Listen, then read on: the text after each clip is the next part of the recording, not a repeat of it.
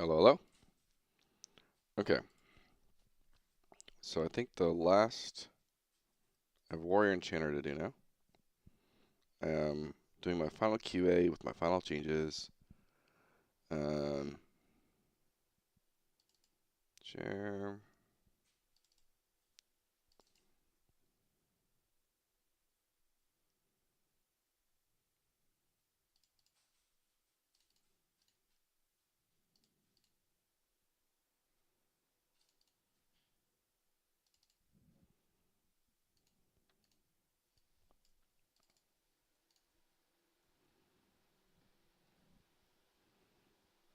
Need to get my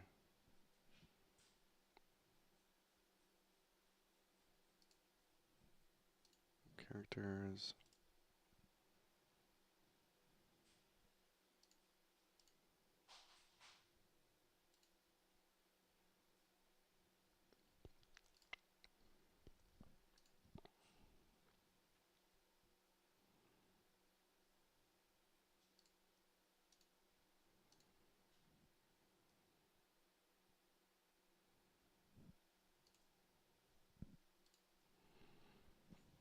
All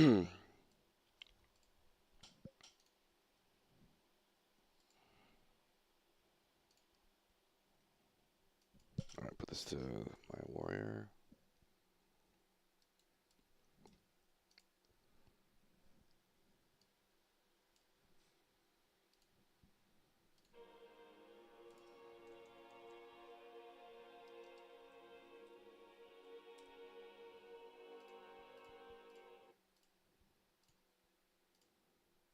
All right, so I'm doing some light testing for all the classes, making sure things are working as they should.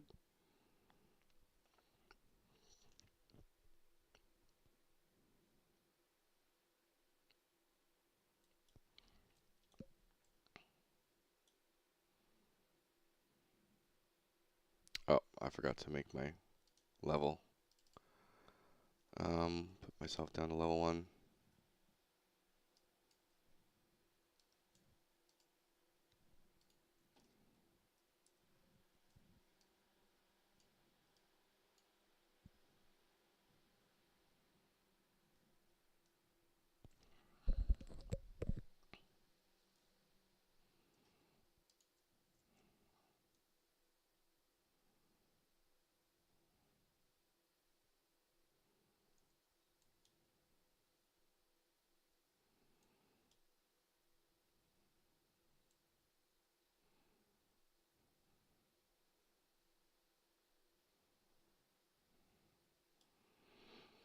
Okay,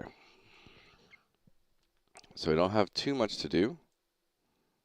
I'm going to just test the last 2 classes, and which I think are fine.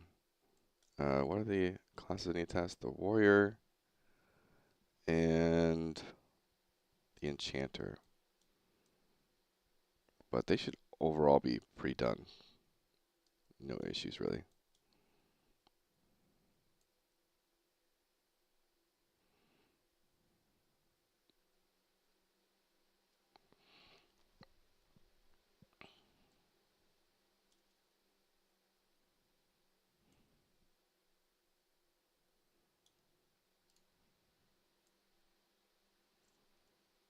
Oop, I can't take 2.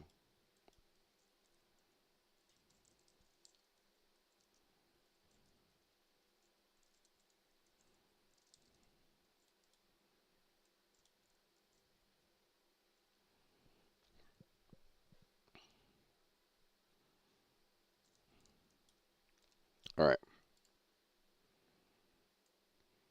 let's get the pizza.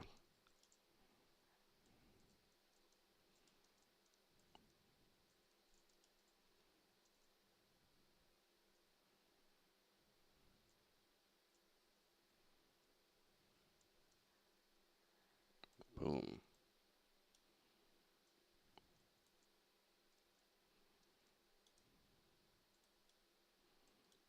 Nothing like one-shotting something. I've got a little bit of balancing to do.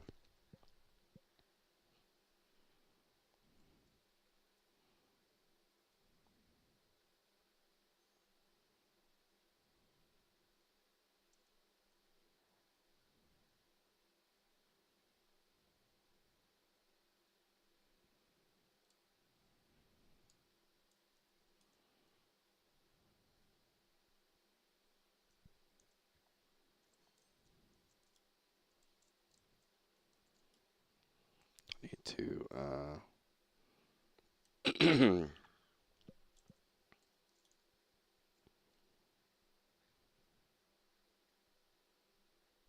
make a fire. Make a campfire.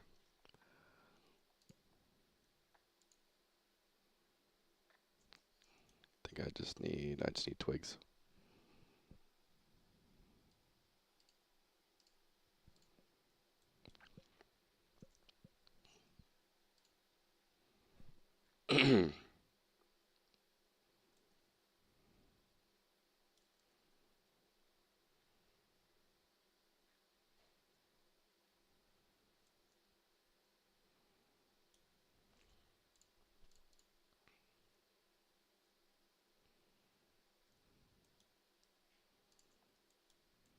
Alright, set up camp, like maybe over here.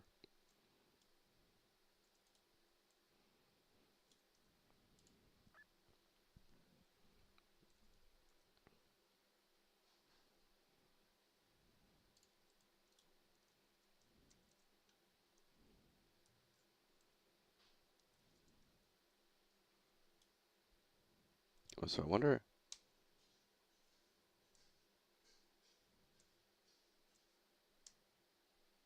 Interesting.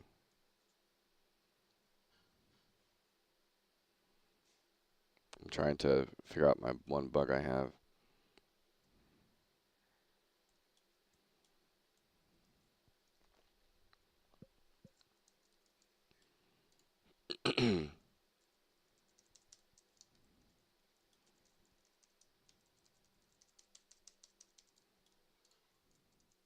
So I for sure can't push other buttons at R1.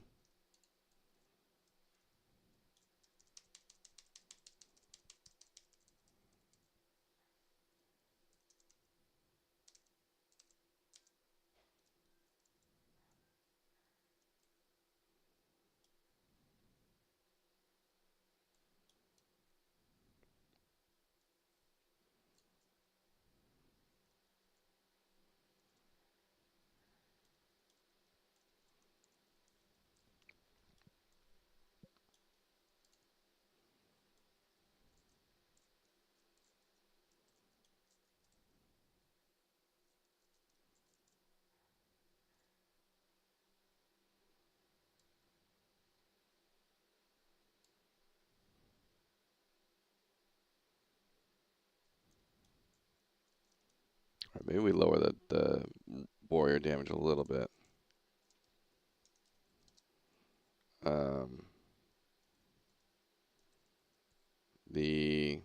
What is it?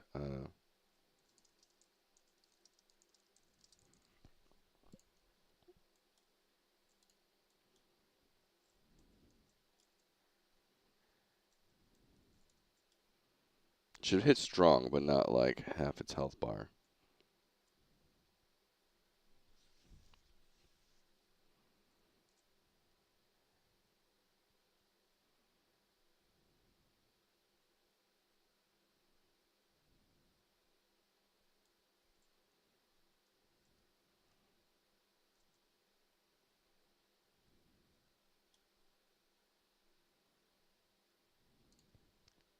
It's level 4. I can probably kill level 4 with how powerful this is. Oh, I never checked Sucrose trees and stamina. Does it give me stamina now? It does.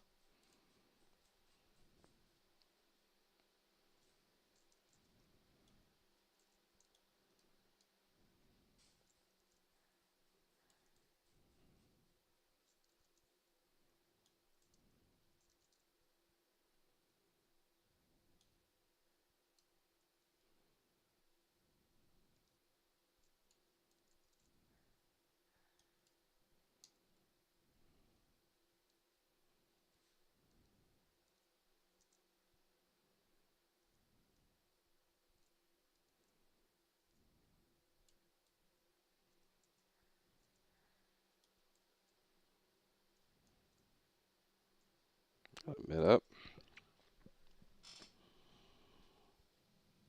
So level 1 seems fine. Let's just get some Level myself up a little bit. Level up. Test character 5, 7, 8.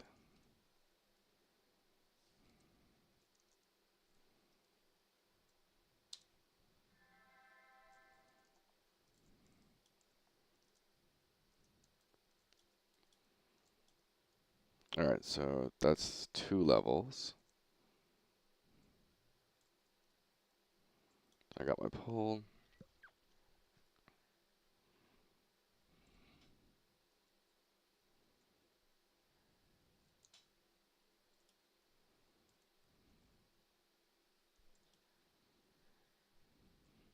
Yep, tomorrow. So Jestra, pretty cool news. Not like 30 minutes ago, 20 minutes ago, I was in Quatos' chat, who's an EverQuest streamer, and he let me kind of announce the game to his chat, which is like 100-something people, and he's going to be playing tomorrow. And it sounds like he's paying other creators as well to come in, and some of his audiences is also going to be in there too. So this is like going to potentially be one of the biggest show ups of the game.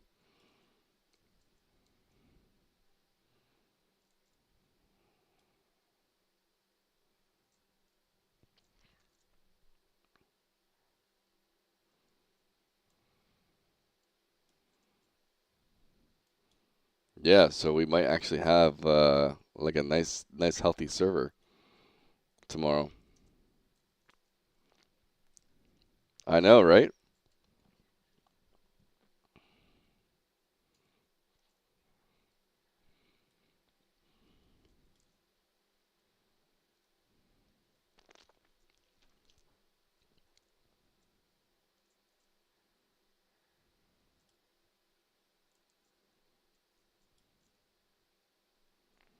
So I'm trying to finish my little light testing with the warrior here and cleric, which I mean everything seems fine. I need a med.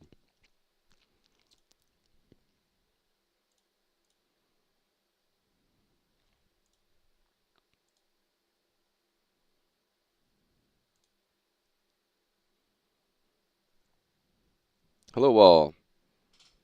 I'm really happy I chose a hero class. Yeah.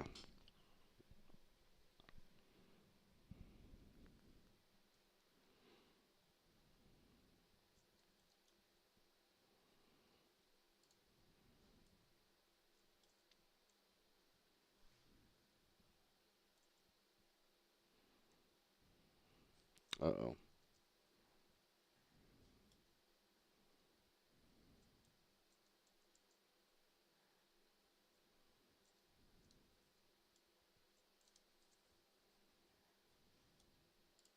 I don't want to do that one.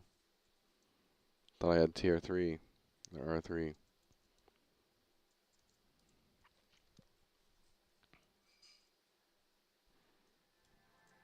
Oh, snap. Shield of Tankhood.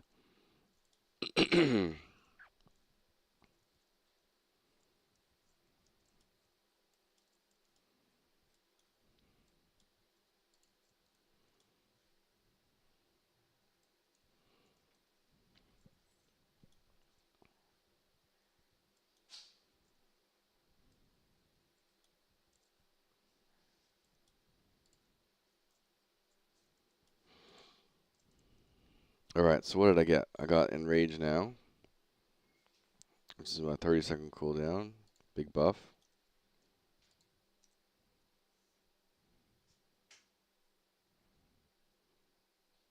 So this one, that's the stun. It's a silence now.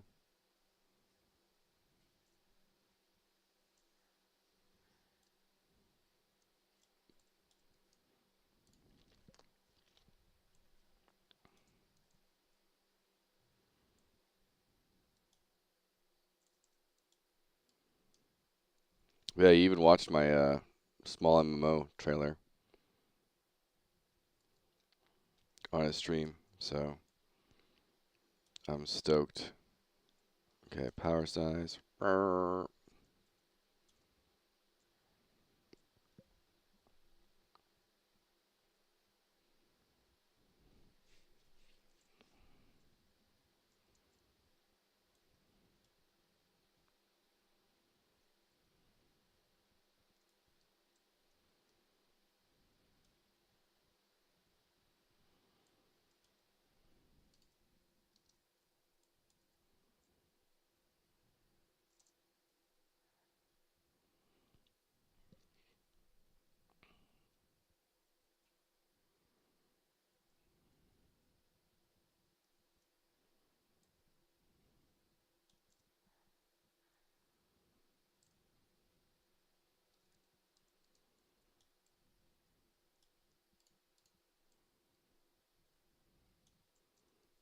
Okay, now let's do the frontal cone.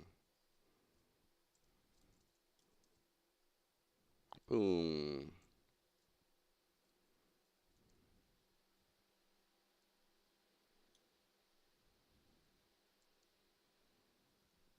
I'm going to try using holy mackerel. That did a lot of damage.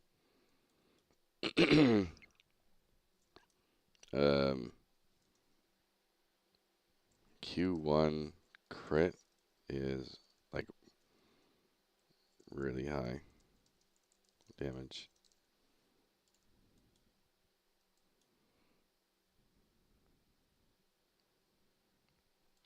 I've been watching them recently a lot because they've been doing like Monsters and Memories, and they've been playing all the classic MMOs, right? So, and then EQ Legends has had some beta testers and stuff. So, uh,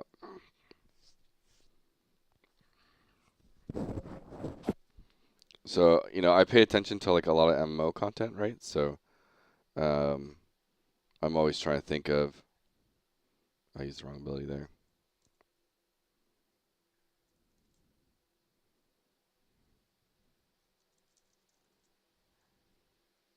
No. Okay. Saved.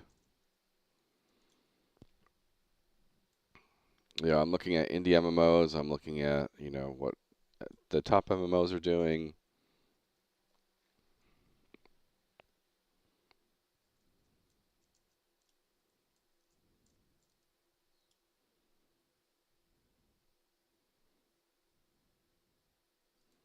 Because the people that are in the space, we're all trying to capture the next thing, right? We're trying to be the MMO that feels different. Um, we don't want to be a clone. We want to create our own systems. We want to be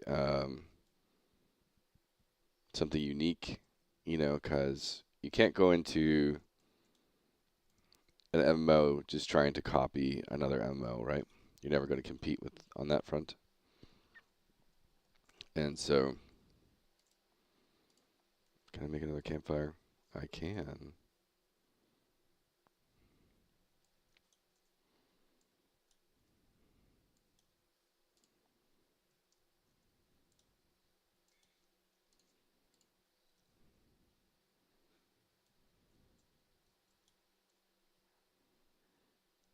All right, so we have R3 is the AoE threat generator. Boom.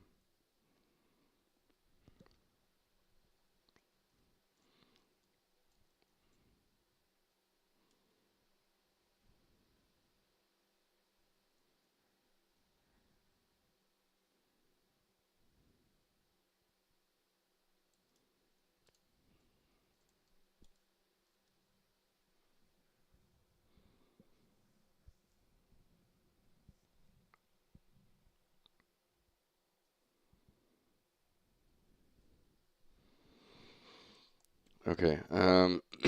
Yeah. Check on those two damage values. Nerf them a little bit, because they're just doing way too much. It's not like horrible because it is on a longer cooldown, but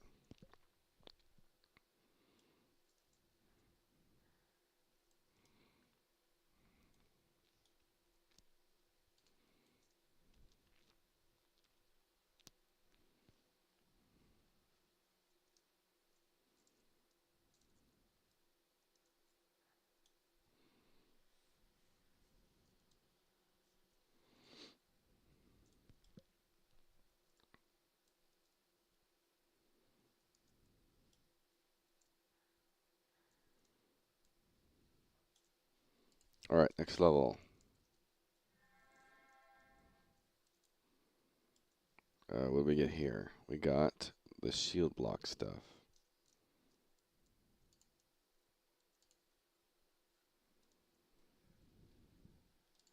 Oh, I wanted to add this one little tooltip thing in just to be funny.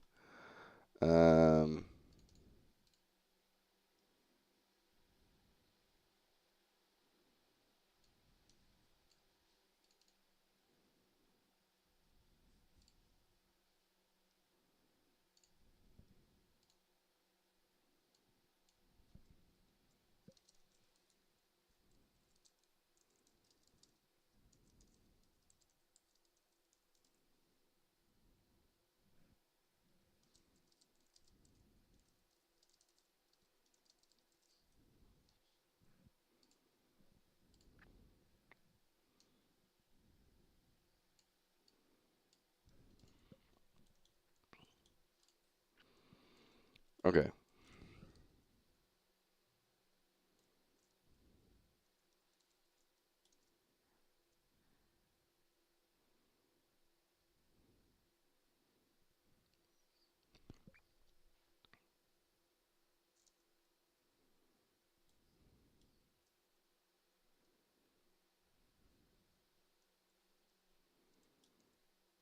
So I think I'm gonna like lower the cooldown. Q lower damage dramatically, but also actually I don't want to do that. Every time I think I want to lower a cooldown, that gets into button spamming, which I don't want.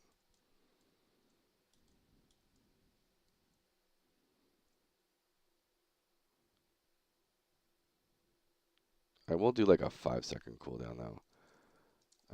Cooldown, and then, lower damage.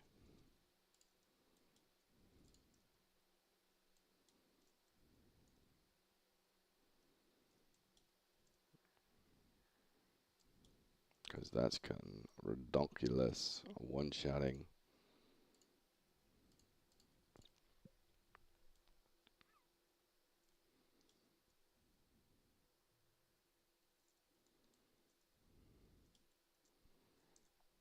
I'm level 5, so I do have a 2-level power bonus versus these things.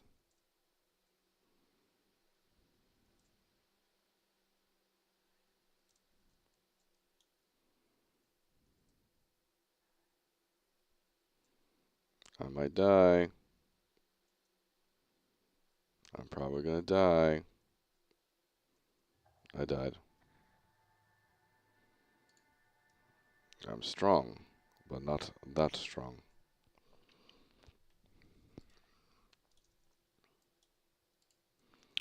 Alright, I think I've seen enough of the warrior. I think everything's good.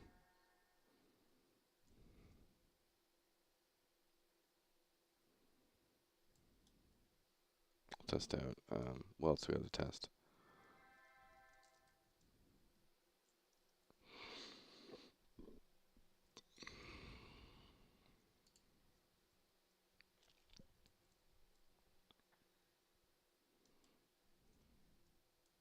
I didn't come across Monster's Memories. I didn't come across Monster's Memories, but I was not a fan of the graphics. You have to like kind of be of the EverQuest era to appreciate the graphics. It's a nostalgia factor,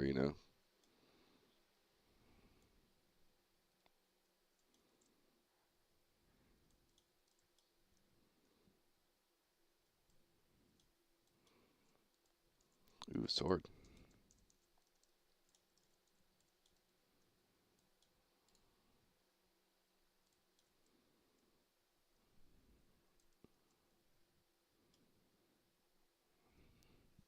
Yeah, there's a lot of indie MMOs or indie games rather, that use the Cinti Studio characters as a common direct character. Though they don't come with all the animations and stuff that I've put in and set up, but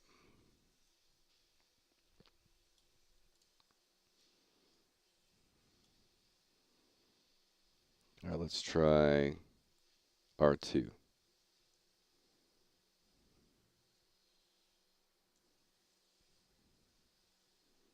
Force, who deals a lot less damage now. He's dealing 3 damage to me. And then the third one is the snare. So I can kite him if I wanted to. Not to have a reason for it, but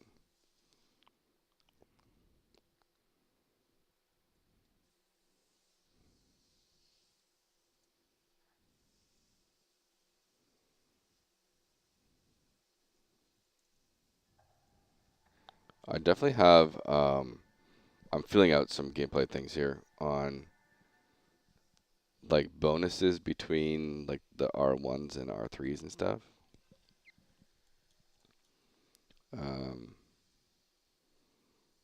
Like I'm gonna have to potentially integrate some cooldown differences. Like you can use R1s might actually be a lower cooldown than R3s, and that would be some interesting gameplay differences. So you can use more R1s than you can R3s, but R3s could be very, like, again, it goes back to R1s are supposed to be cost efficient, R3s are supposed to be time efficient. So you get that big burst in that moment, like during stagger and stuff. Okay, what else we got? Let's test a stagger. We'll go back over here. Well, level 5 is actually fine, because I am level 8, actually. So we're going to start up with a stagger. Boom. And I think my shield attacks do stagger too, right?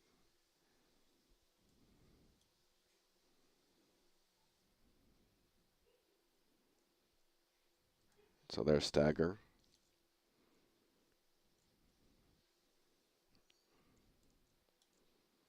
Yeah, I'm going to put stagger to, like, because stagger is kind of rare, I'll put it to, stagger is 10-second stun.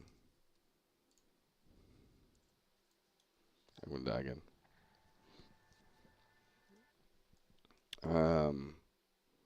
Because the slow combat is slower paced, a 10-second stagger seems more reasonable. And stagger is going to be a very important mechanic in the game. All right, tested all those. Tested all those. That's just one ability. That's fine.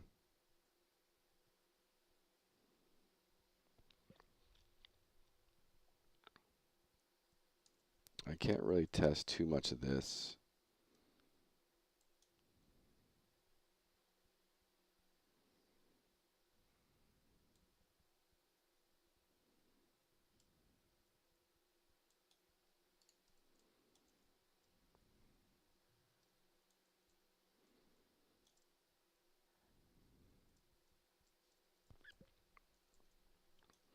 Yeah, I might leave damage values as they are. I don't know.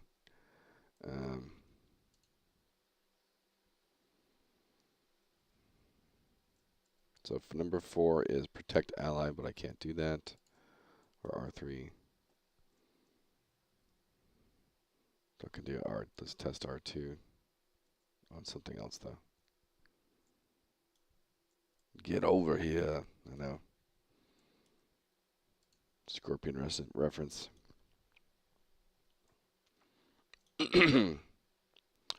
Okay.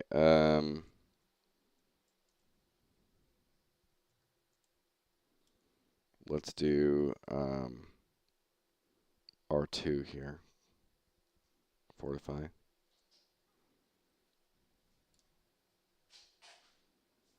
So I take like no damage during this.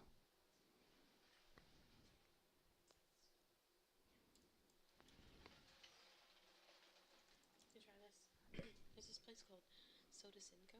Mm-hmm. It's an energy drink. Do you want it? No, I have one already. Okay. Do you like Put it in the fridge though. I might have it later. Do you like it? It's not bad. Is it like watermelon? No, it's tropical. Tropical? Guava? Okay. Pineapple, and I believe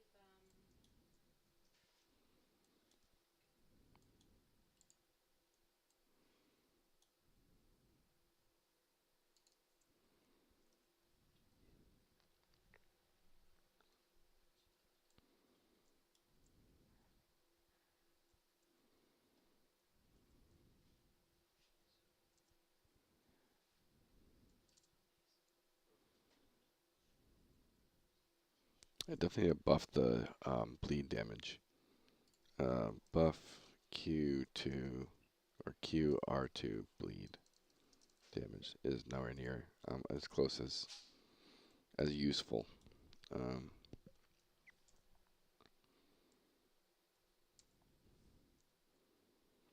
I think everything else is fine.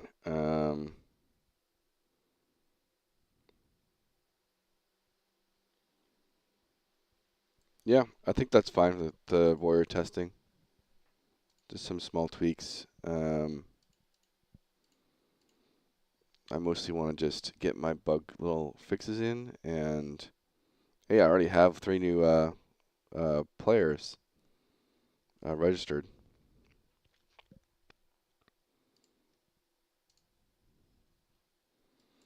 Warrior. Let's go down. Cleric. Wait, I did the cleric already. Enchanter is the next one. Enchanter. Oh, and put my level back down to 1.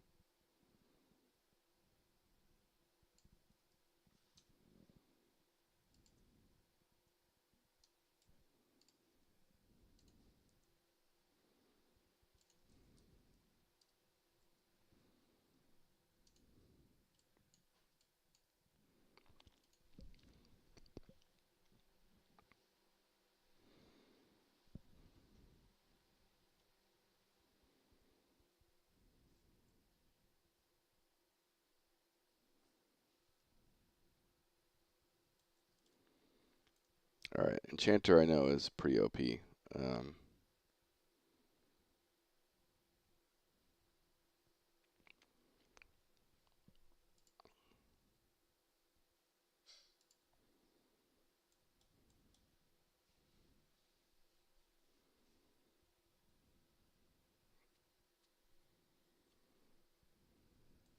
Oh, I forgot to do my pins. Ruins of Tearyn.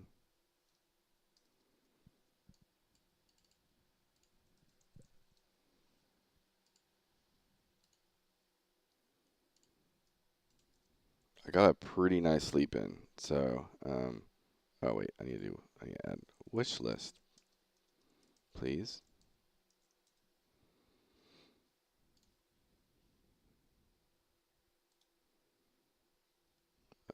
Reload. I'm probably gonna be streaming for like who knows how long.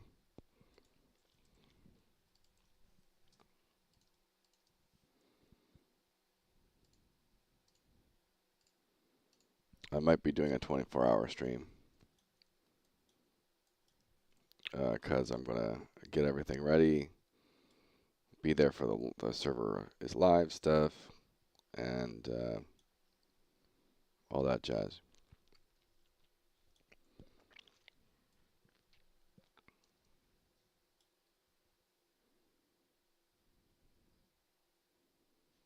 So you be cooking. That's right.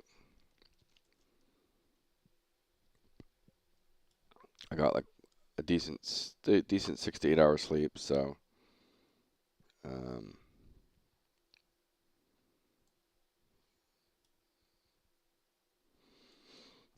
it'll be good. Ooh, boredom's up.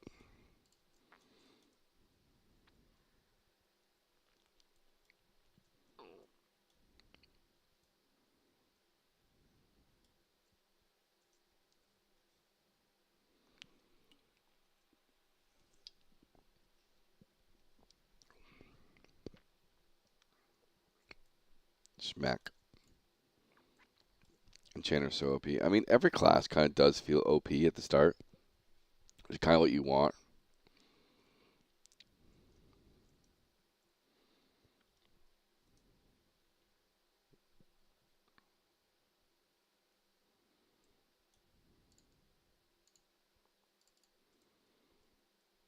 And as we know, like damage drops pretty considerably when you get to the next area, and it feels more balanced.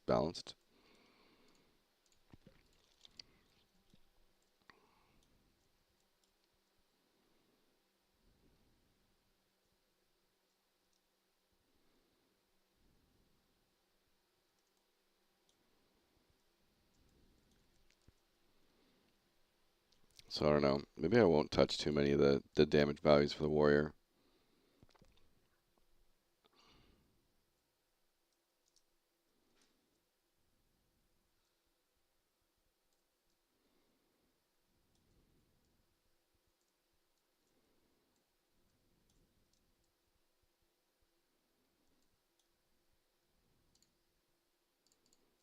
Yeah, pet, you know, good old pet classes. They kind of murderize everything.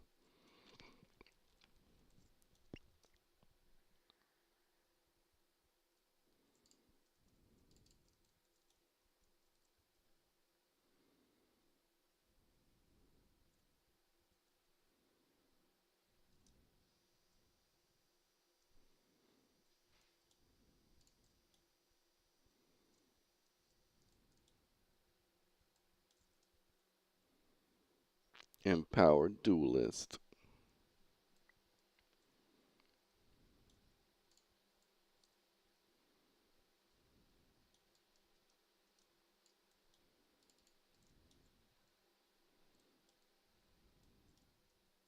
All right, well, I've seen enough of this. Level up, test character, 489. It's so weird that level up, the first level you do,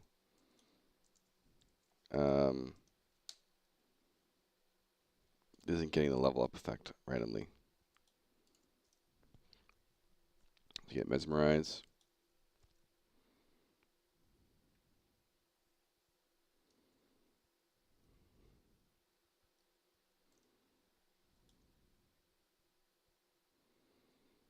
So that doesn't really do too much for you.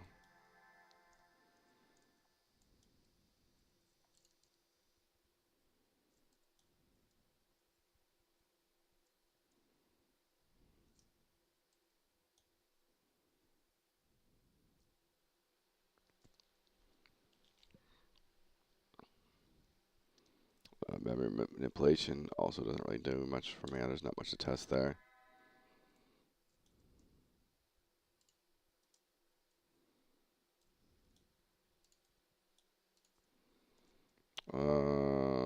What else we got? Stun.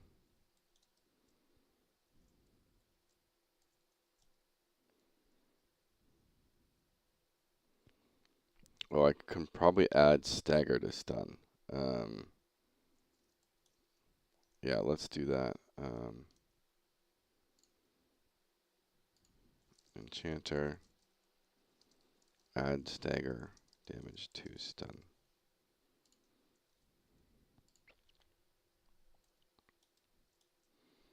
Oh, and also the Marauder attacks apply stagger. You know, small amounts.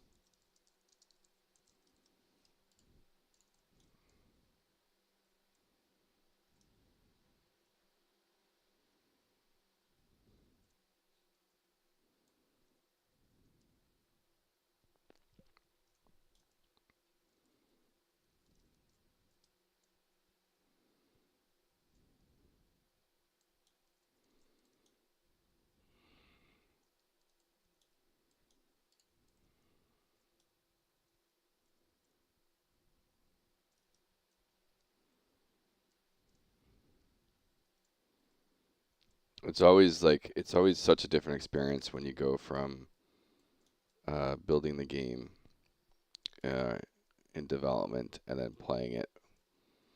And like you have such a different mindset when you're designing things at a screen and a test level.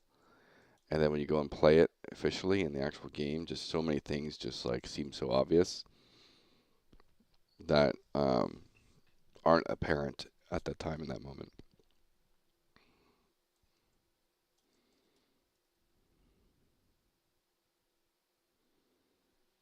Oh, did we get a crash?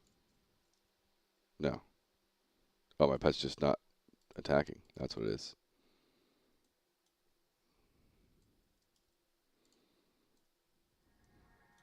Level up.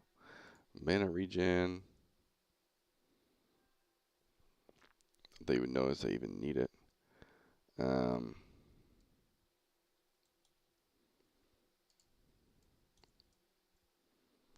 Maybe pets need to cost a bit more mana. I mean, that was 20 mana.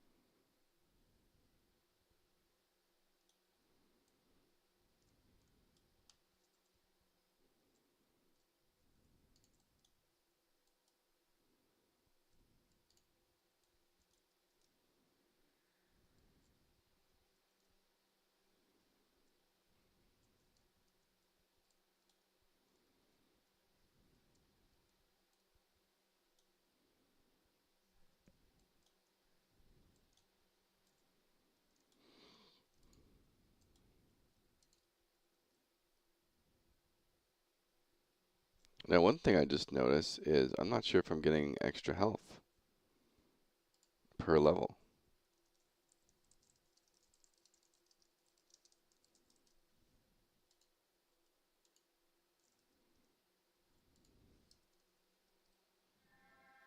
I'm not. Why is that?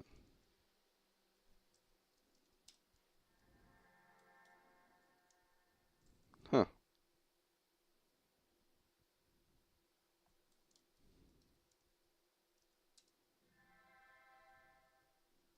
If I rejoin, does it update? 8105. That's like base stats, I think.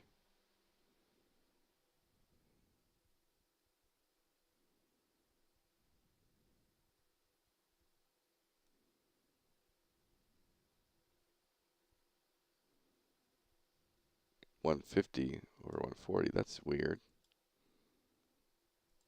Um. Hmm. So the login.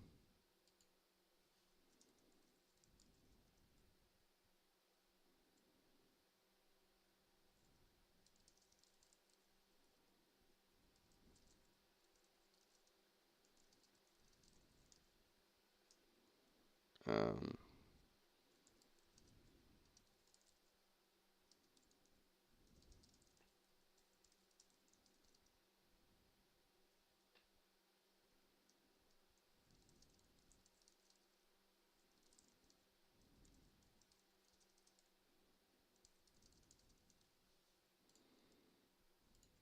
That's very interesting. Let's try this again. Let me kill this bear.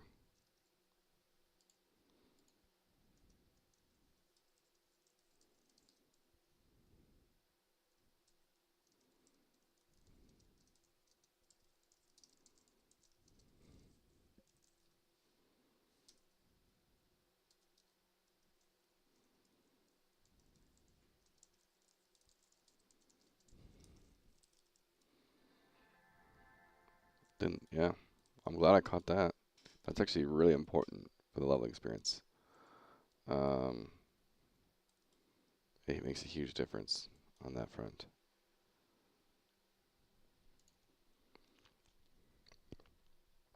All right, so stagger. Let's try some of these. So we have haste. So that should be fine. Whatever. And so now the R1 is enchant armor. So we're taking 8 damage. Get my enchant armor. So ruin. 3 damage. And then it goes away. Next one is mesmerize if they get hit. So they got mes.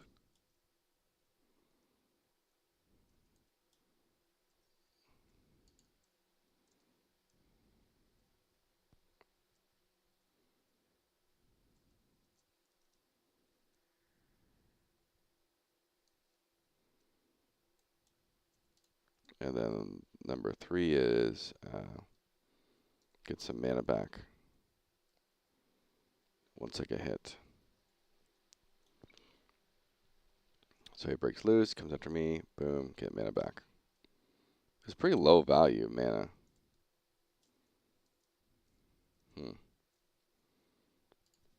Increase mana regain on enchant armor.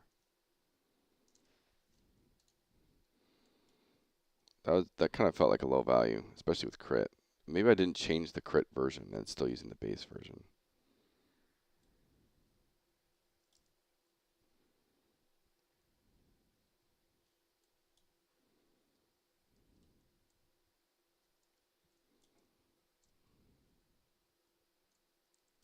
Cone of Mysteries. Okay. So enchant armor is working. Stagger.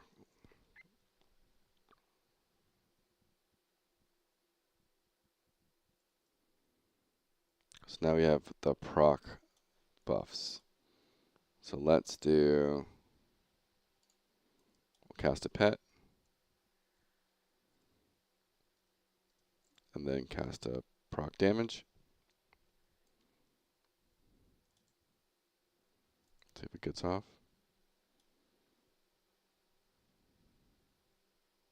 There it goes.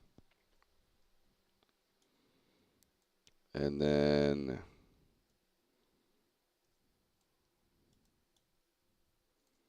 we can also do that. And then enchant weapon again. So they're all nice proc and stagger. That worked. And then the last one is just a power buff increase for everyone.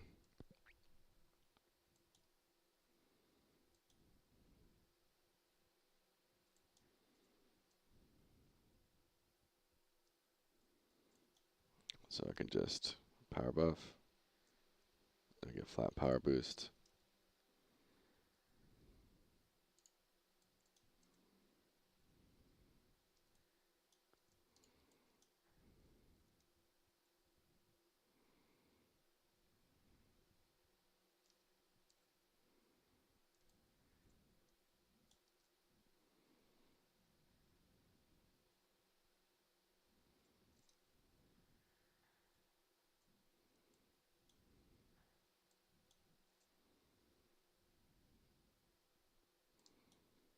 Okay. I mean, everything seems like it's working. Outside of these small changes. Again, I can't do too many drastic changes, so it's mostly bug hunting here. So let's get into all these, but like nothing's crashing. AIs are walking around fine. I'm a little closer to the weather fix, which I'll probably mostly leave alone right now. So let's do a few of these small changes to the warrior.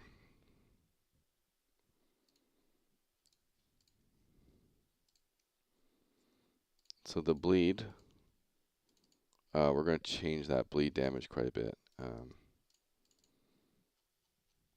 It's 2.5, duration's 20 seconds, and the value, let's bump it to like 5 to 10. So 5 to 10. And then the crit, obviously.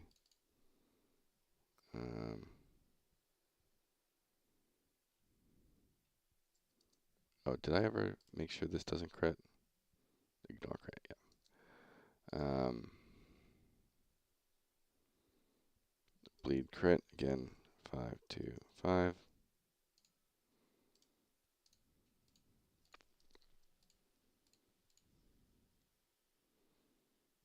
And then I think I also need to make sure that when, just so this doesn't mess with things anymore, because this is part of the old crit system.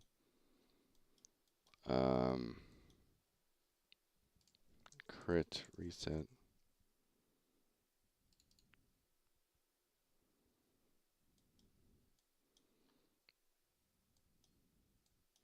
So I'm going to turn this off because I no longer need this. I no longer need to, when you get a crit, to turn your crit off. I have that in a different system. So that's gone now. Because they had like bleeds and stuff that were removing your crit when it wasn't supposed to.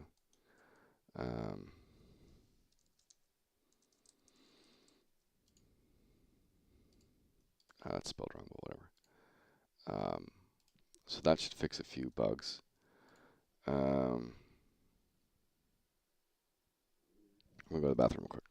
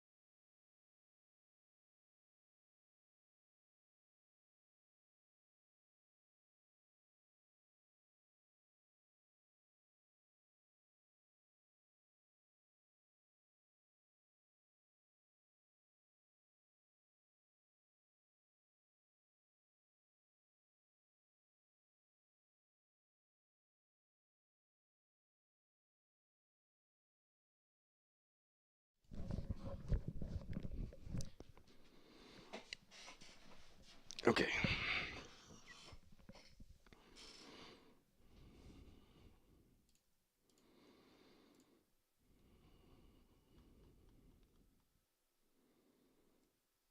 All right, so yeah, that's fixed there. Then we go to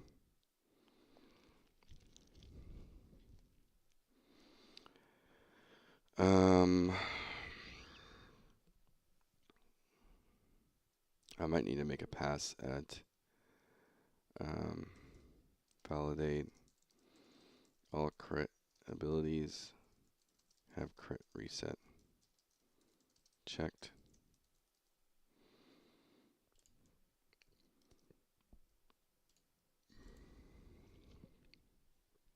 The next one is level up.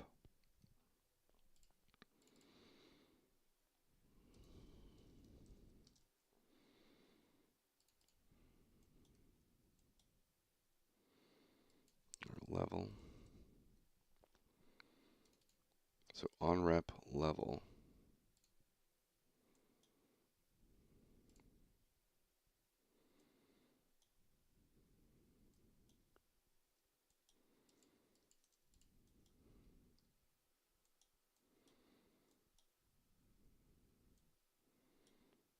So for, let me open up the mechanics level here.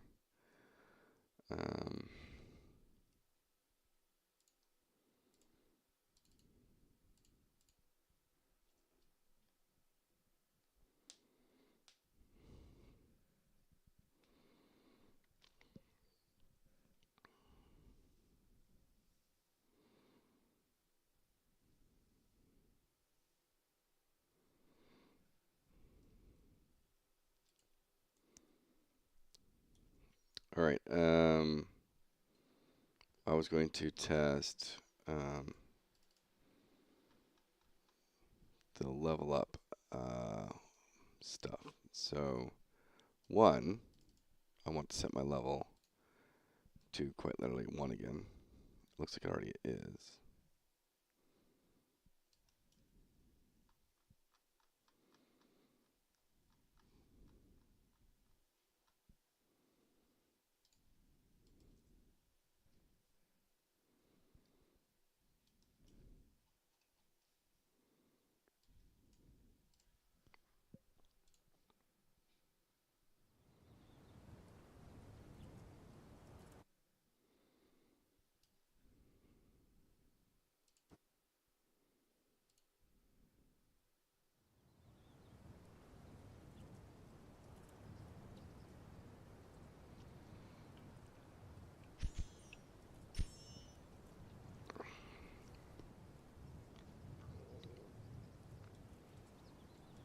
Okay. So first things first, level up effect.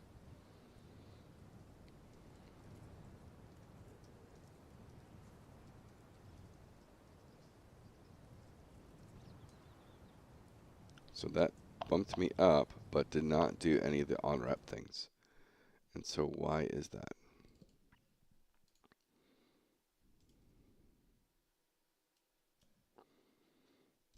It's kind of an annoying thing to troubleshoot too.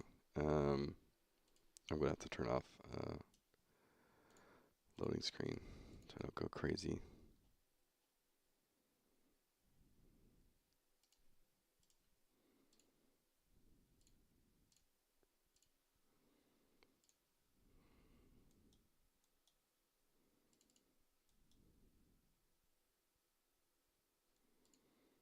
So let's do a breakpoint here.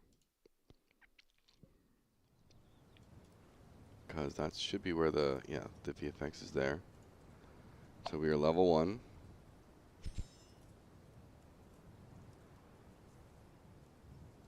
What the? Okay. Oh, that's just the AI stuff. Okay. That's fine.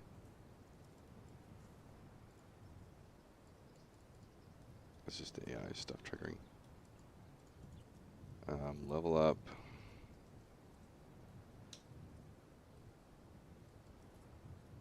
So it triggered, but nothing happened.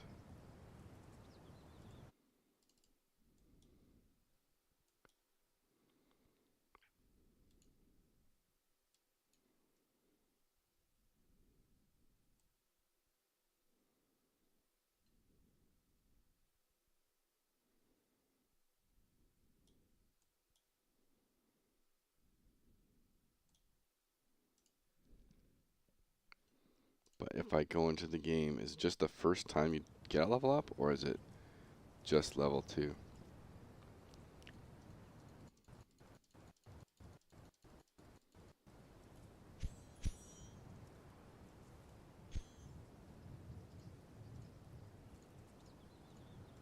And disable the AI.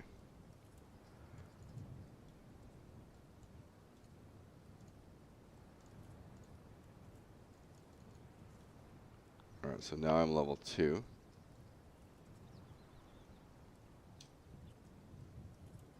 Triggers.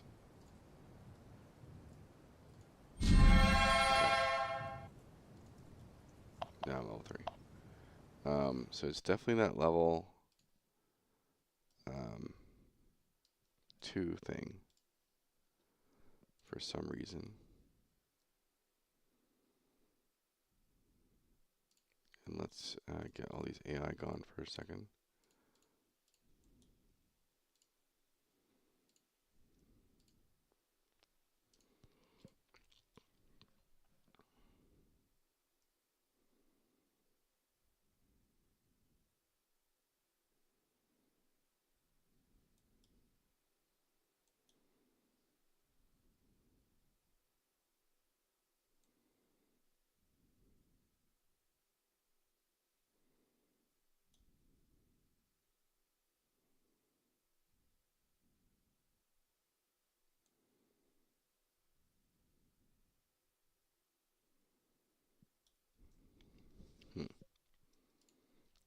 If I do socket root, does that change it? I suppose the first thing to do is remove that breakpoint.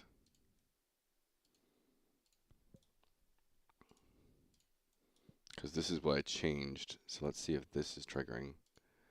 And it's just not getting a good location or something.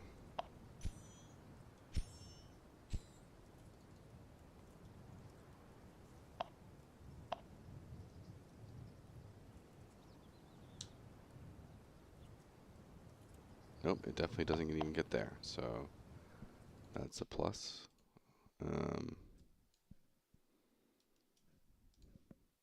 So we're not getting here, which means we're maybe hitting the do once.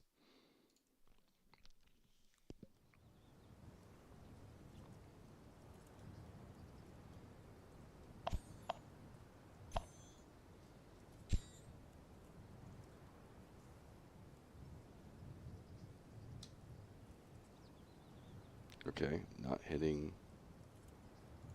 that.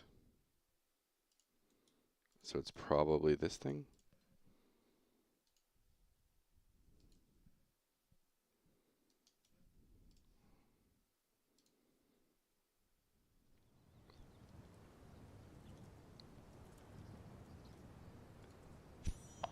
Which is very odd.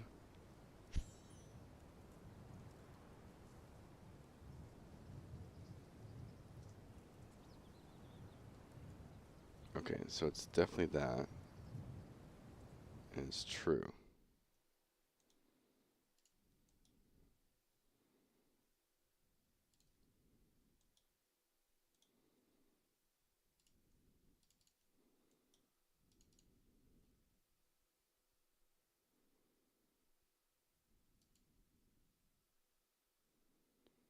Okay, so when the player first logs in,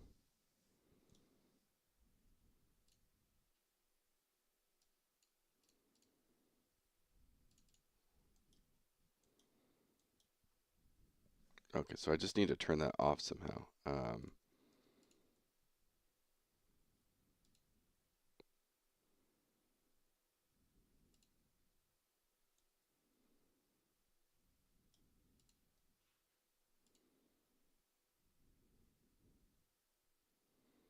Okay, here's a test. If I have 2 of these open, I have to set my character back down. Is it only doing it for...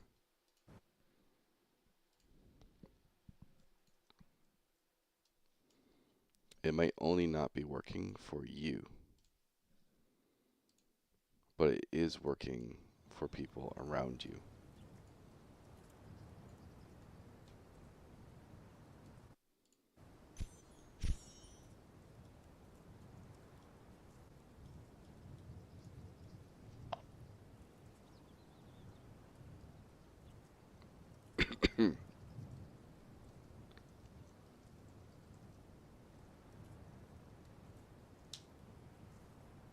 Nope.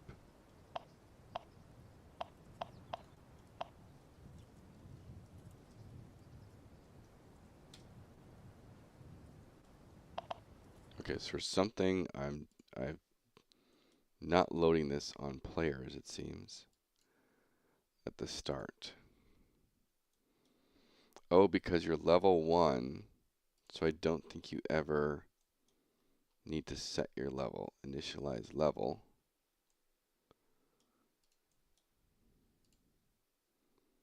Set level 1.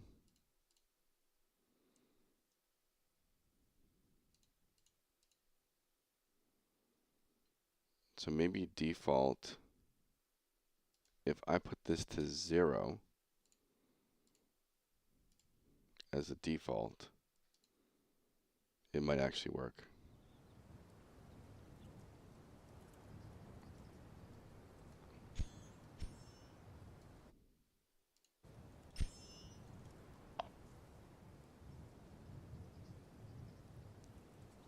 All right, let's go back to, I have to set my level back down. Once again.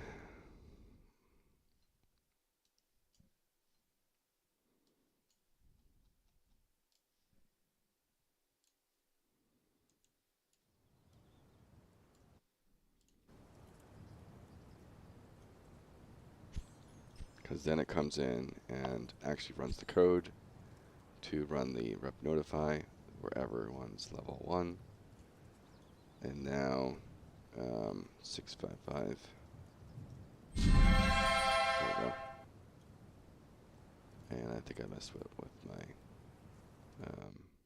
the VFX here.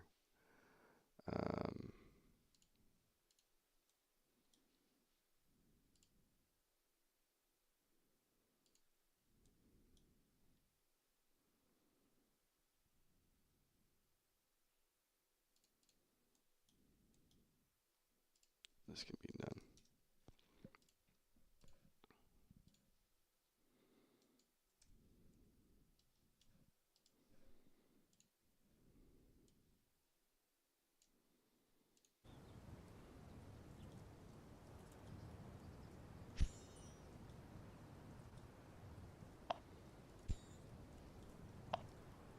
All right, level 1 enchanters. And 344. There we go. And this guy, 267. There we go. And it should still work if I do another one.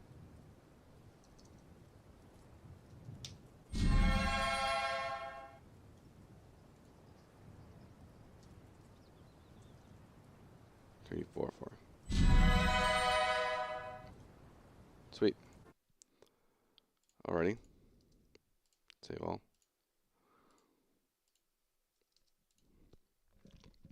Alright, one bug down.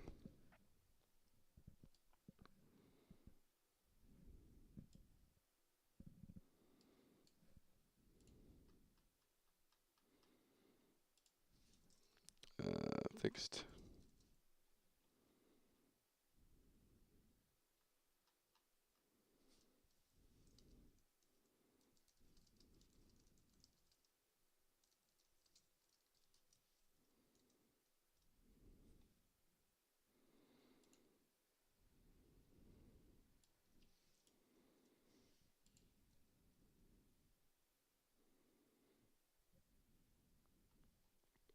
Okay, I'm not going to do this because I realize it's a little bit subjective to soloing versus grouping. So I'm leaving that as is. Throw dagger is like insanely powerful right now.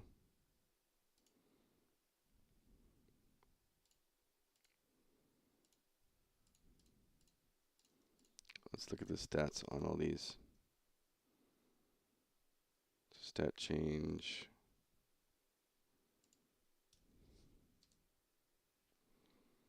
So we have R1 is just 1-to-1. R1 crit is 1-to-1. R2 is, I guess we'll just double 2-to-2.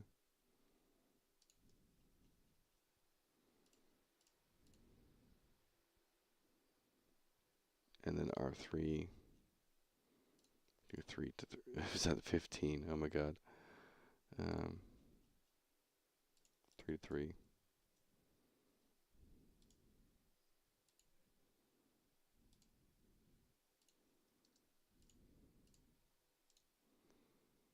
I guess we'll do on the third one. We'll go a bit higher. We'll do a jump in damage.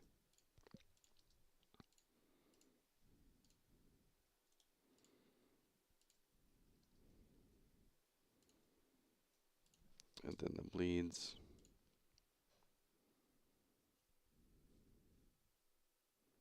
2-to-2. 10 seconds. It's fine.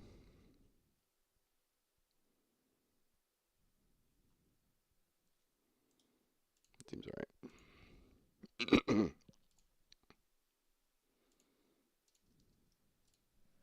Let me quickly make my packaging steps.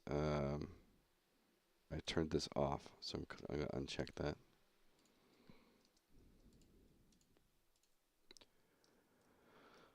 Okay, so back to here. So this should no longer be a bug.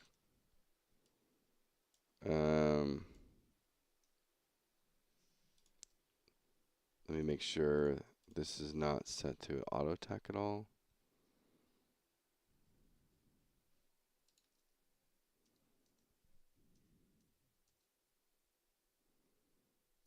It's not.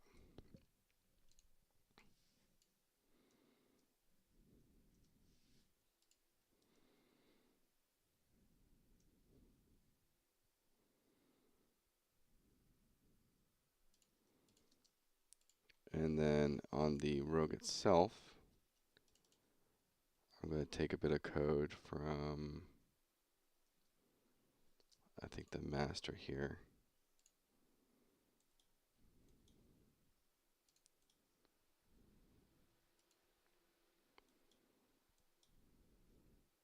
So extensions, I think.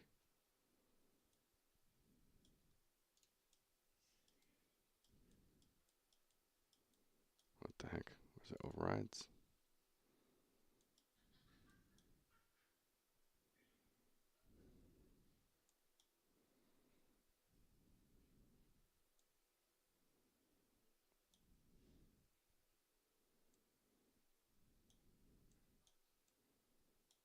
Yeah, so I'm going to take this, go to the rogue. Stark, can you ask? Of course. Ask away.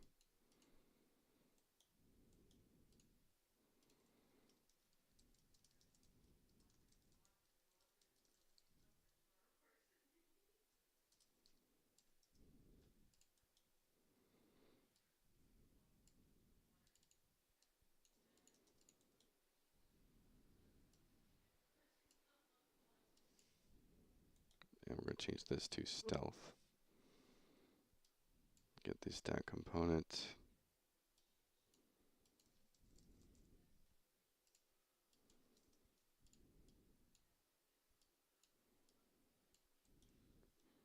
If it is true, we continue to filter through. If it's false, we do that. This is going to actually change.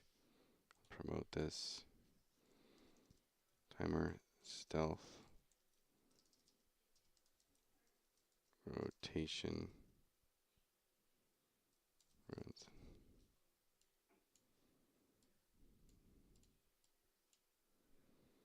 Is there any story for making Ruins of Tearyn? Not really right now.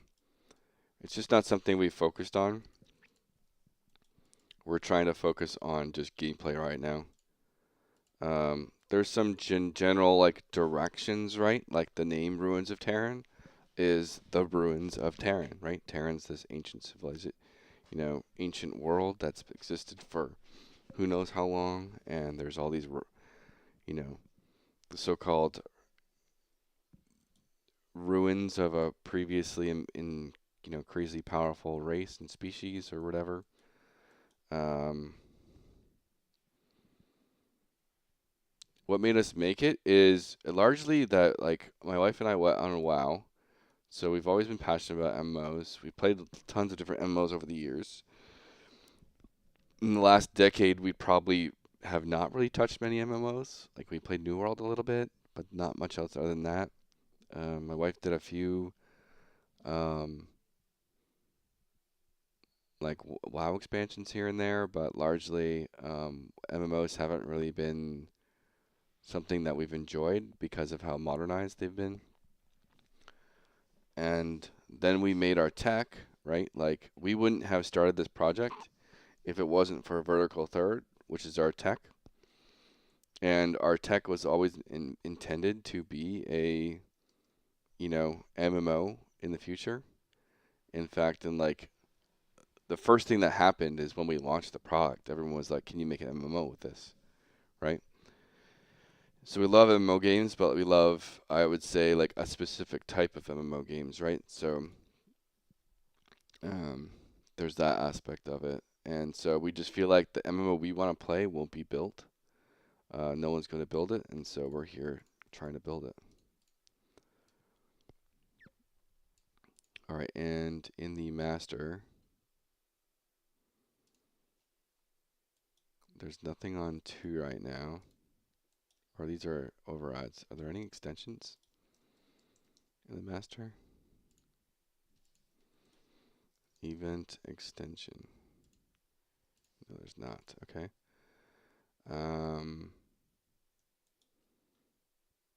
Extension. Okay, yeah, we're free in the clear here.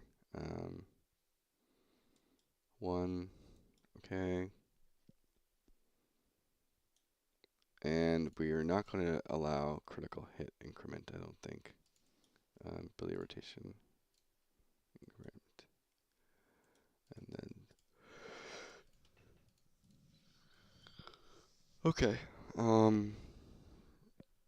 Then on stealth. Oh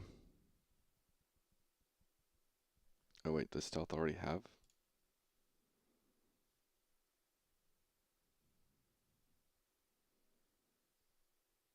Where's the rub?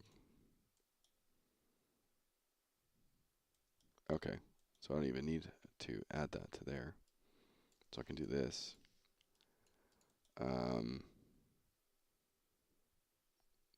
And I potentially don't even need that anymore.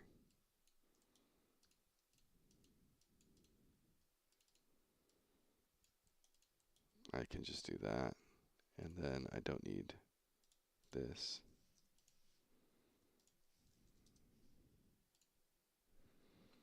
So let myself set my class to rogue.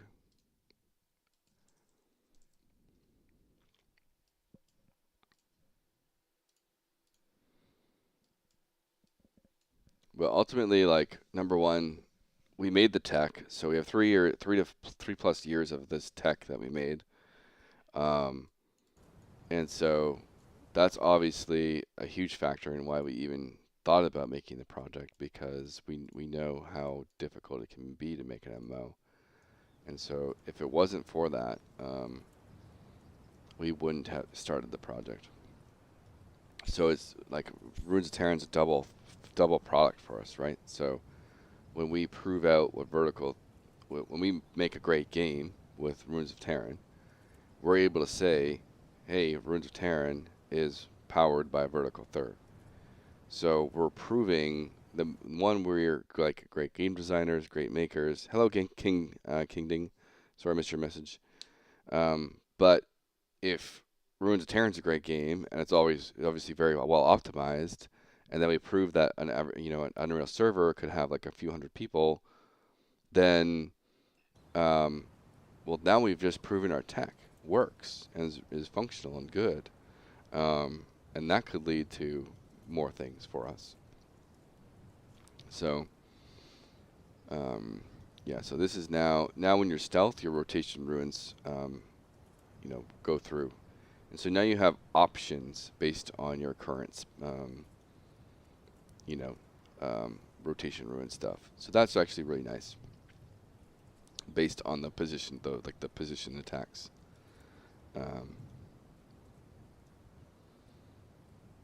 So that's actually, that's like, filling out the rogue kit is actually coming together a little bit.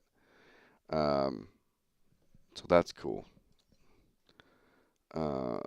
This is good.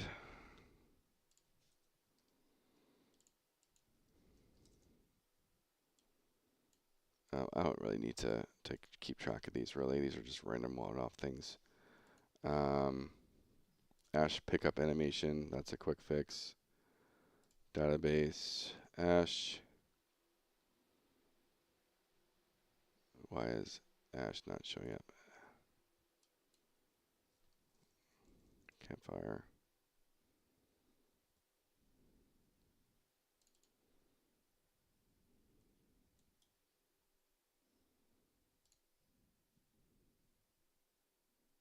Oh, I was typing the League of Legends character name, and I was like, why isn't Ash showing up?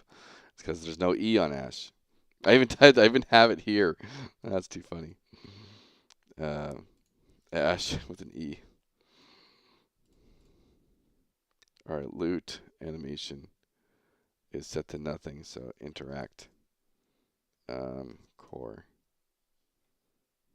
We'll do 0.5 seconds. Ash. Just test the quick loop. Yeah, it's like, we love MMOs, but we don't feel like the current ones kind of fit our playstyle. And in general, like, they're supposed to bring people together, and we don't feel like they're doing that. Okay, that's fixed.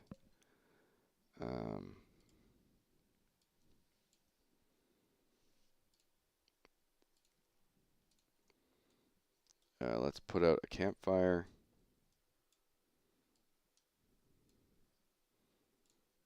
We also can disable the collision on this. We don't need collision on this. Custom, or no collision. Custom. Turn everything off.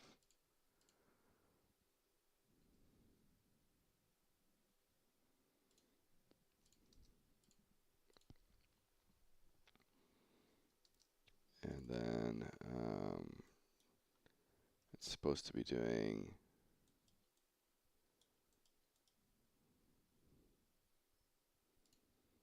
both of these are supposed to be granting all three of these.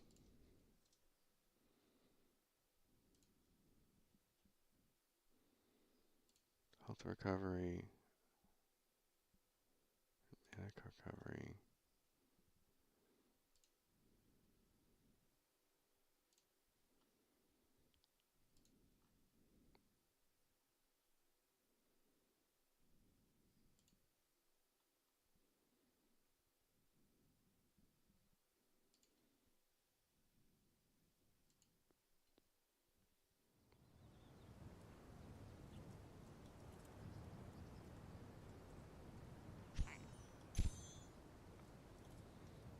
I'm going to use a bunch of stamina up.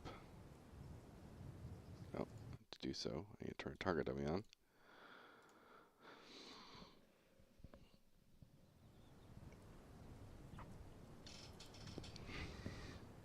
Oh, King, if you're still there. I got to speak with Quatos today in his Twitch chat. And he's actually going to be showing up tomorrow for the playtest. So we might have a really good show up, our first like big major show up for a playtest tomorrow.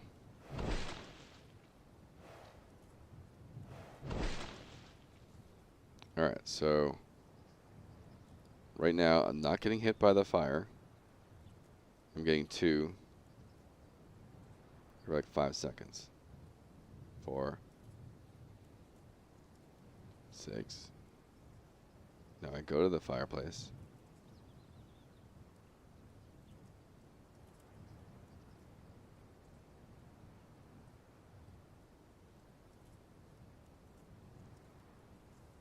Yeah, it's not hitting.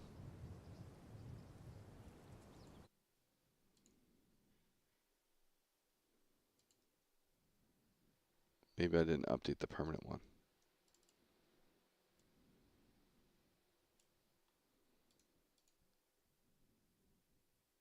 No, it's all there. Um, hmm.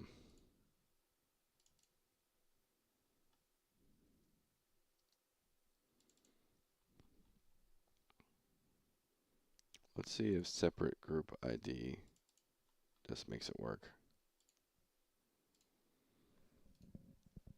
Only looking for a playlist test myself. I was typing stuff in the search emotes bar instead of actual chat. I don't know what to talk about. That's too funny.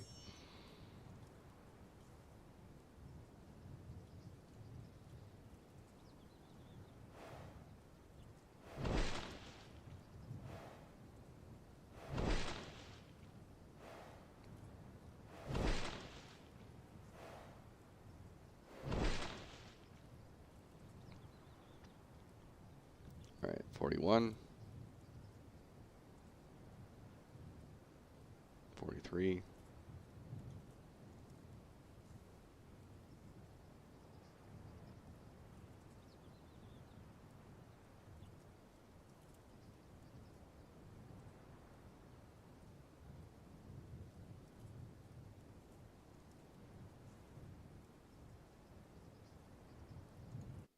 All right, maybe I just make them all instant for now. And I'm not going to worry about, we're going to do instant, stamina, instant. We're going to take off the separate group ID.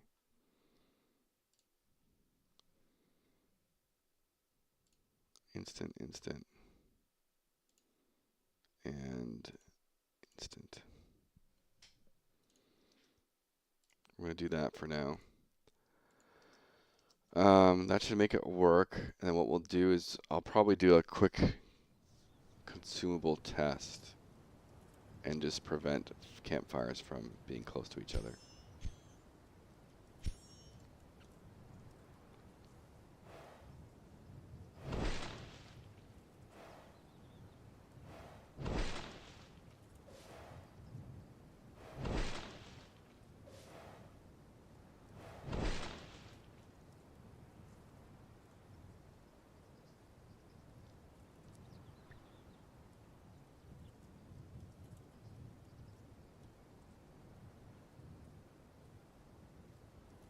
Okay, now it's working.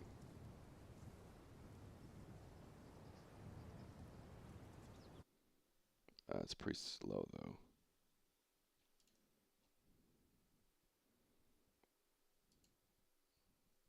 Do like, I guess we kind of want it to be somewhat slow because you are kind of fighting with it, and so we want it to be kind of small. So that's fine. Let me do a quick thing for in the inventory component. When we do a consumable use request server or used client.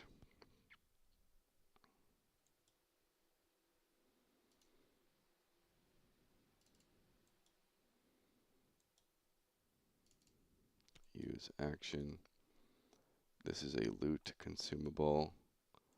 So the first thing we're going to do is, let's look at the campfire loot.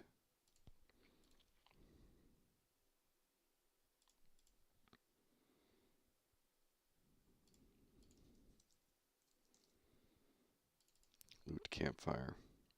Yeah, loot ID is campfire. So back to inventory. If we get the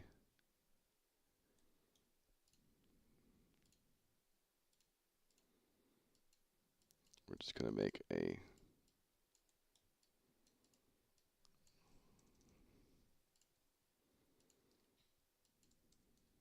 special case.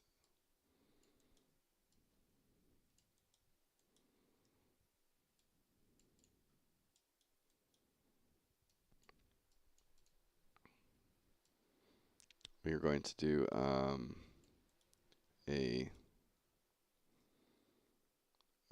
what is it? Sphere trace.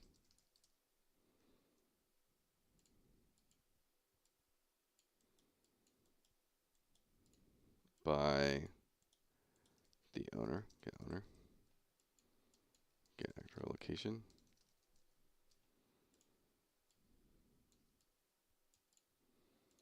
Radius, I will say 1500. Make,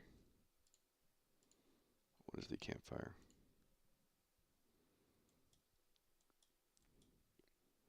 I guess I'll just throw in a collision sphere. And this is going to be custom, disable anything. It'll be a target box. And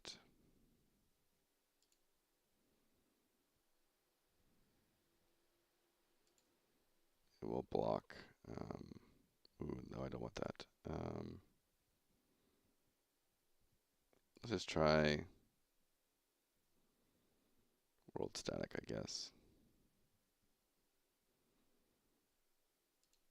And query only, I believe.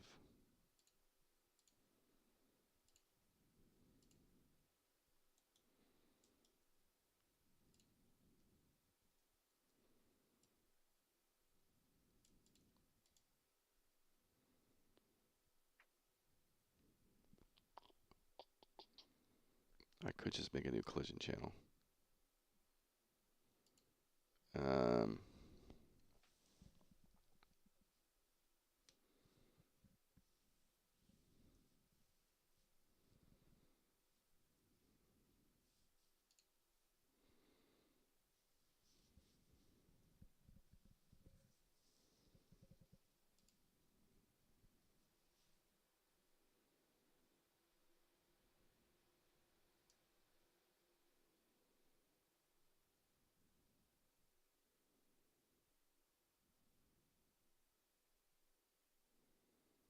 Let's just do target box for now.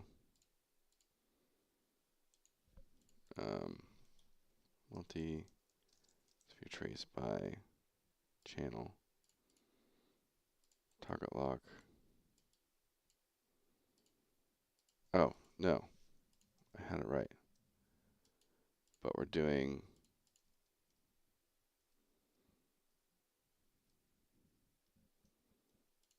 trace for objects, target box.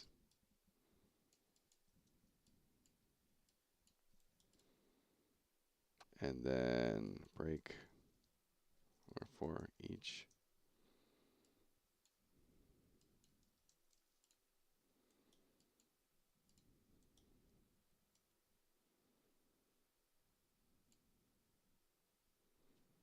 If this equals, I guess I need to do class. Get class. This is a very temporary fix.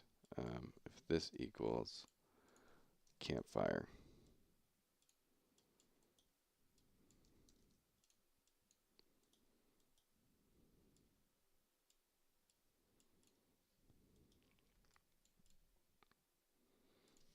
then this is for each. Oh, actually, this is a function, so I'm good to go here. So if this is campfire, we're going to return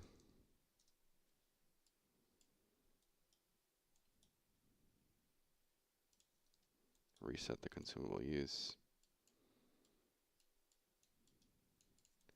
Then we're going to get owner, get user interface component.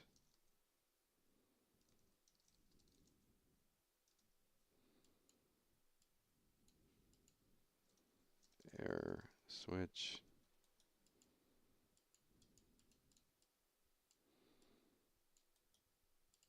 Do another campfire is too close. Or a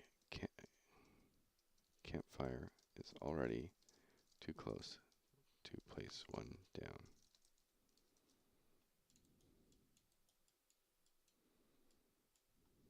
And we end. And if we complete through it, we just come back down here.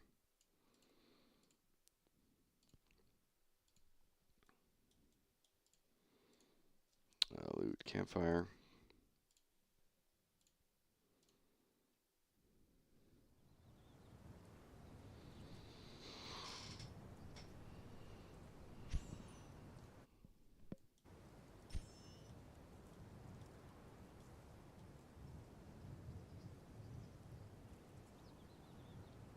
Where's my campfire?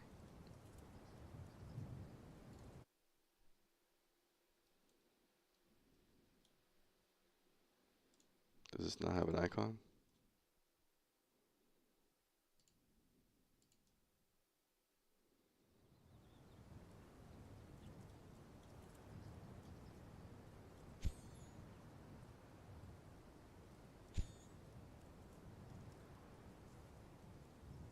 Huh. Why is it not showing up?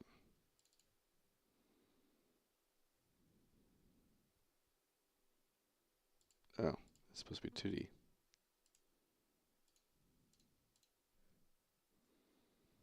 It's a random data thing I fixed.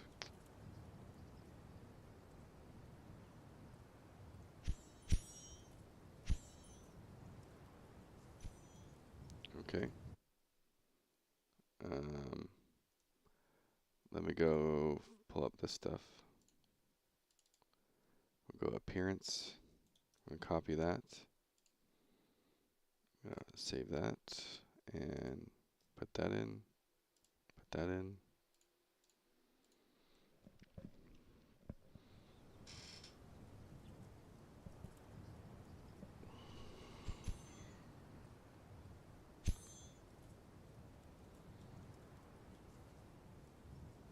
Yeah. Okay.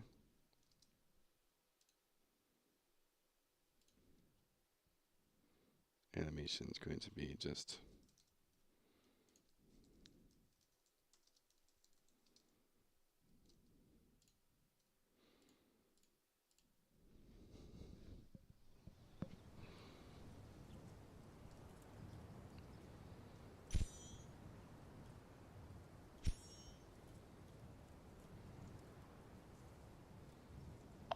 all right. So I should not be able to place one right here. Campfire is already too close to place down. Then I come over here.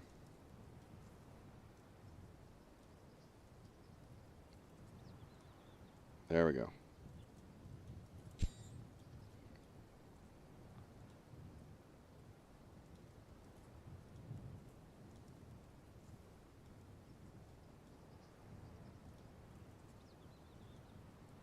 And then I need to get some potions just to test that they aren't being interfered with for consumables. Potion, we'll say, let's go to MMO.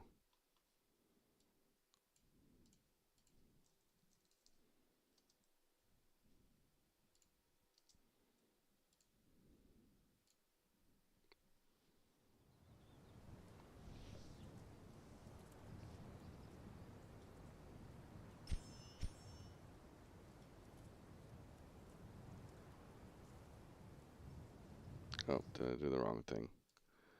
I did the wrong thing. Loot potion.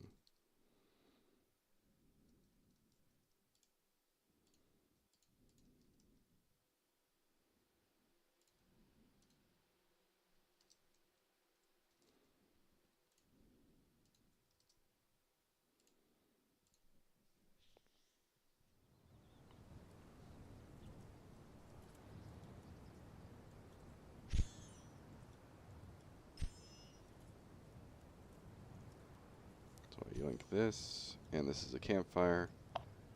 So can I use it? I can.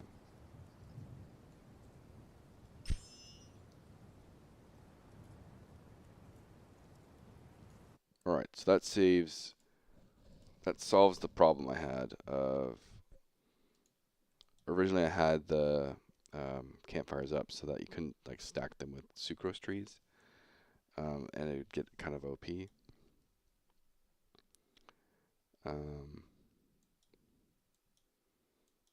Okay. So it's only going to play if the loot ID is a campfire. We check for a 1500 radius to make sure they're far apart. And that's bigger than the actual radius of the campfire itself, so and then we exit the macro out of the function here. And if not, we just continue forward. So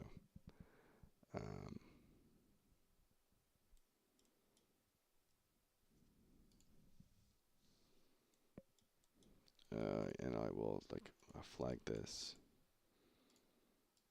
as a like temporary fix, because I don't want to reference the campfire in this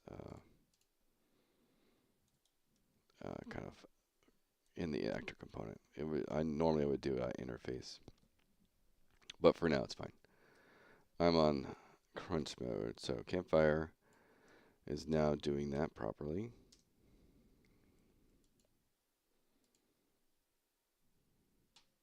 Okay, so let me close all this out. Save all. Stagger. I'm going to increase the stagger thing. Stats. Stagger.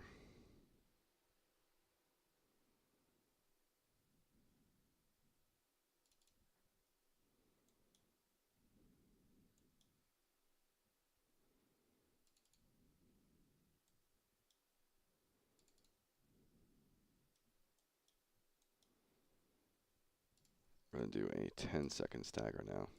Make it like really viable.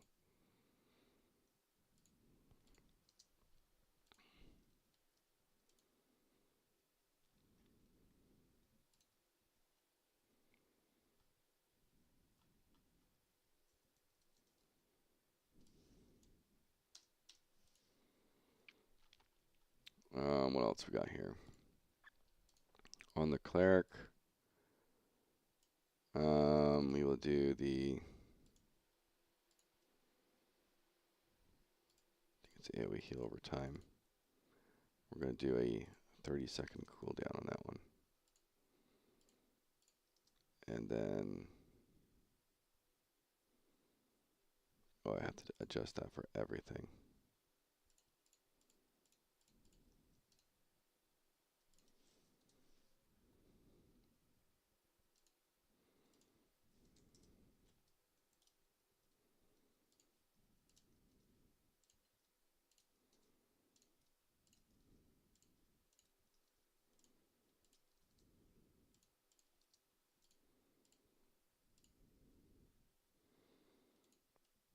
And then I think I will increase the flat heals to like 20 to 25 maybe.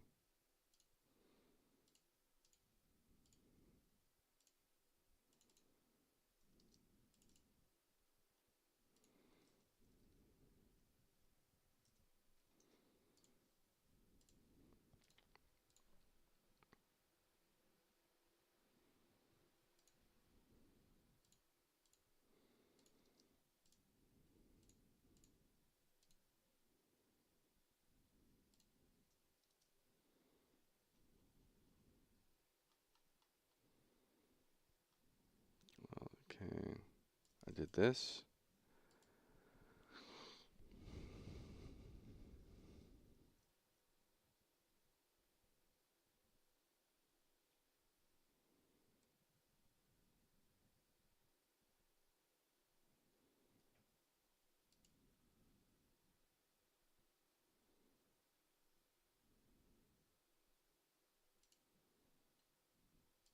Okay, mage fireball.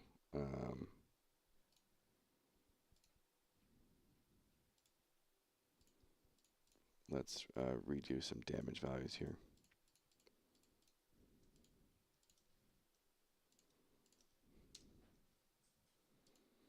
So the first fireball as a base is going to do like 16 to 16, or 16 to 20. 15 to 20. And then the crit is obviously the same thing. 15 to 20. Then R2 is going to be 30 to 40.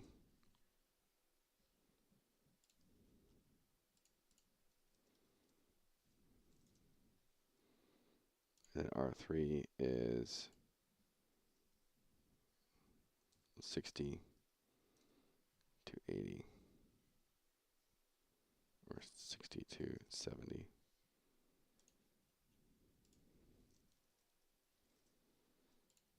So giga buff to fireball.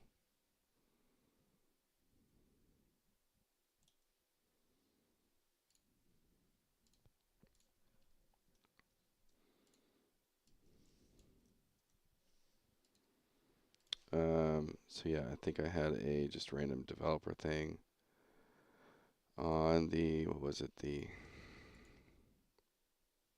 newbie. Teleport should not be given right away. So that's fixed.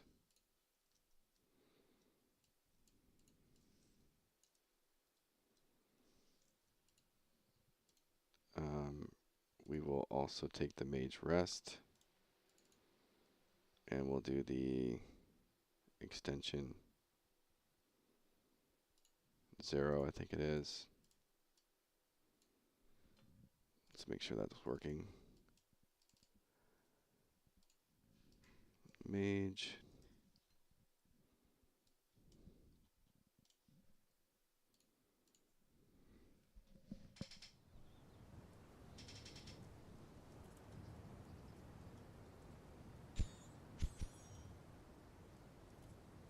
Oh, I screwed up my sit by sitting early.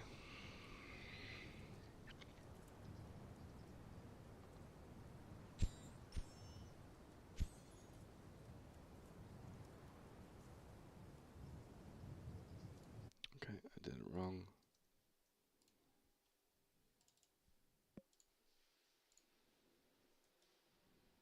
It's 5, not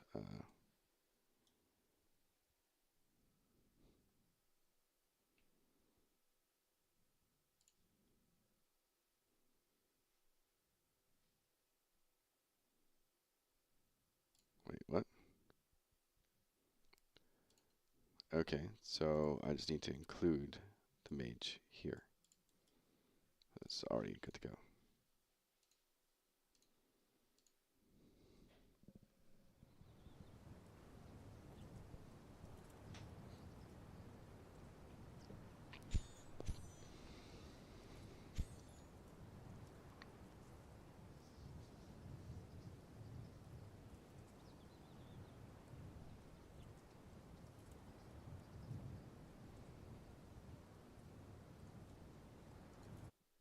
So I'm a little hesitant on giving the mage the crit. So I'm just going to do a quick fix here. And this is only going to be for the cleric and the enchanter.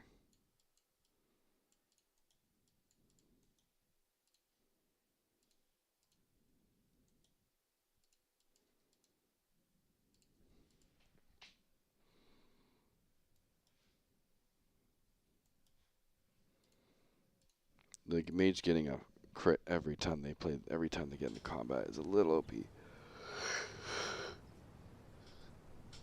Well, there's potential to be OP. I wouldn't say it's necessarily OP, but I want to eventually get into a lot of different ways to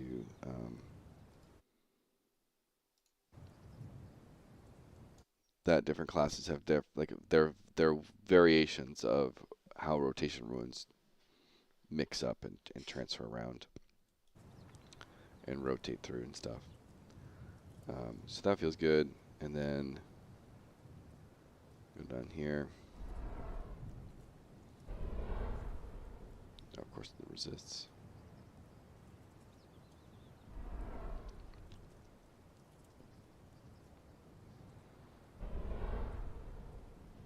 Okay, that's good. Save all. Yo, just saw you randomly on YouTube Live. How long have you been working on this? I've been working on this since like the tail end of 2024. So like, so we've received. So we previously were tech creators for in the Unreal Engine space, and so we built something called Vertical Third from 2019 to 2022 roughly, and we've done some updates since then. But we made a massive game architecture with the kind of intention in mind down the road to make our own MMO with it, with that tech. Vertical Third got $100,000 in awards through the Epic Mega Grant system through Epic Games, and so that helped us a lot in our development environment to continue working on that. And then we got to work for Epic Games for a little while there. We did updates after we released to like 2023, and then we got an opportunity to work for Epic Games on some educational content. So we did the UEFN Boba Shop course. We also did a major education program through Coursera with Epic Games. And so that brought us to basically Epic wasn't rehiring a lot of their education kind of content people. So that's where kind of our contract ended, was around the end of 2024. And so that's when we're like, you know what, maybe now's the time to build an MMO with our tech. And so we started on it. So those first 2 months from like November to December were mostly just reskinning Vertical Third with marketplace assets. And then we made our first little trailer in January. We were on the Unreal Engine live stream, the official live stream in March, and with our first playtest in April. And so, oh, damn, you have an ad right now. No problem.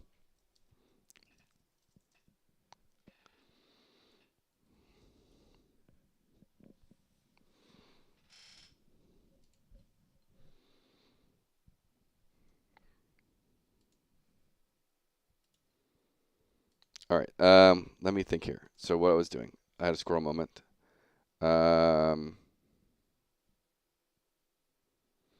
think Scorched Ground was like too crazy, if I remember right. Scorched Ground kind of was insane damage.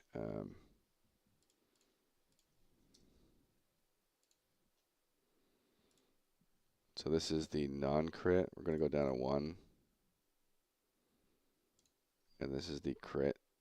Maybe we'll do 2.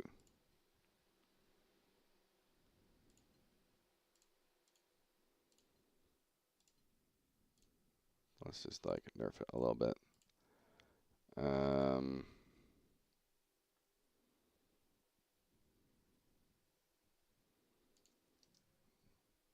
All right, yeah. So we had the tech that we made. Then we got into actually working for Epic Games. So we did the UEFN Boba Shop course, which is like a 3D modeling course for absolute beginners using the in-engine 3D modeling tools. So it was targeting like all the Fortnite creators that are transitioning from like, oh, we're players, now we're doing creative, and like here's like a course for okay, maybe there's not coders, but maybe someone can do the art and stuff. So here's a very, very, very intro to 3D, like your first time 3D modeling course on stuff. Then we also did the major Coursera. It was a major education program for doing with Coursera, and so we got paid to do that course through Epic Games. And so our contract work ended at the end of 2024, and that's when we're like, hey, you know what? Let's go for it, because like jobs are scarce in the industry right now, so let's like have a long-term project to work on, right? And Ruins of Tearyn is like a double project for us, right? So we have the game itself, we want to make a great game. But then we also, like, once it's successful and it's like showing it's optimized and performant, well, now it's proving that our tech vertical third is also, solid and good.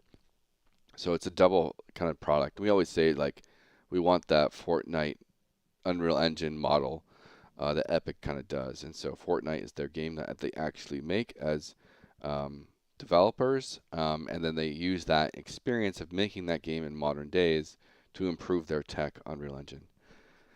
What's it's most inspired by gameplay-wise? So we always say it's EverQuest and WoW had a baby.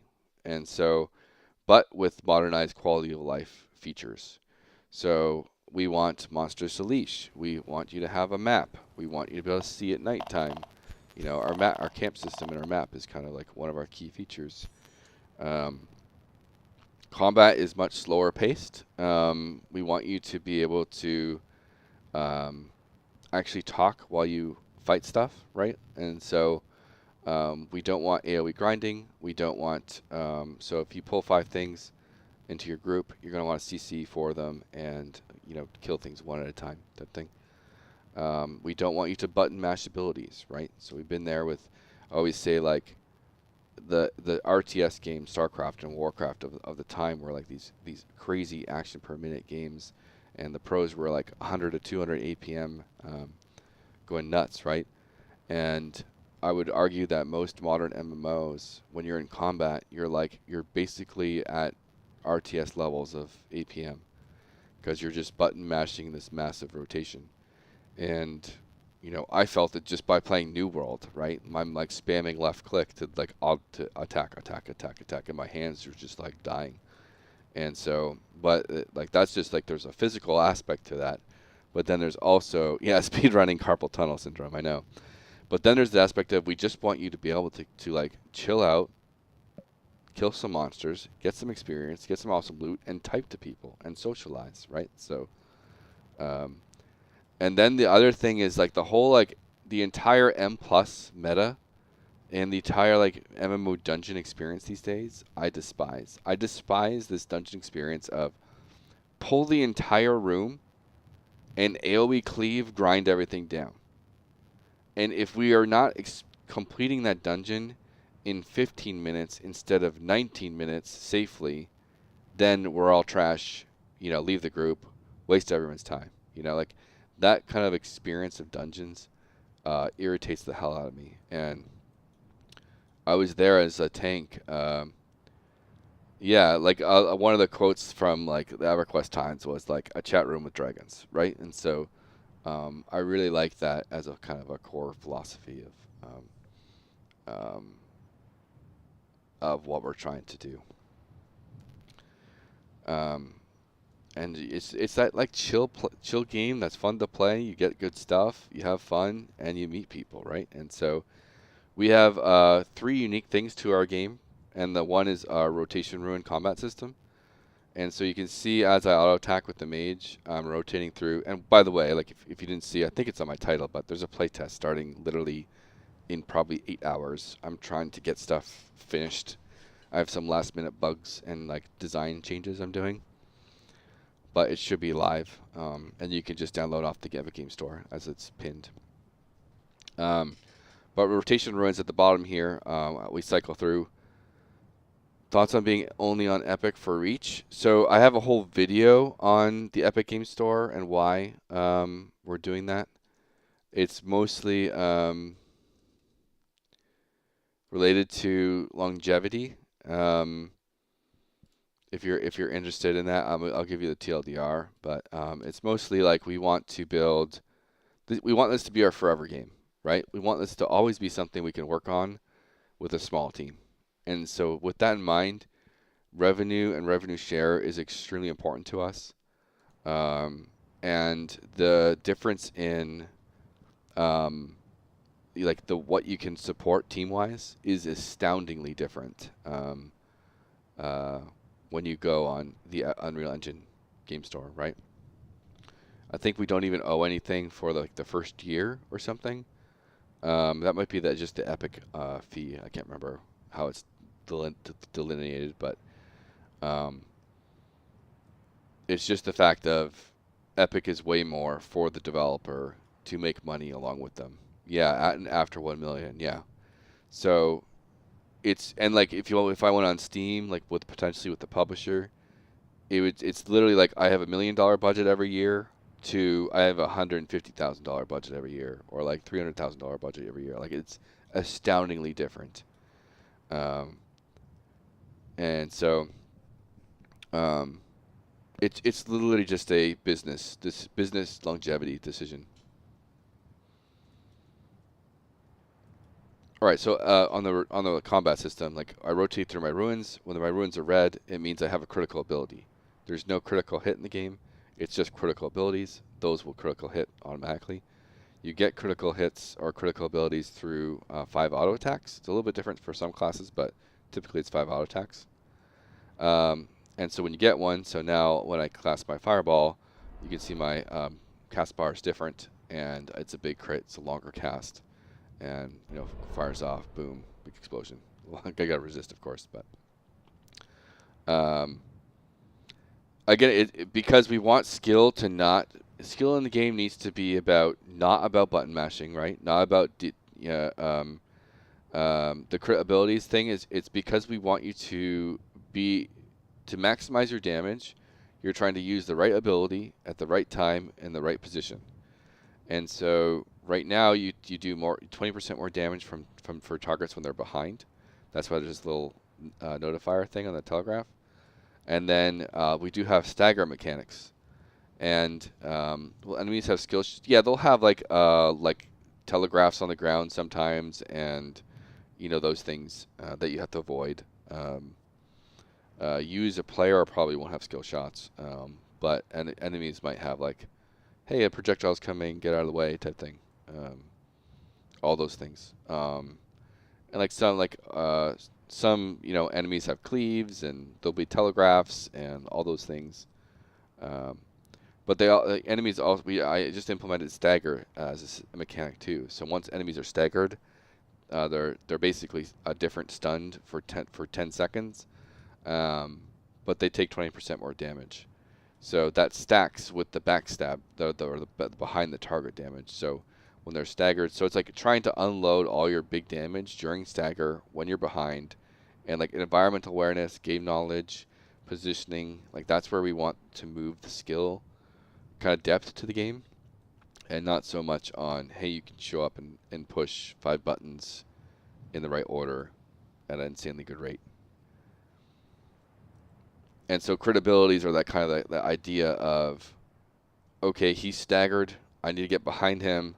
I need to make sure I have my crit abilities ready to explode on him when he actually is staggered and stuff.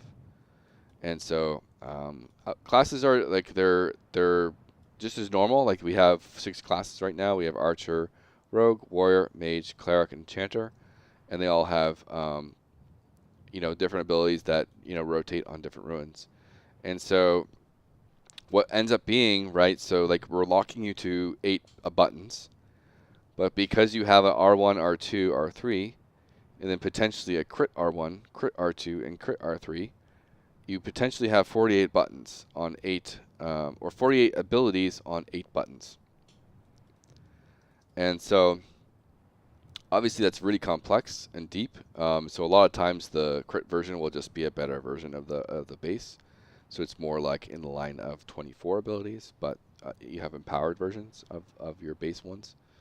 But it's kind of trying to solve that thing of MMOs always have that complaint, especially modern MMOs, of there's too many buttons. And so we're trying to have a way to kind of solve that with a unique kind of system. But also is like it's supposed to, like, you're supposed to intentionally wait as you hit stuff with your auto attacks for the right spell at the right time. So it's trying to create that timing and strategic planning. We want the combat to feel a bit more like chess, where it's like in 5 to 8 seconds I need to be doing X, Y, Z. The tutorial design philosophy is very learn as you play the game. And I'll show you the brief little version here.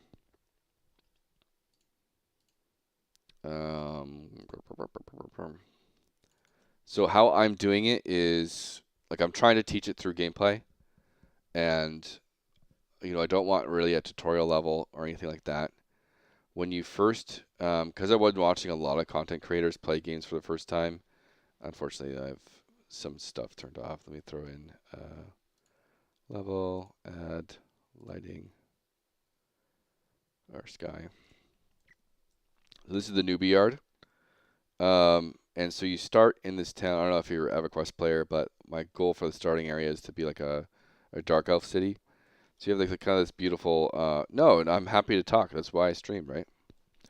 Um, and so you start in this cave. It's going to be like this is like a prefab castle and stuff, but eventually it'll be like a nice, really full blown kind of city and stuff. But how I've watched a lot of content creators play and judge games is within the first 5 minutes they're judging like three main things: movement, combat, and like art style, right? And so you start off with one, you can obviously move around and feel how the movement is. Two, there's target dummies right here. So you can automatically start hitting stuff, use your first ability, yada yada yada. But then there's some NPCs that are basically showing off tooltip, or like what is it, chat box? What do they call it? Chat bubbles. They have chat bubble tooltips or tutorial tips. And so my idea is to just like as you walk around the world, you're gonna find, especially in like the newbie yard area, as you come out here, this person starts talking about how, hey, you can craft campfires. Hey, you have 3 different inventories, like inventory, crafting, and questing, like all these type of things. And hey, you might want to build campfires. And then there's an example campfire that heals and gives you stamina and mana as you go out there. And then the whole purpose of up here, you see this big thing here. It's a kind of like a point of interest to say, hey, if you come up here, you're going to find a little exploration puzzle, and you have to figure out which mirror is the right mirror, which brings you up here, which gives you exploration XP. Yep, all foliage is lootable. So we have like survival aspects of everything. So all these trees are choppable. The twigs are lootable. The flowers and mushrooms are lootable. We really want to have good crafting, and again, one of our inspirations as well is Delicious in Dungeon, the anime. So we want you to have that experience of, and like going back on like the direction of the game, like the EverQuest and WoW kind of direction of the game. We want, I'm not gonna say that. We want the outdoor zones to be a bit more influenced like by WoW, where it's more casual. You can do solo, duo, trio stuff for loot. Bosses maybe are like kind of challenging, but not really. Um, and so it's like very kind of like casual friendly. But then dungeons are more influenced by EverQuest, where shit's starting to get real.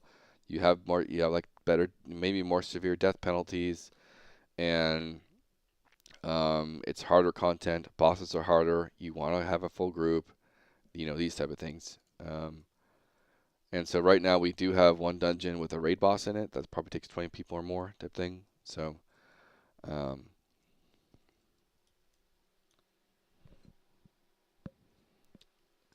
but yeah, so that's like the combat overview. Then we have two kind of core systems.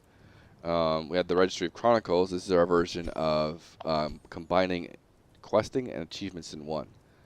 And so instead of going to get a fetch quest somewhere, um, you just go and kill 10 bears, right? And I killed 25 bears. Boom, I get 1,000 experience, right? So it's combining just questing achievements together. Right now it's only experience, but in the future it's going to be like items, loot, um, crafting recipes and all those things. I always give the example of maybe your cleric. You kill 100 undead, you get smite undead. That type of thing. It'll be very class specific personal loot rewards from the Registry of Chronicles. And then all the stats here too are leaderboards. So you can see how you stack up against people. Ooh, I do need to actually put that on my list to fix. It's just a UI thing. Fix leaderboard values not showing. it's just cut off here, and you can't see how many the person actually has. And so that goes right into the camp system. And so in EverQuest, so we haven't hit our server capacity yet, and that's what's going to be really interesting. We might have a good show up this weekend for a good amount of people logging in and playing. But basically, every zone is its own server. And so the newbie yard and this zone here is one server. And so we're only ever thinking about what is the capacity of a single level. And so if we had like 1 million players, they'd all be spread out across different levels. So we're going to have a level specific, limit to players, which might actually change depending on how big the level is. And at that point, then we're going to do like classic WoW layering. And so there might be, this is Emerald Rivers, so there might end up being 5 versions of Emerald Rivers open for people to play in and stuff. And so there's no instancing in the game. We're not doing anything like that, like no instance dungeons and all that junk, because we think that's a big way to bring people together. No way! Thank you for the sub. Yo, I really appreciate that. That's awesome.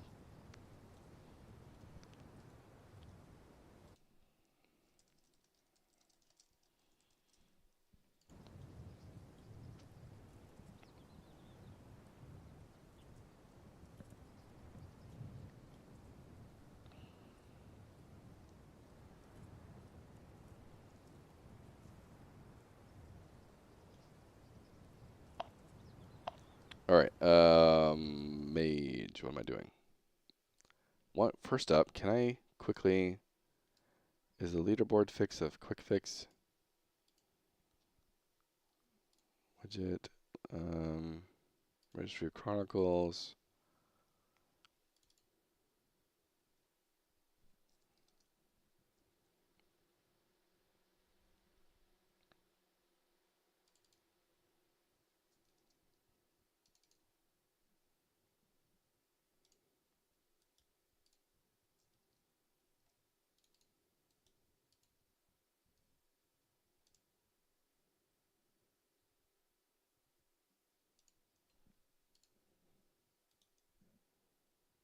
Yeah, and like, thank you so much for the sub, dude. That's amazing.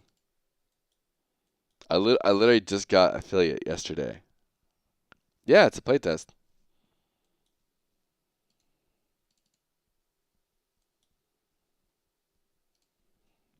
Let me try putting this down to maybe 400.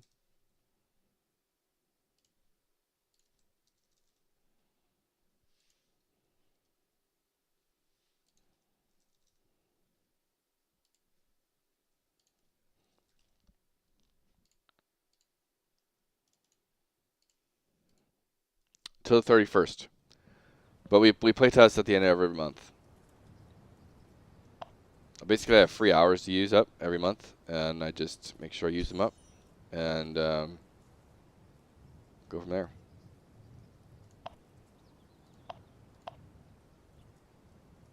All right, slightly smaller than that.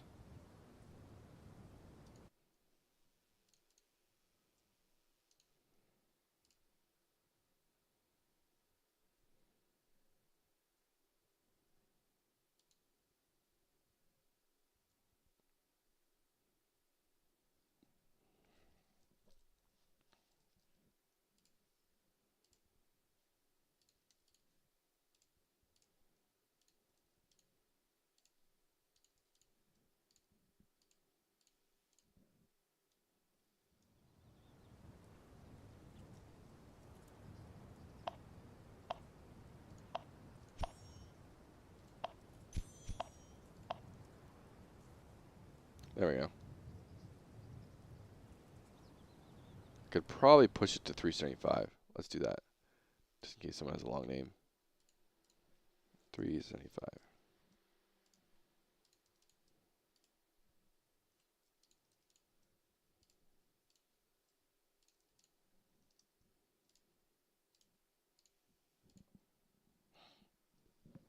Yeah, so this month was a big class redesign focus. And And so that's what we were working on this month. So we had a big, yeah, that's good. That fits now.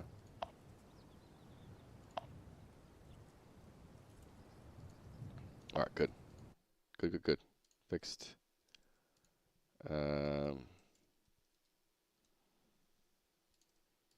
I did this as well. Fire degradation. But yeah, so I didn't get to explain the last thing, but the last thing is, so in EverQuest there was it was basically a camp game. I explained this in one of my shorts on my YouTube, but you would camp different monster sites, right? And they all have like different types of loot they'd have. Sometimes it's just a good experience, but we're kind of like going all in on creating a fully developed camp system.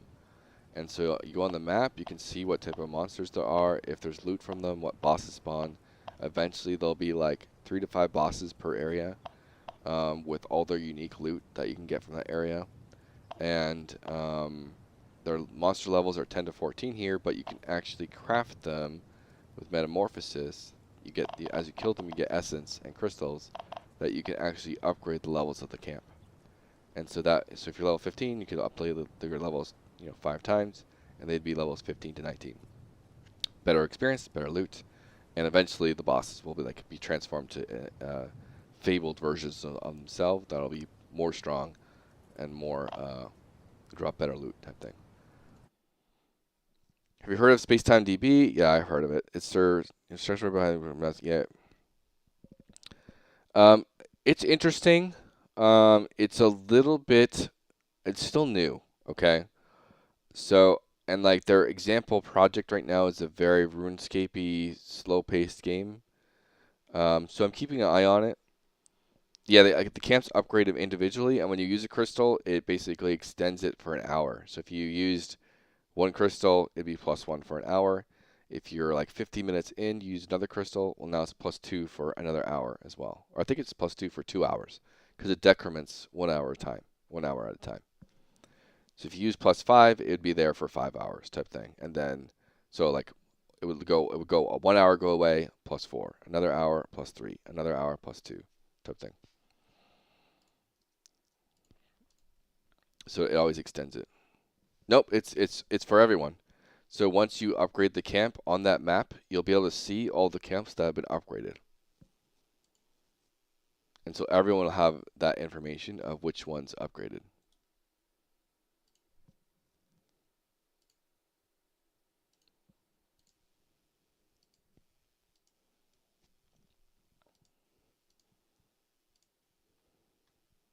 And so it does it actually helps us a lot with level design, because we can have kind of gaps in levels between zones.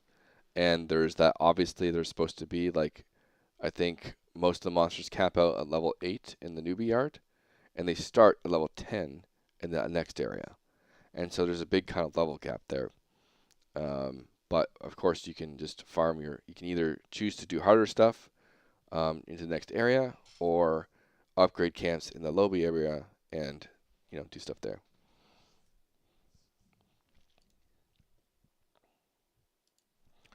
All right. What am I working on? Scroll moment. Fire degradation. The description's off.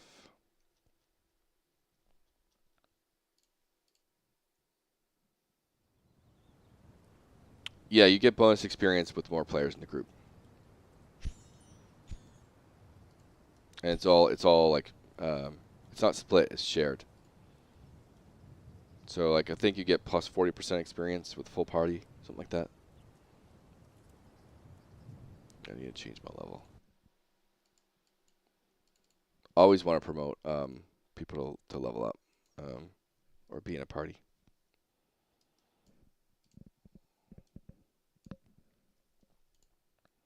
And we actually have, so we also have when you're in a party, you actually get what's called a strength in numbers buff. And so there is a, what is that for? I wonder what that's for. By default, when you have a level difference between either a enemy and a player, the higher level character will get more obviously damage to you and more like chance to dodge and stuff. Um, but for every person in the party, you actually remove one level difference. So the idea here is if you're a party of level 5s, you can actually go and hit, like not miss and dodge or have any type of penalty versus level like 9s and stuff. And so we want you to, like, if you were level 5 and you group up with a bunch of people, we want you to move into the stronger content. We want to feel that you're powerful as a team to move into the next area. And so that helps, like, when people do group up, they move out of the solo area for the people of the same level as them, type thing. So it's trying to move people around and stuff. Okay. I'm going to ignore the weird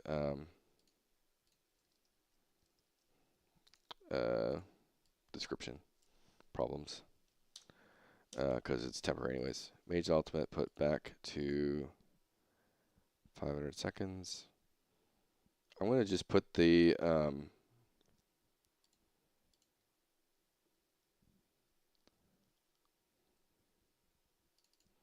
so I think I have to not do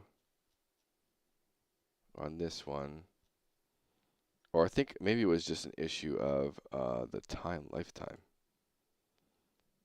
Lifetime we're going to set to, like, I don't know, 30 seconds. I had a bug where a wolf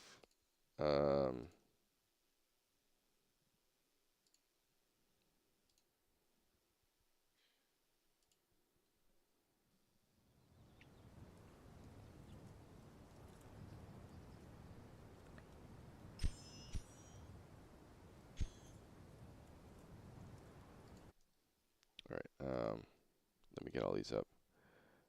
Flame, beam,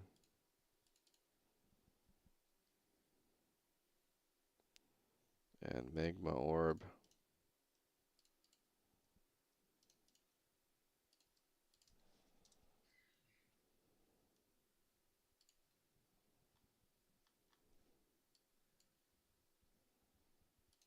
Let's do just like 90-second cooldown on these.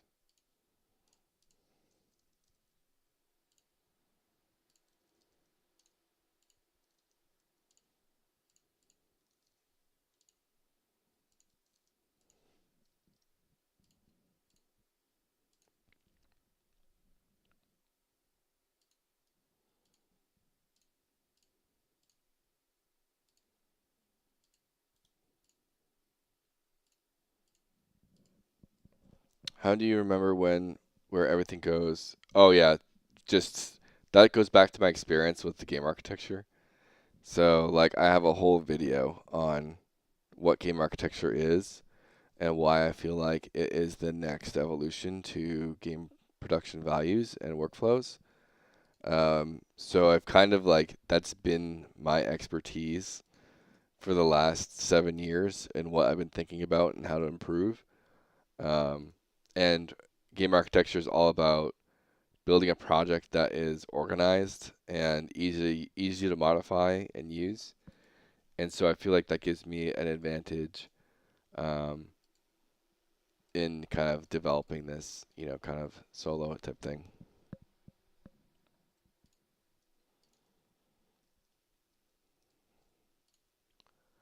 Rogues could kick. Okay. Oh yeah. Um, so rogues. Let me go to the rogue. We're going to do kits, newbie. Where is the kick? Kick is 8.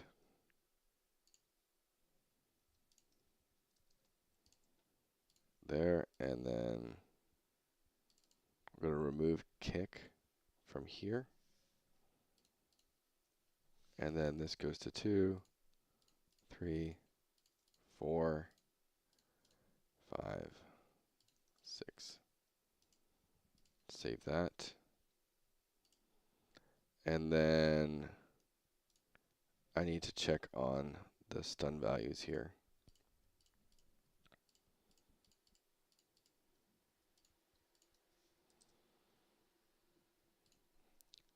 I'll also attach a tiny bit of stagger. Stagger.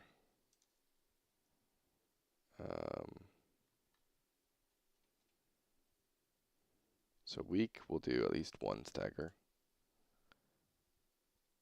And then R1 crit.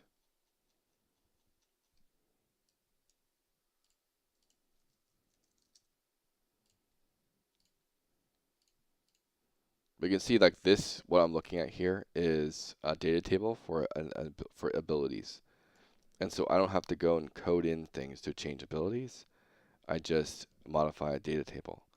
And so that's how you're properly supposed to change, like create code, is you have your code out of a system, but then the data for that game, for the abilities, the quests, the loots, all those things are just in some sort of data-based file. And in my case, that's data tables through Unreal Engine. And those are the things that designers can come in to use, modify them through like drop-down menus, simple number changes, checkboxes, and not have to deal with code. And so that's just like goes back into architecture stuff.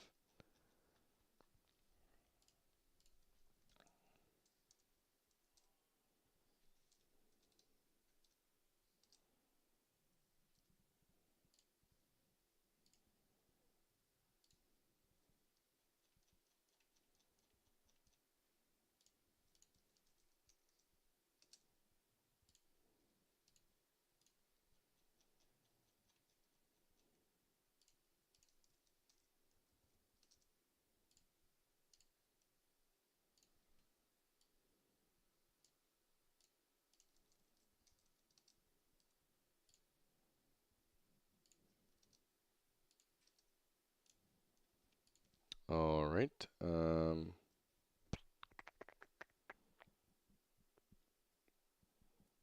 then so kick 1 is a 0.5 second stun. Kick 1 to kick is 1 second. R2, let's do a 1.5 second stun. R2 crit, we'll do 2 seconds.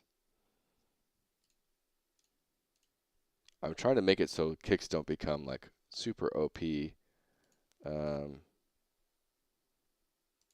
No, I think I'm going to stick to the 1.5 and the 1. So R1 is 0.5, R1 crit is 1, R2 is 1, R3 is 1.5, R3 crit is 3 seconds. And then the most important change is ignore rotation set increase. Or ignore rotation set reset.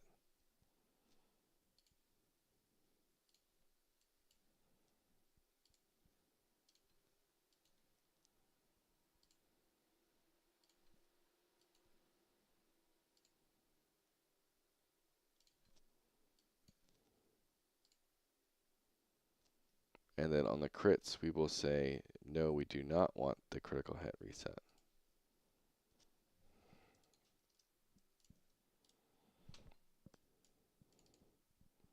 So now we go to the rogue.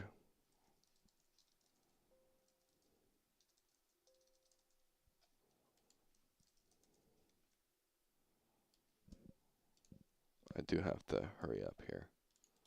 Burp, burp. But yeah, so we have just a lot of experience building tech and doing stuff that way.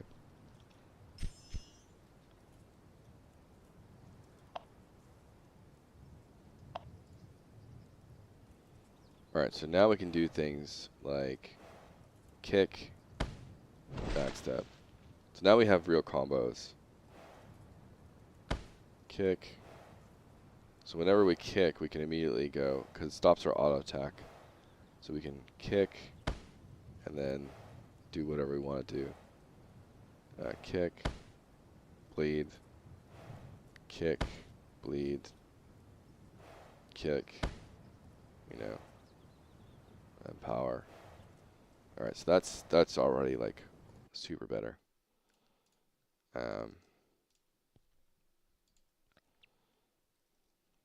Okay. Yeah, do not reset crit, do not reset rotation runes.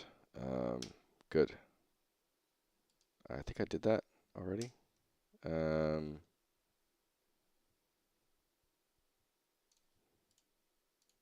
So the way I tried to fix something is not working and is actually ruining a lot of the experience here. So event graph.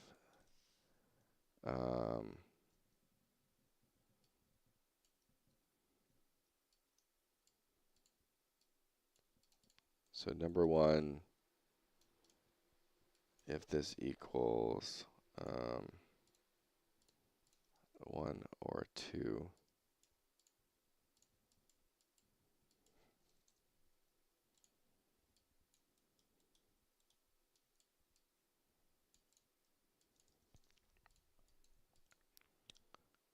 if this is true, we just automatically pass.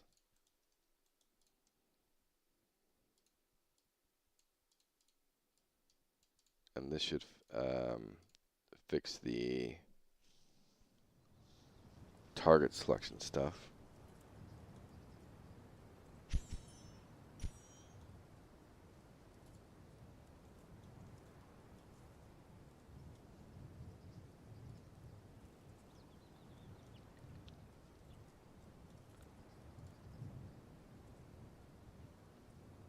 It's so weird that I test this guy here.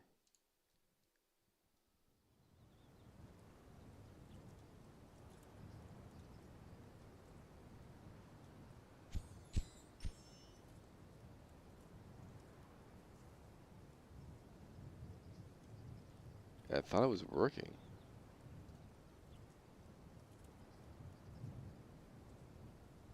So weird. So the distract and the patrol stuff works here, yet it wasn't working in the game or in the final build.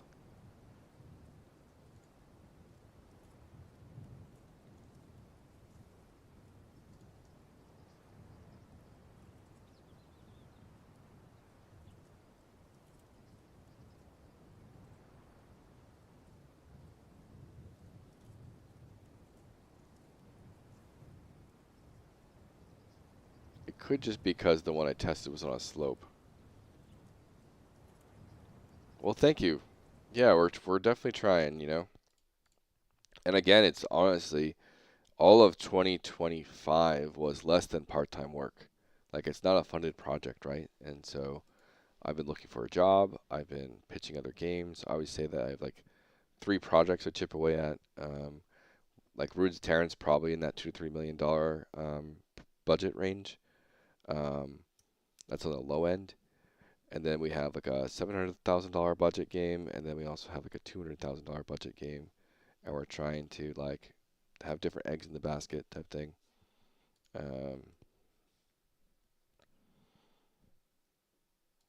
And so that's what I'd like to see. Like it's like what I'd like to hear, right? Because that's what I'm trying to prove with Vertical Third. But game tech just takes ages for people to adopt, right?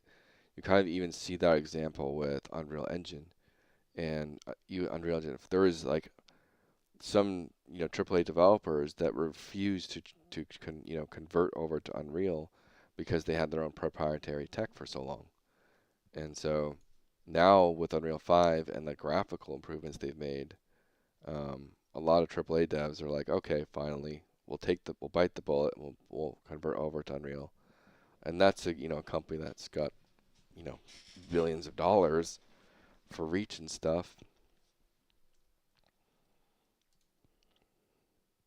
All right, I'm not gonna mess with that stuff right now. I can put that on to a different time. Um, I can push that off to next time.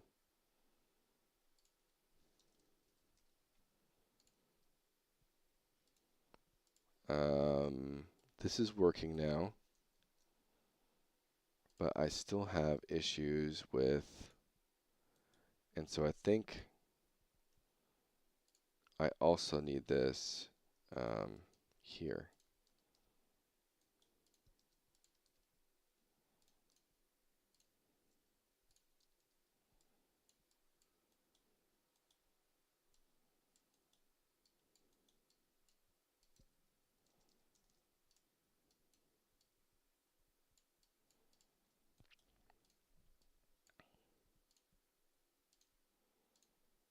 I think that's the main culprit. So now I can set my character level back down to like 3.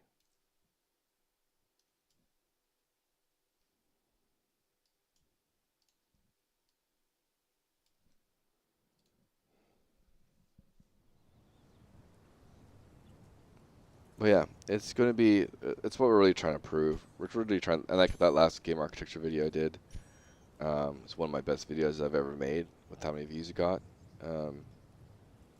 And I had a lot of great comments on it. And, hey, what the heck? Why am I level 3 with all these things? What?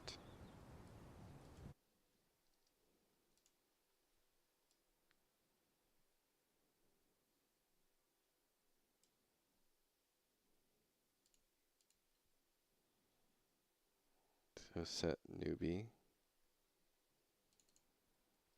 We start with kick, stealth.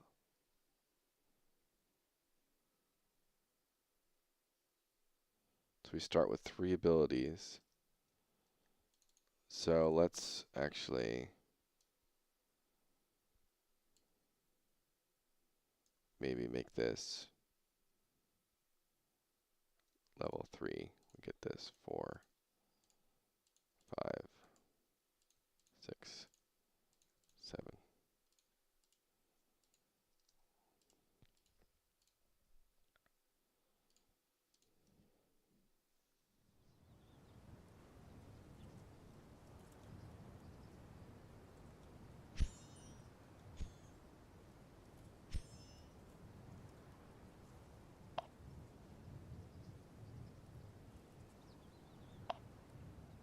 Yeah, what the hell?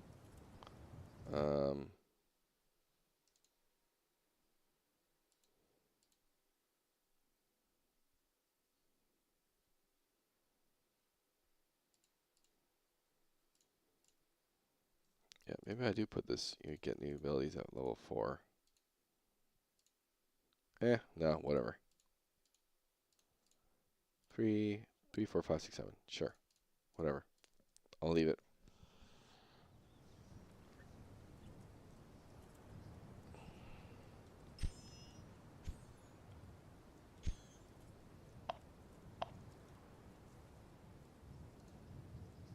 All right, what was I even testing? Rogue was testing something.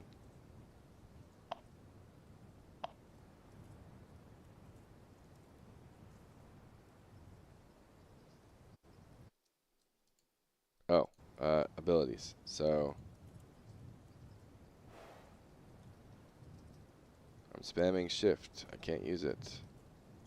Spamming R. Can't use it. 3. Can't use it. Shift. 1. 3. R. Regular abilities are working.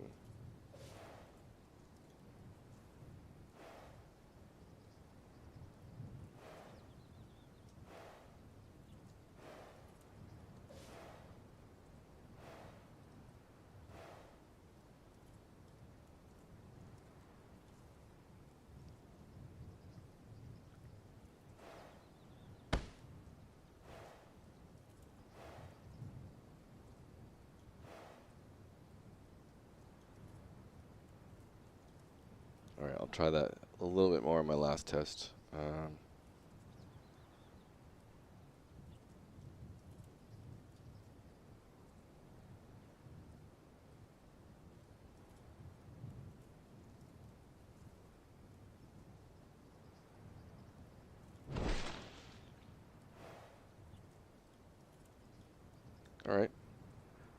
think that's fixed. We'll try it.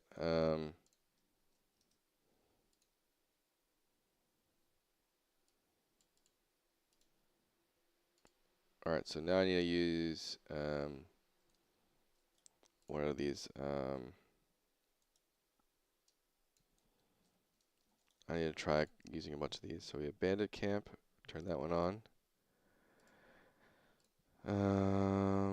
Bear, boar, whatever.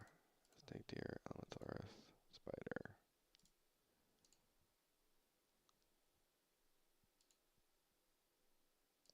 Skeleton.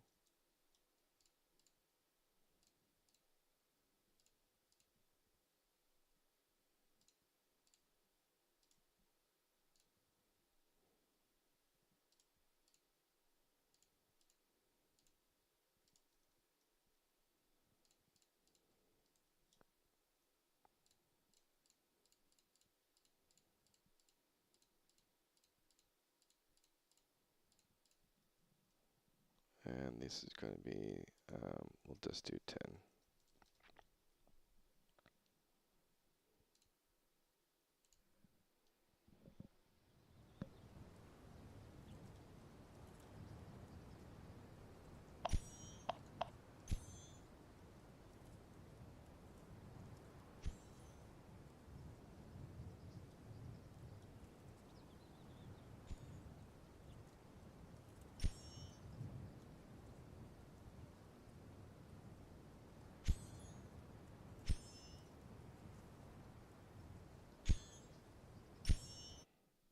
Alright, save all.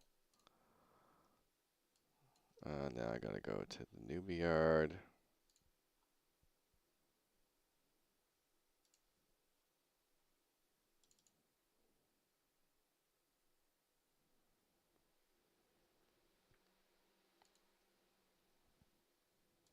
Quickly throw in sky level and an override.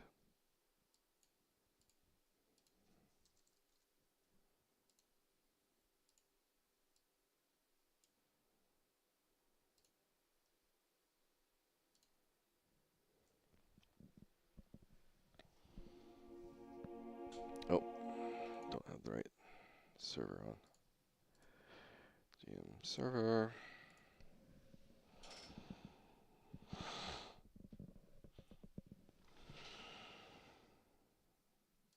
Oh.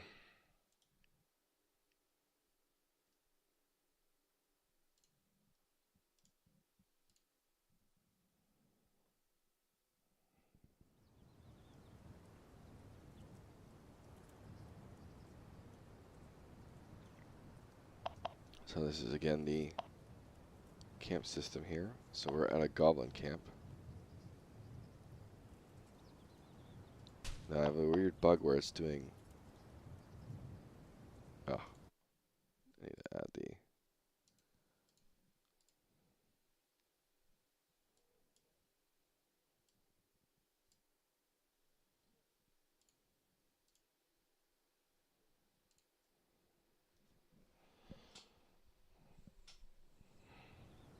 I have all my levels are segmented into different parts, and so I have to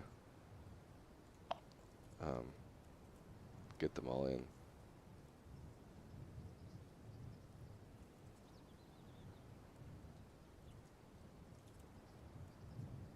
So automatically it's doing +2 for some reason.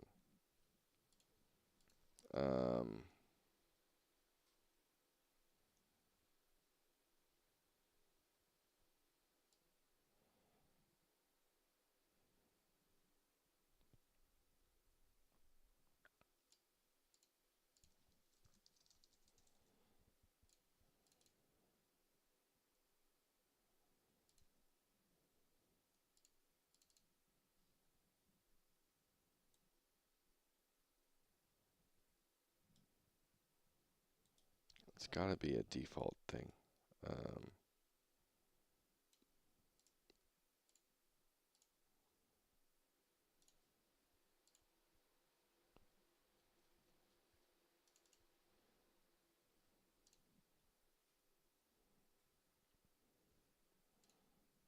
So camp update, power level update map.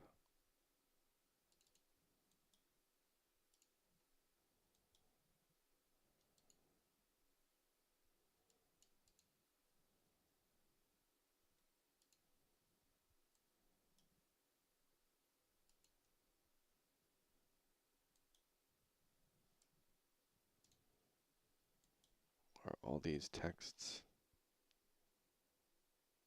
properly set?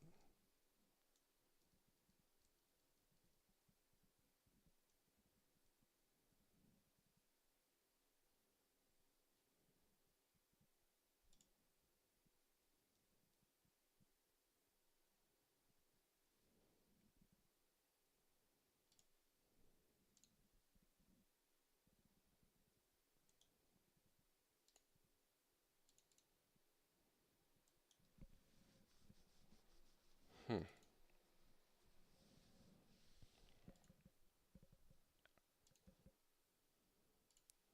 Is this setting on the actual camp?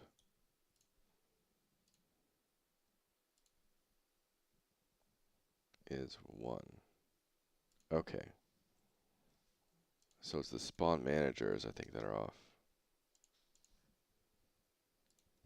0. 0. Yep.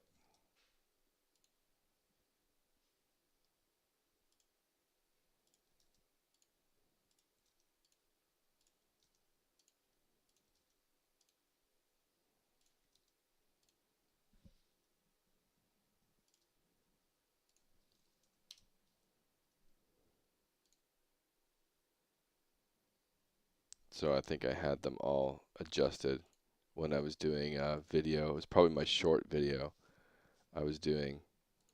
And I set all these different values for the camp levels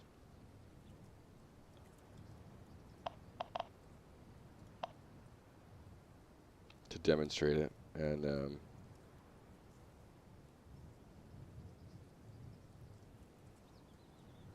all right, now if we walk up here, +1. Okay, fixed. Save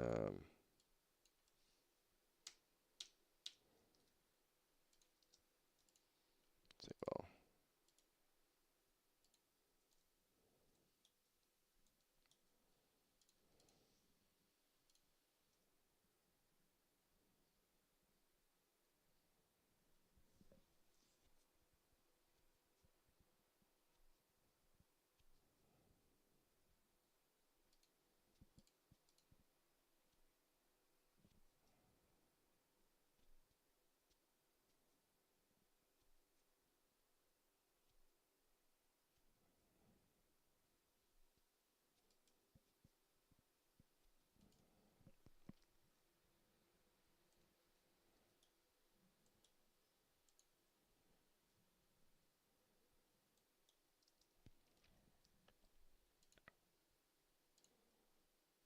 All right, I'm going to leave that alone for now. This is fine for now because it does fix itself. Extra health per level. That I need to fix. We can do that in mechanics testing level. I'm just going to delete this.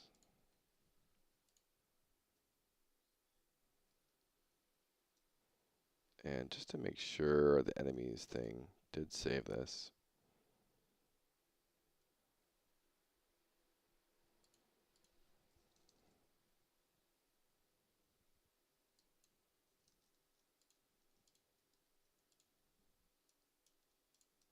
Okay, good.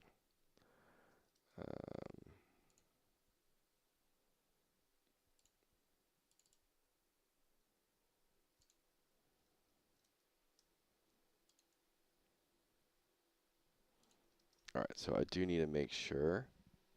I'm going to do some data stuff first. So we're going to go through these class by class. Archer.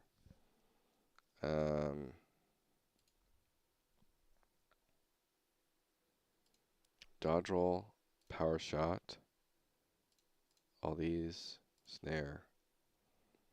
We're going to search crit and make sure these all have critical hit, reset.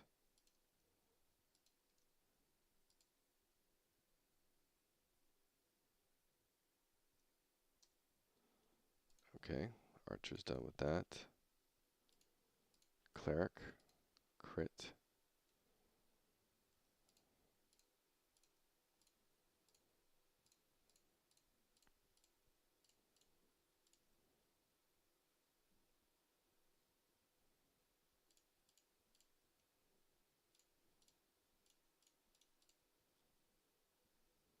Stat change.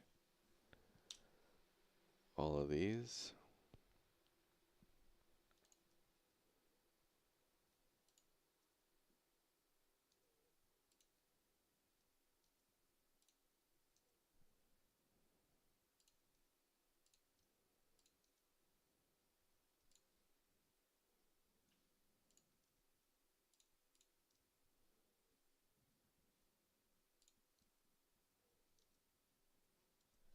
Go away, fly. Come on my face.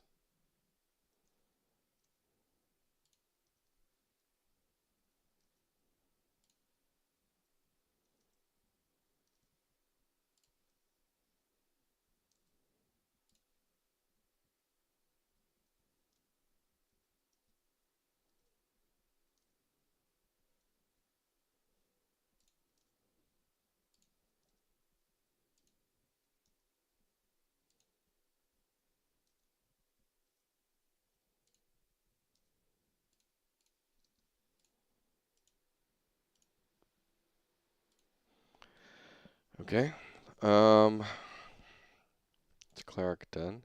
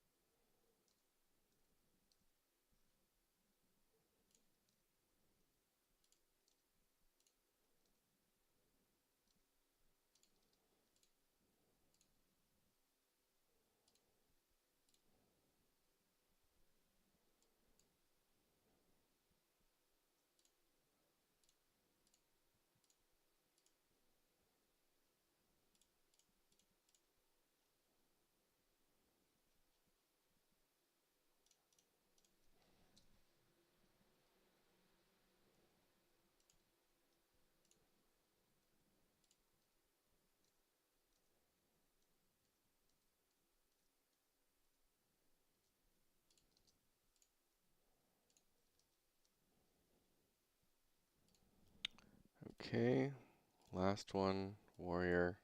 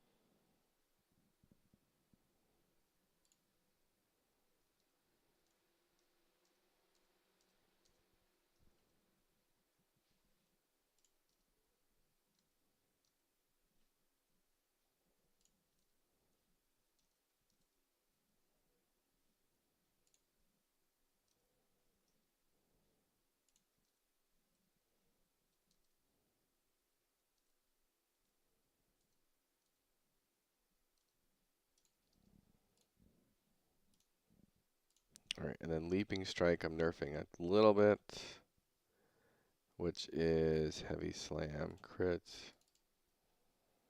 Let's put this down to like 25.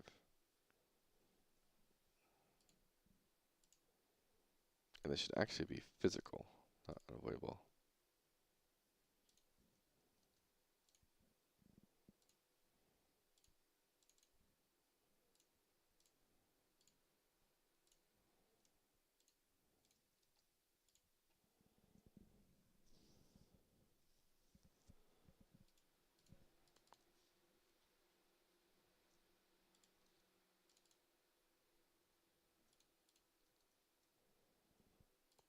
Oops. And then the first attack, the Threatening Strike, is also a little bit OP. So the base damage.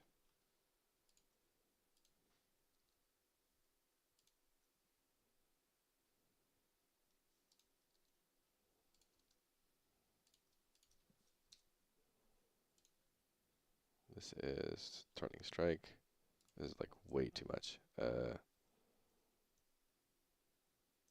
20 to 10. Jesus. 20 to 10.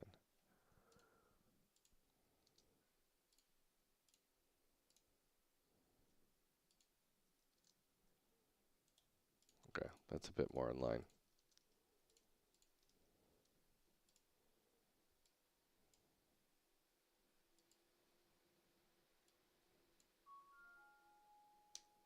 Okay, Warrior should be good. I've validated all crit abilities are good. Enchanter. Go to the stun. And we're gonna add some base stagger.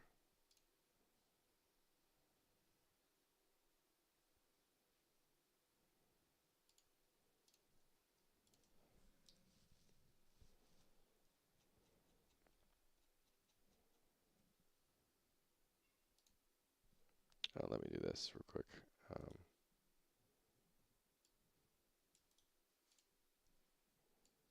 Make myself a little easier.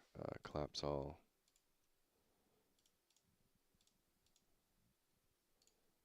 We save this. Close that. Let me reopen them all. And now they all look the same. Like stagger. This is powerful.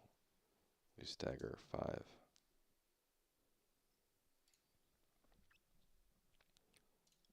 Powerful crit. Stagger 10.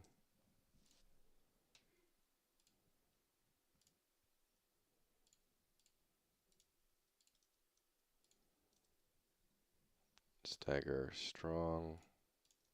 Or stun strong. Do stagger 4 or 3.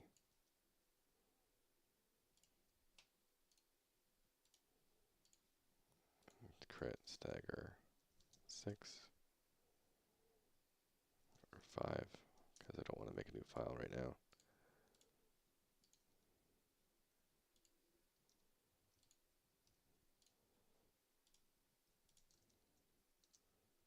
And then stagger 3, I think, for a week. And stagger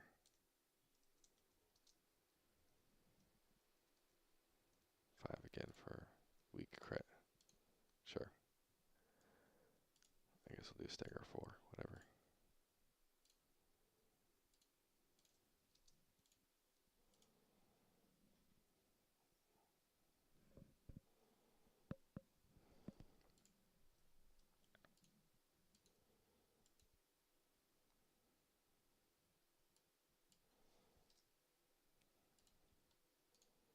And then an enchanter.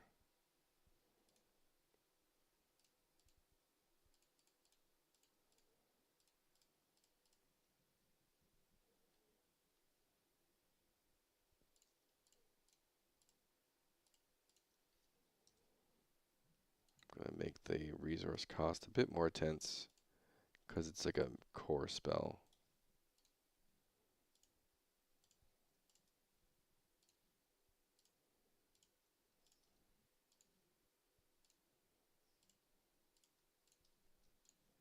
And the enchanter is just not running out of mana ever. So going to modify that a little.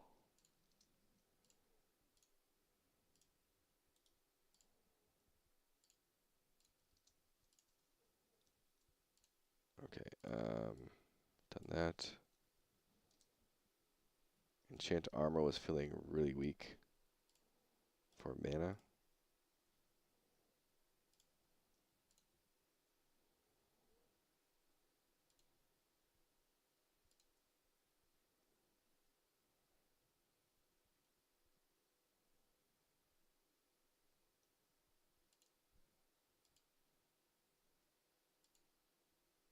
Okay, yeah, that explains it.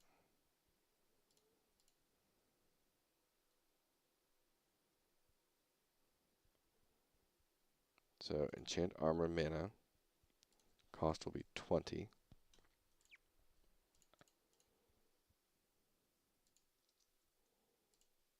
Mana crit cost 25. I guess we'll do 30.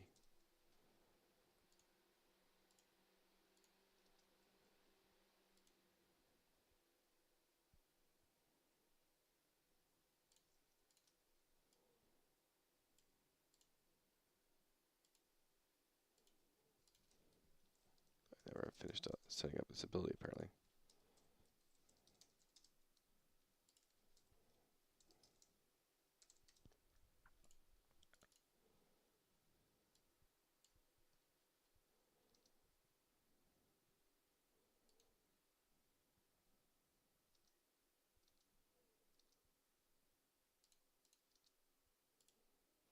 It goes here. But then this guy is the gives the passive proc enchant armor mana crit.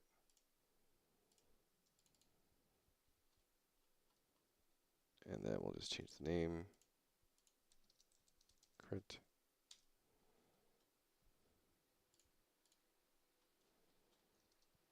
Which then gives the stat change proc mana armor crit. And we'll increase this value to like 60 to 80.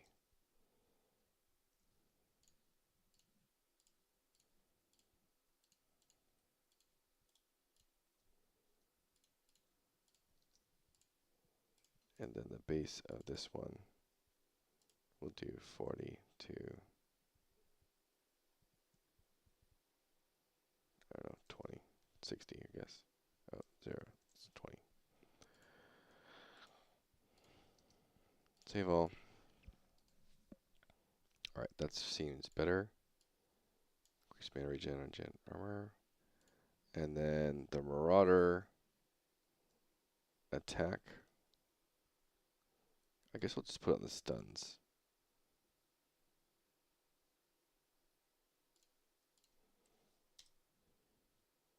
We'll also apply stagger of like 3.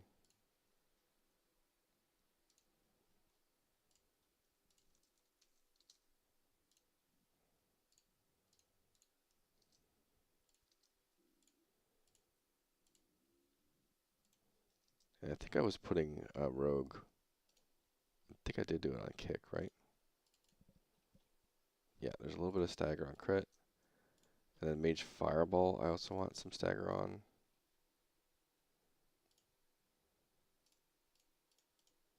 I may have put it here already, I can't remember. Yeah, I do. Stagger, stagger. Okay, cool. It's all there.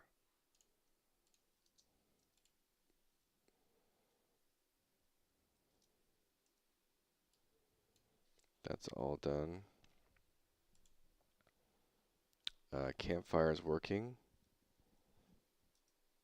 This thing is fixed. I'm pretty sure that's fixed. And I need to retest that. I need to retest everything, technically.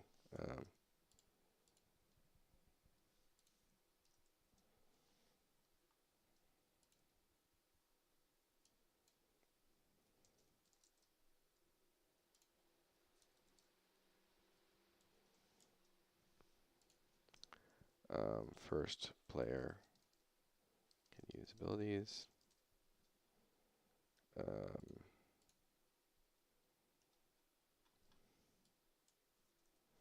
Alright, I think I need to fix this last thing.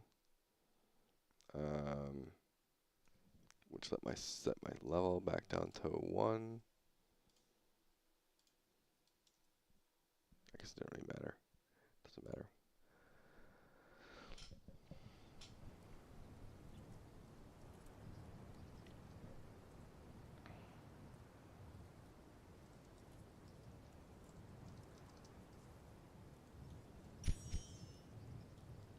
Okay.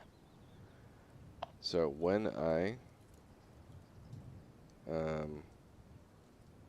need my character name.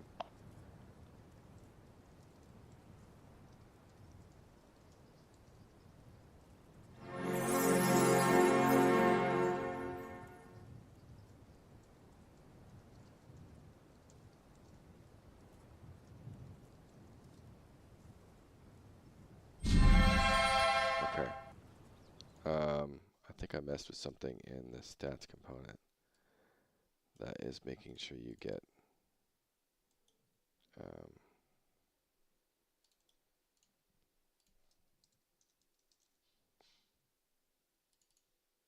that's not what oh, it's experience component is what I'm looking for.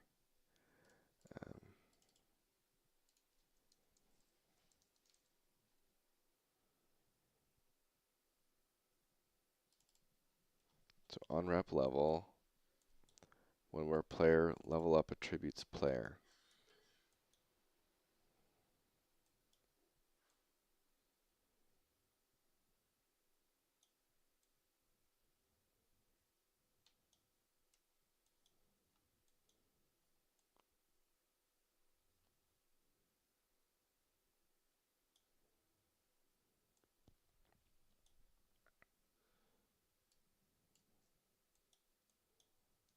So I don't know why I have this one here.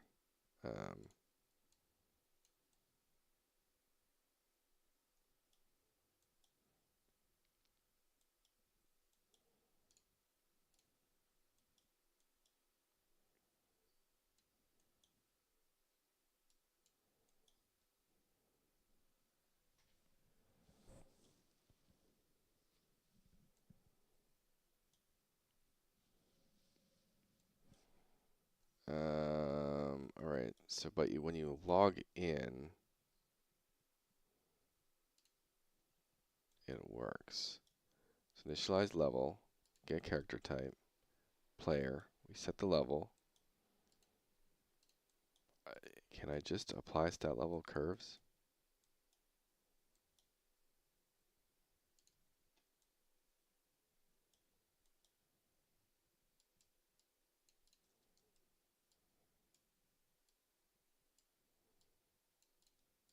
Does that work?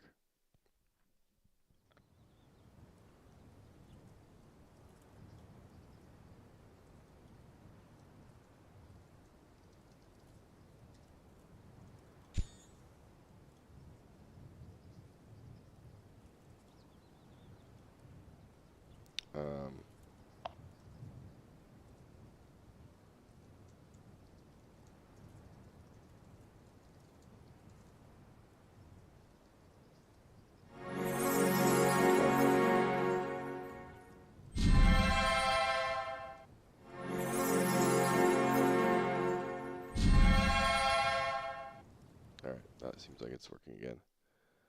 Let's go to the mage.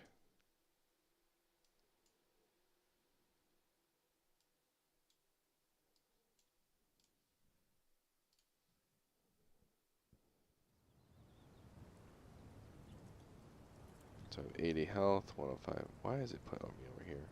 To be sort of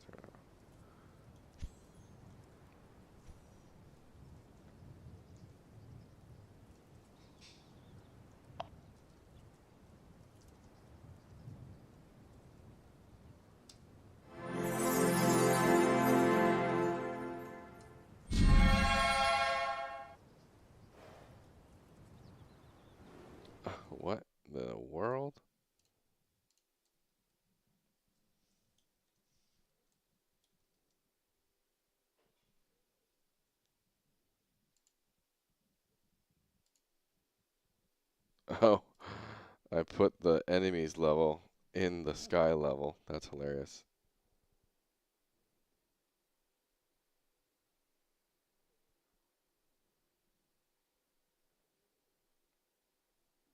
That was actually a good catch. Otherwise, that would have been hilarious. Um,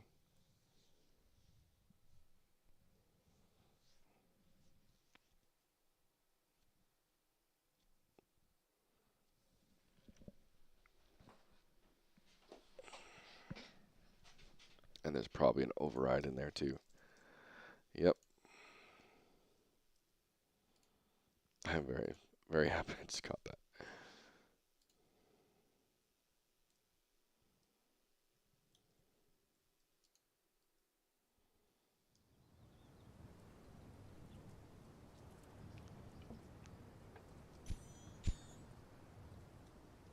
All right.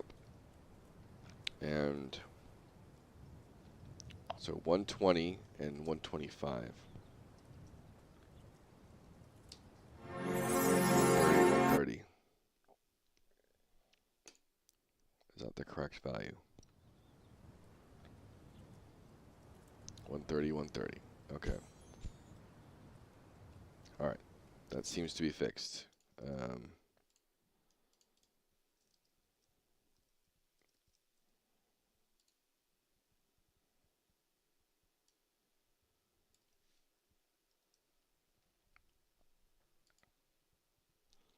All right. We should be at a final test. So I'm going to. This is basically where we're at on. We do the same test I just been doing with the packaged build. And if there's nothing game breaking, that is when I will. Let me get myself a few fire camps too. So I'm going to make sure those are working. Loot campfire. Then I just go ahead and get everything up online and submit to PlayFab and stuff.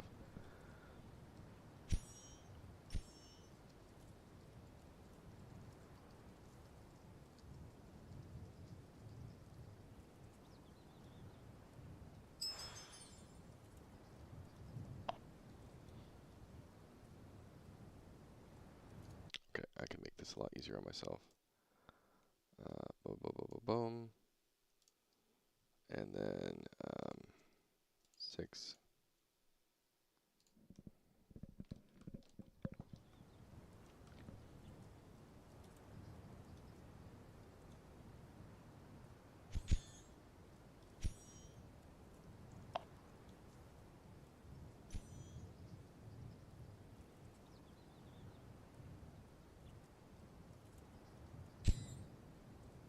Okay.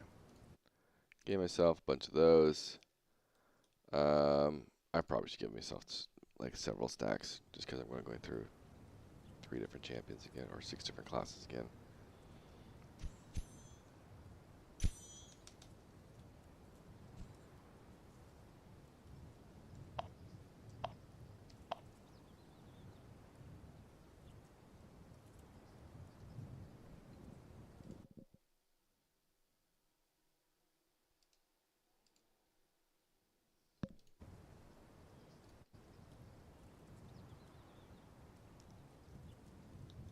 I'm going to randomly write this down because I think I see a previous issue.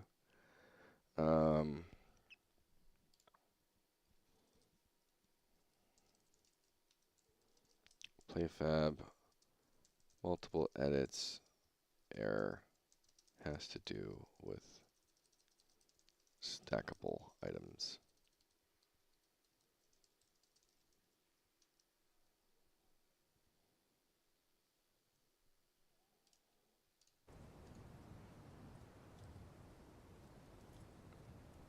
Alrighty.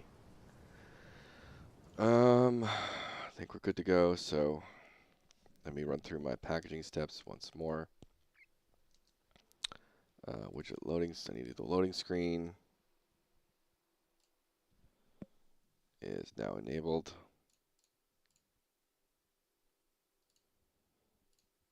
Close out of all that. I'm going to just go through everything once more.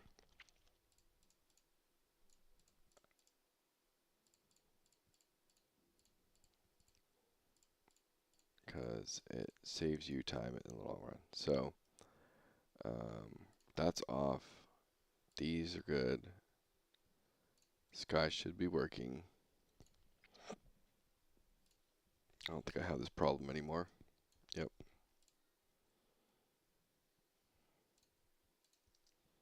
I'm going to open up the newbie yard.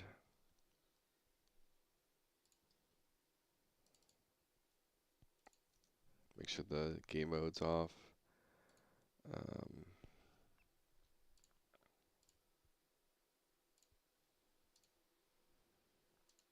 Alright, the level's there. There's no overrides. Enemy. Okay. And then game mode is cleared. Go to 001.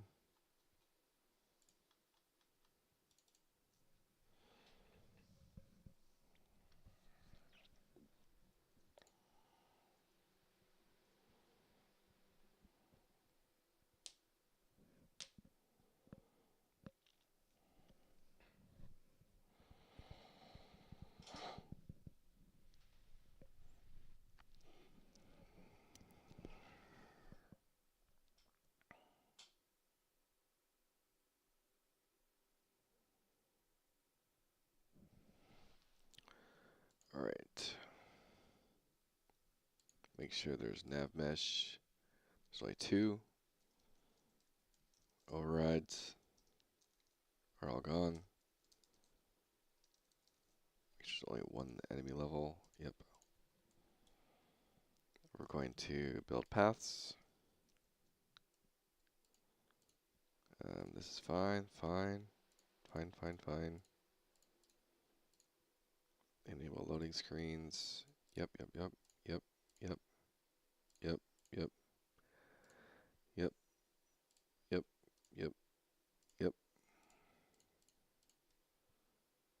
That can be done.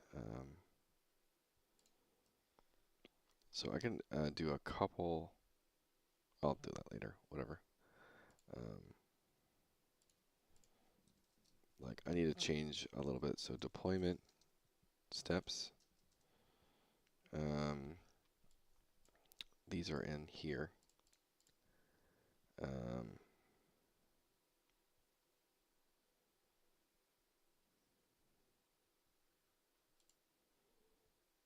And then this is actually like local testing steps first.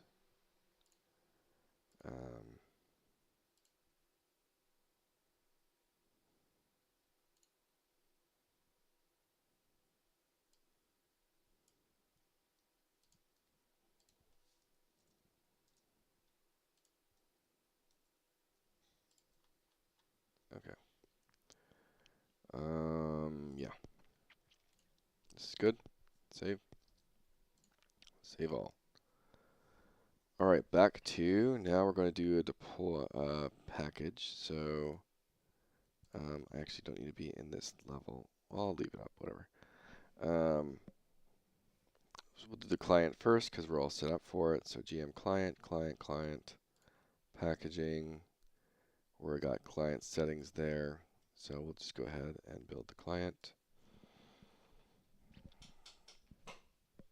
And while that starts to cook, I am going to go potty.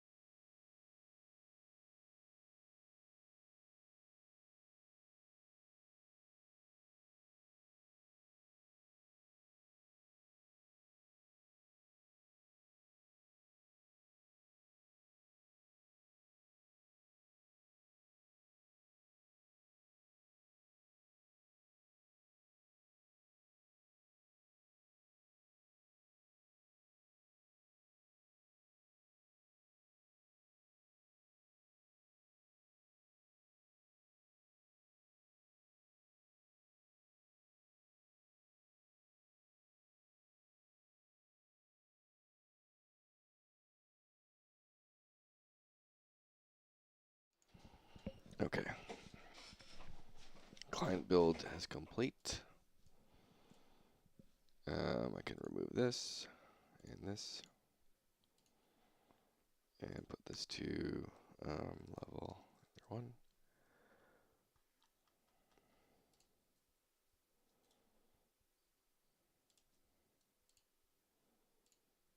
DM server. These are removed. Now we do Emerald Rivers.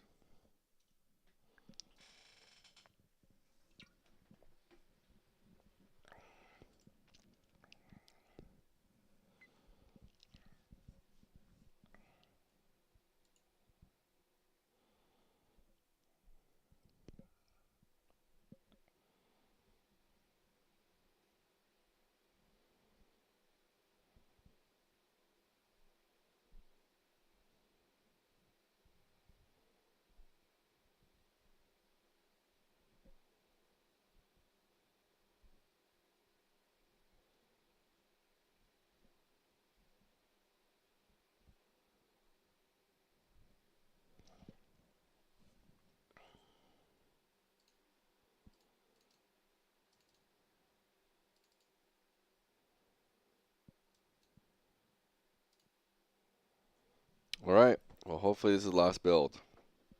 Well, second last, because I still have to do a shipping build. But basically, if it's not game breaking at this stage, we ship it. And so, like, I don't care if a class is overpowered or unbalanced. If it's not game breaking, we ship. Oop, I didn't mean to hit play. Let me shrink this down. Zone whatever. Throw up that. Client. This is the 3 a.m. version.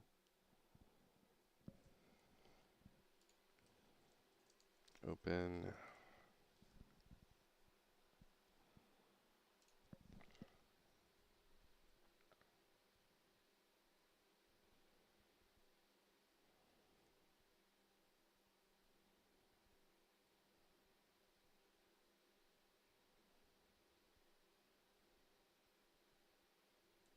Okay, this is kind of to be expected.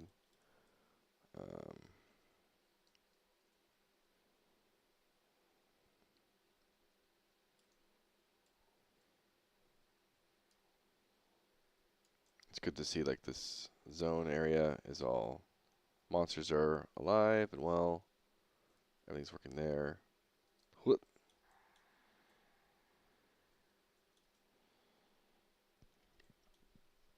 Nothing's crashing.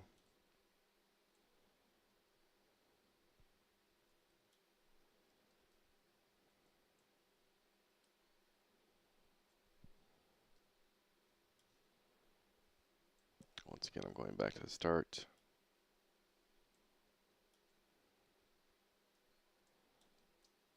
Everything seems to be good. Map looks good. Redeems worked.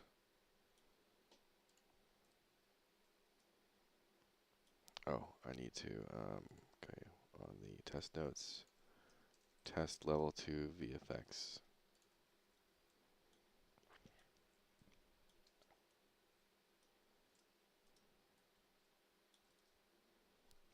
Test HP melee increase on level up.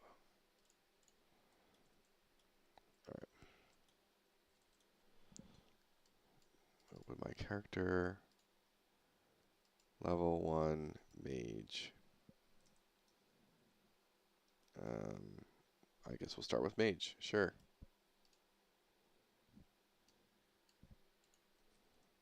Reopen.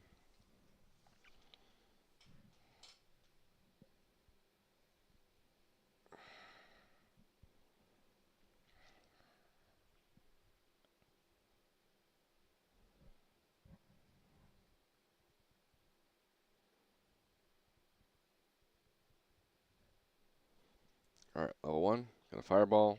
Got my passive burn. Obviously I have all these.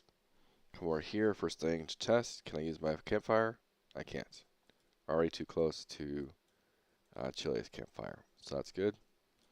Come over here. Now I can use one. But now I can't use them because they're too close. So that just makes sure that no one's stacking, gajillion fireplaces on top of each other.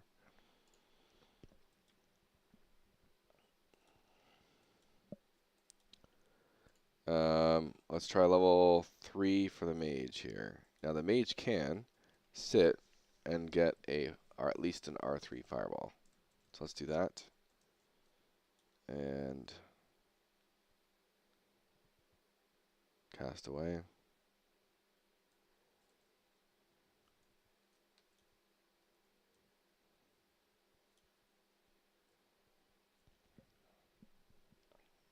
Much better damage.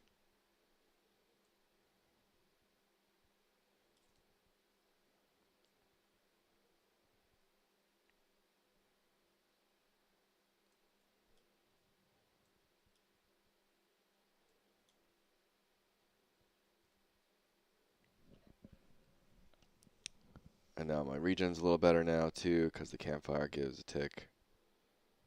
5-1, 5-2. You have out of combat regen. Decent pace. Okay, sit. That was a level 3 at level 1, so that was pretty decent. So this one should demolish it pretty much.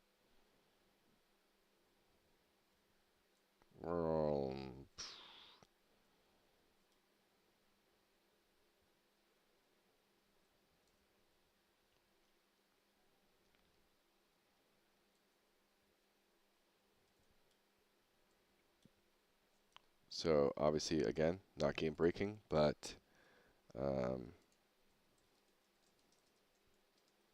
stagger bar needs to be hidden when an NPC or when an AI, whatever NPC dies. Not a big deal though.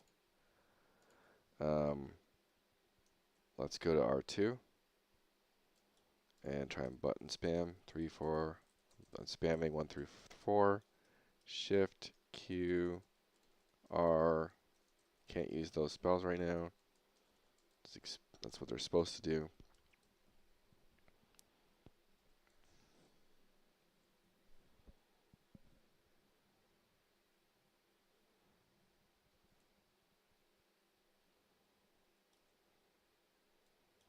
Yeah, and now the mage is actually feeling like you're casting a giant fireball.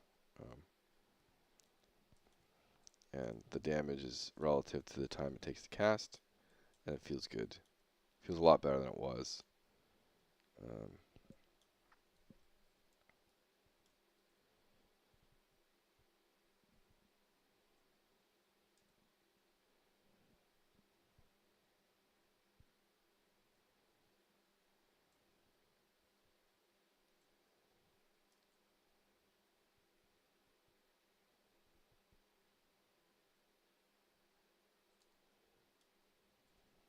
Out of mana.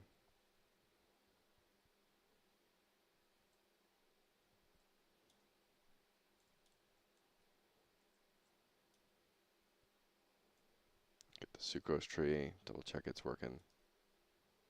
Should give mana and stamina. It does. I'll pop a fireplace, campfire.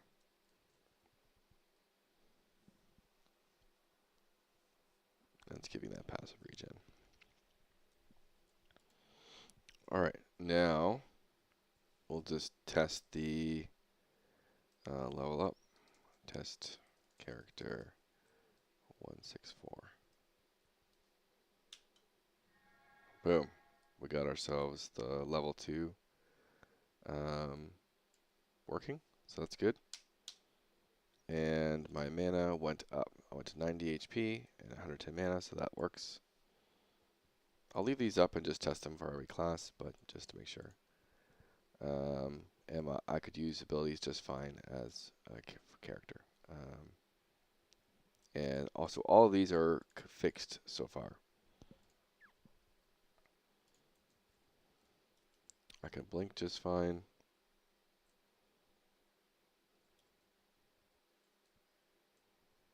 Now so again, not an issue, nothing to worry about. Blink is not resetting crit, which it may or may not. I may choose not to reset it. I may have actually made that choice already. I'm not sure, but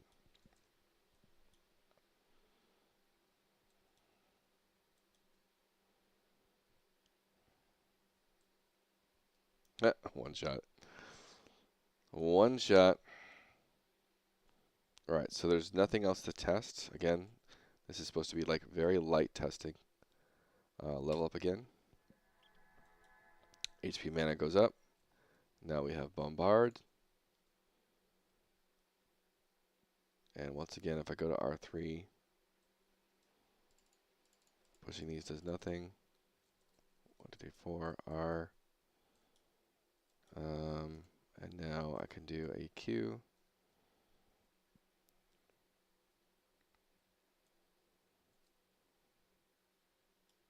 Another Q. Supplies burn.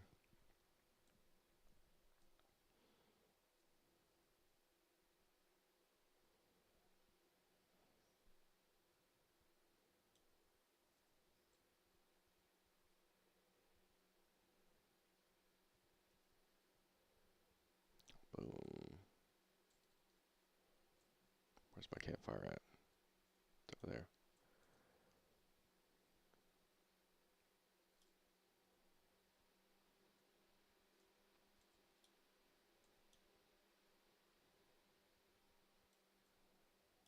Guess there's no reason not to fight this guy here.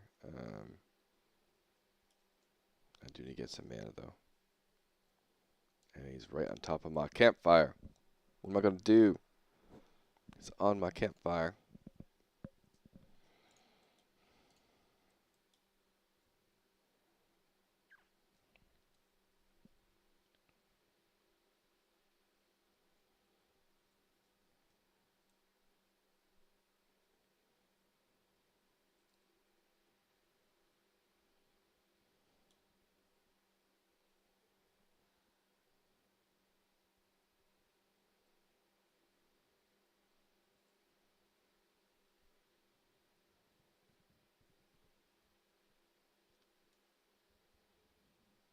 Come on.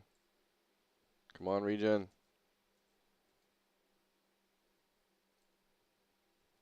Got him. Got him.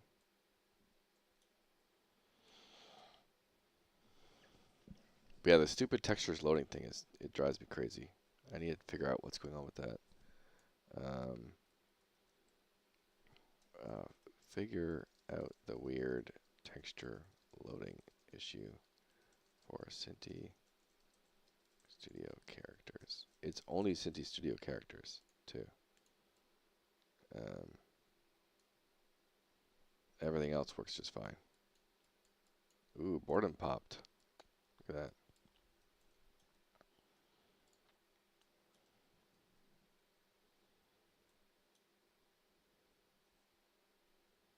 Well, let's do a critical bombard here.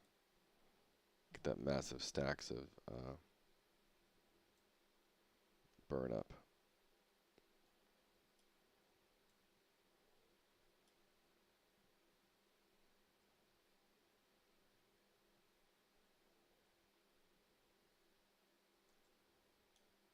So there's like the difference in a crit versus fireball versus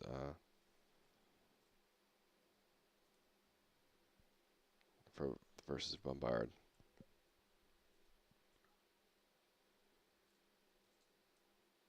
No, he reset. Okay, there we go. Let's take. All right, bombard's good.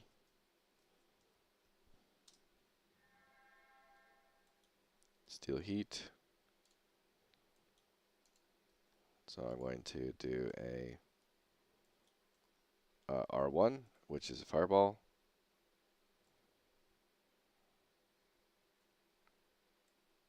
Boom.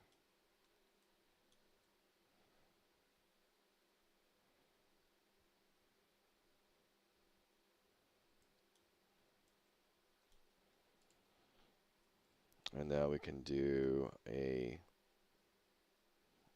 steel peat burn. So I guess I would do Q for burn, then R2 for improved burn damage. And so now it's doubling the damage of the burn.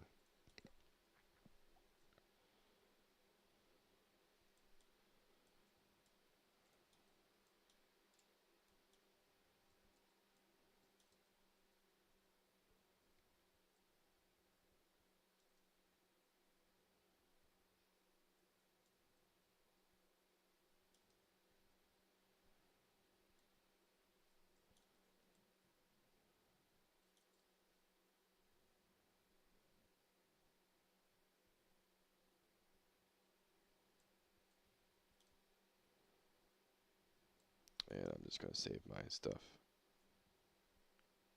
for my next fight. Overall, that looks like it's working just fine.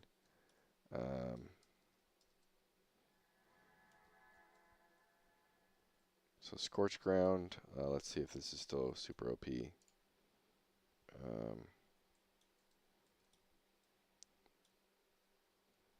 So it's R1. And now my clicks are working again just fine.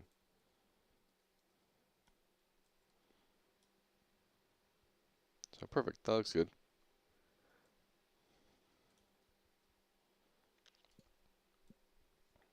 And now we'll do a Blazing Trail.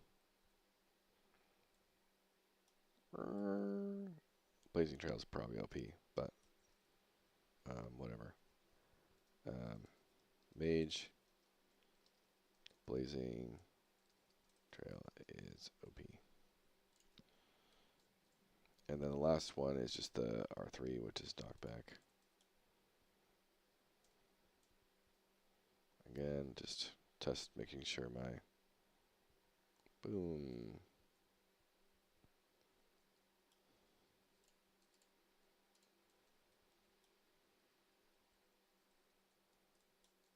Okay, so the AoEs are on wrong cooldowns. We will change this before the final build. AoE are on the wrong cooldowns, resulting in buttons feeling like they don't work. And that's like a super basic change.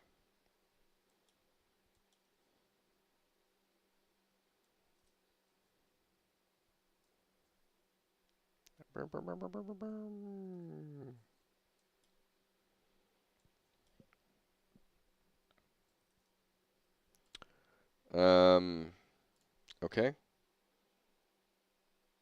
So I think like R3 is on a different cooldown than R1 and R2, so it feels like you can't push a button for some reason. So, but that's a very easy change.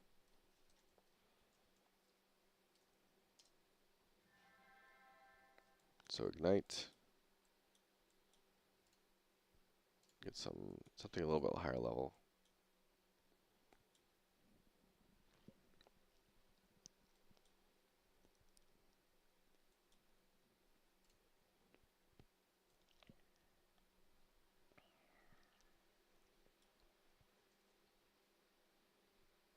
So we pop a bunch of burn on the target. And then I can do empower ignite. And then I can ignite. Boom. Obliterated.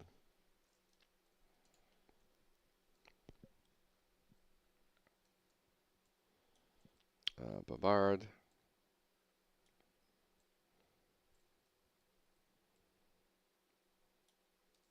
Empower ignite. And we'll get a big ignite. Ignite incoming. Boom. Massive crit. Feels good though. Feels good. Okay.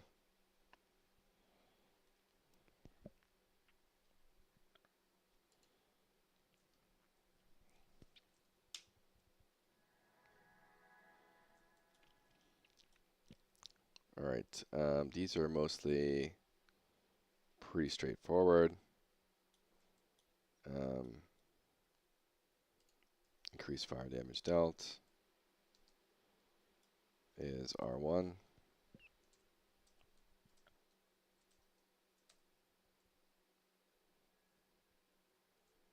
And then R2 is a flame shield. Oops. So now the monster's taking damage when they hit me. And then R3 is empowering flames, which I'll use on the next target.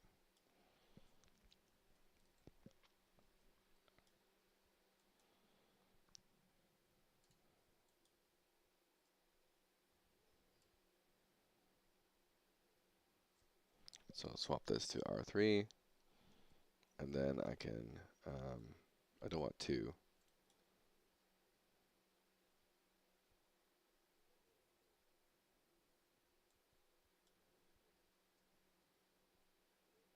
I probably will make empowering flames last a lot longer. Empowering flames duration to like 30 seconds. Make it worthwhile or something to cast and sit in. So now empowering flames, and now I can attack this thing, and I get more damage. Yeah, it's way too short.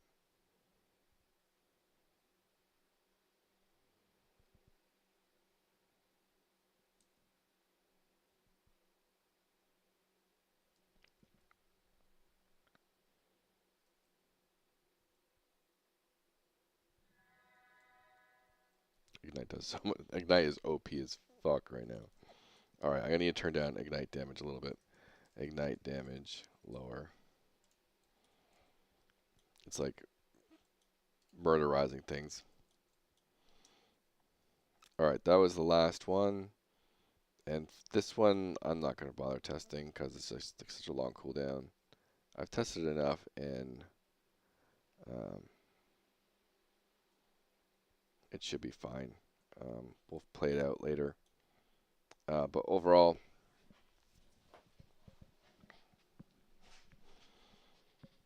I think we're good on the mage.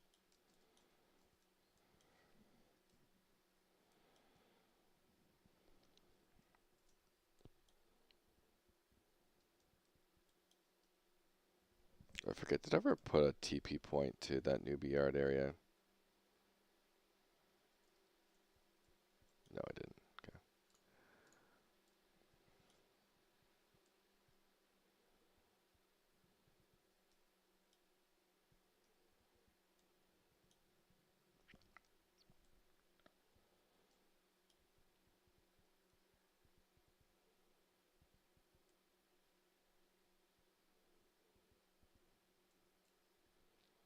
Alright, mage is good. I'm going to make those couple tweaks in some of the design things because they're very like minor.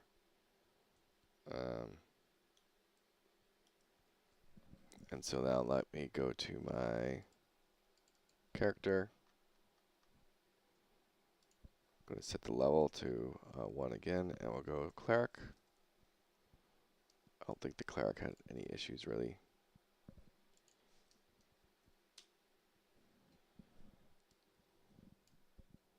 Let's just go ahead and make these mage changes.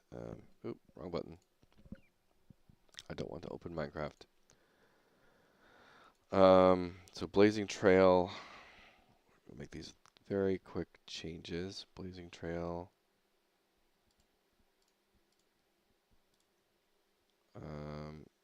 Stat change right here. We're just going to nerf the damage slightly. So the base one will just be 0, 1 damage basically. Because stuff gets applied or whatever. And then Blazing Trail crit will be the better. Actually, I don't even need that. Yeah, that's nerfed a little bit.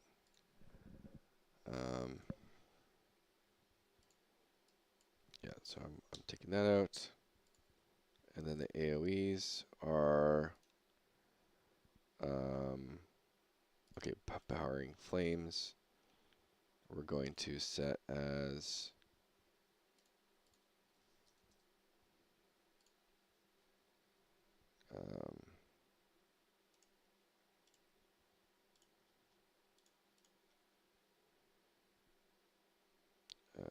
AoE pulse. We're going to set it for 60 seconds. And the crit version will be double that.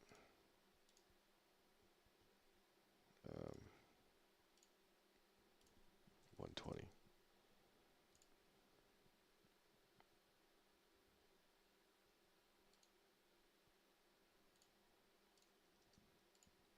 So it makes it worthwhile to cast. And thematically is kind of there. Interesting. AoE's on the wrong cooldown, so fire explosion, scorch ground, and blazing trail.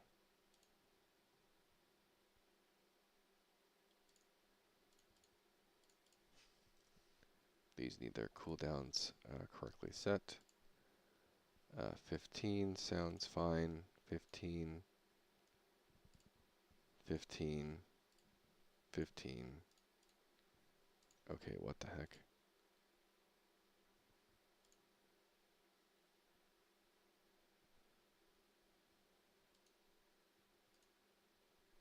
That's a little weird. Maybe it's a kit thing? Are the kits set up right? Of course they're set up right because they worked. Scorched ground. Scorched ground crit. Blazing trail. Blazing trail crit. Fire explosion. Fire explosion crit. That's weird. Alright, whatever. Moving on. Not important.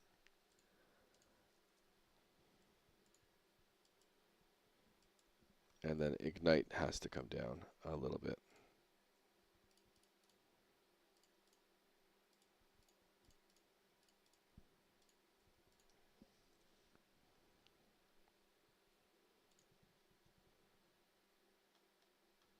Oh, wrong ones. Yeah, the stat changes, not the.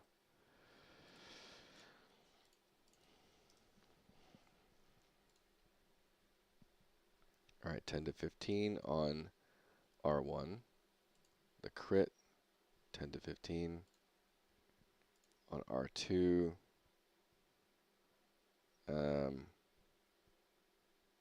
we'll do. It's per stack, so yeah, 10 to 15. We'll just do 15 to 25.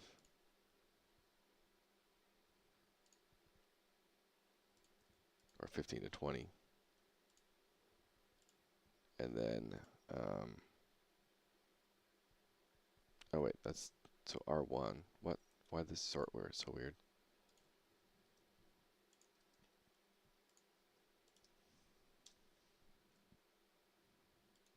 R1.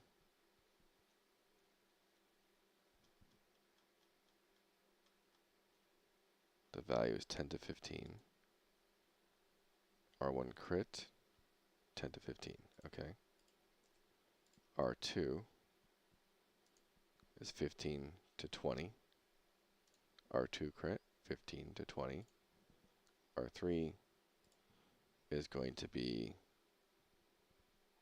25. Or 20 to 20, 25. 20 to 25.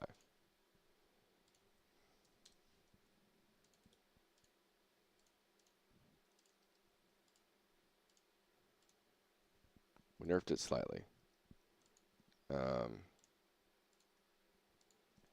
And then let's go to the Empower Ignite.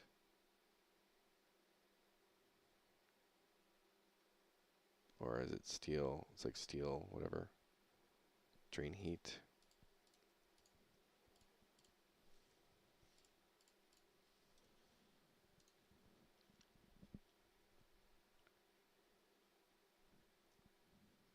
Drain Heat damage. Instead of 3 times.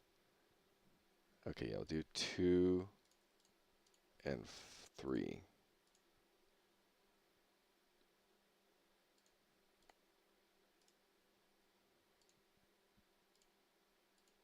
Good enough.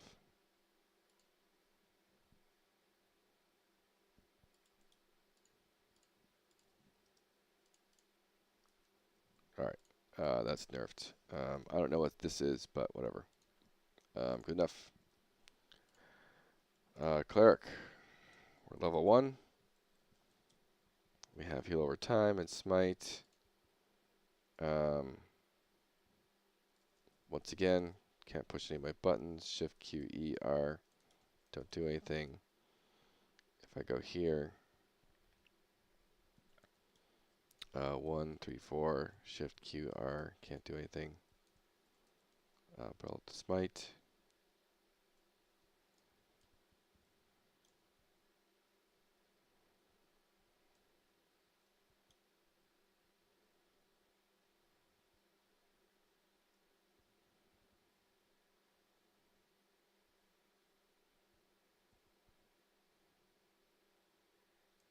Bam. And just randomly. So campfire's too close.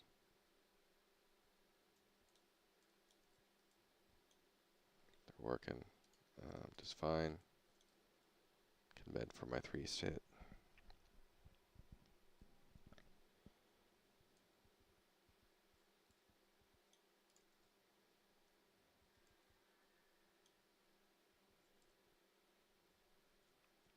Let me go on the smite and make sure it activates auto attack.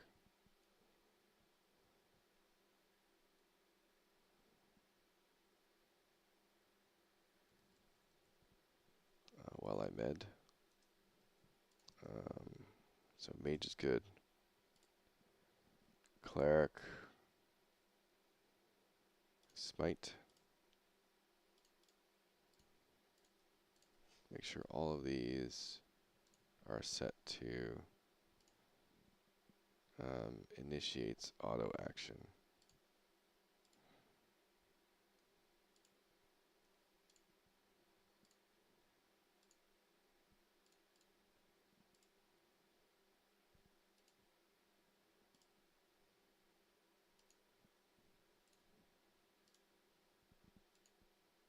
Okay.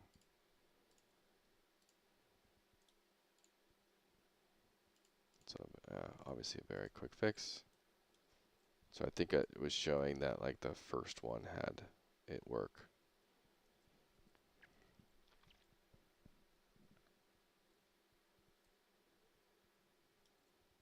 So if I do a smite now, it'll actually initiate the auto action like it's supposed to.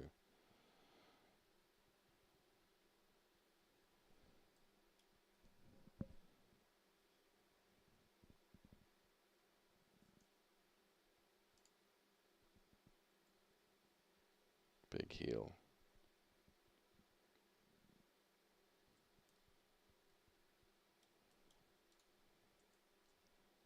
Alright, well those abilities are good.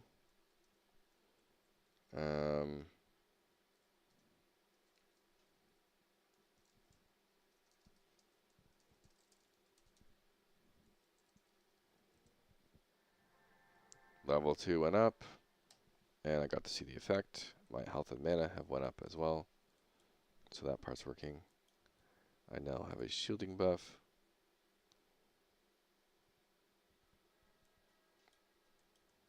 Alright.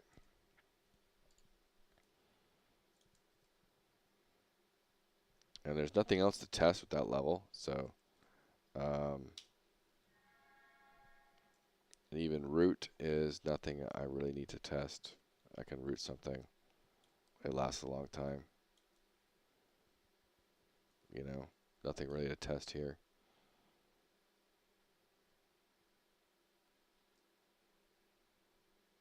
I don't have any type of root break system right now.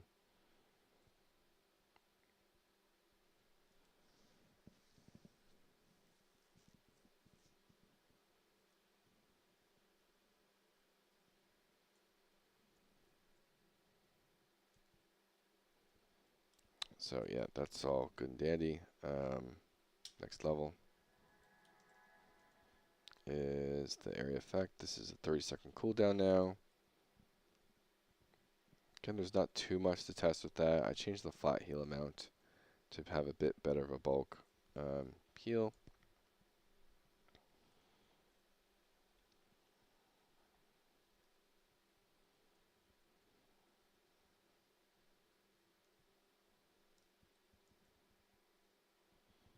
So let me do a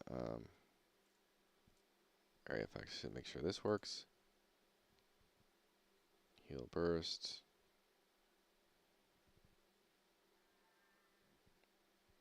50. I could probably make that a little bit more. Let's do that. Let's do heal over flat. Maybe I didn't update the crit version. I don't know.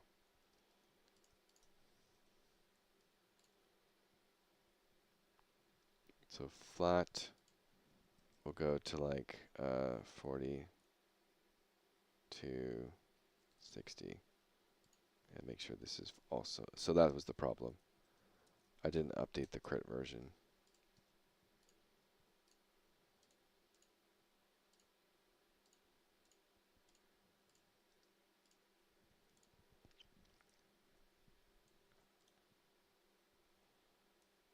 And then, okay, that's good.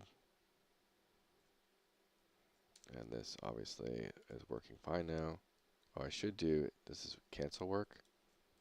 Cancel, cancel.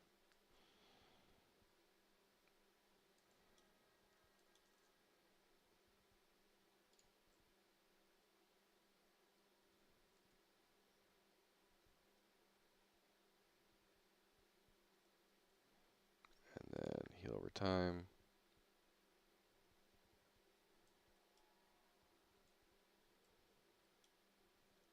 So it's all working there.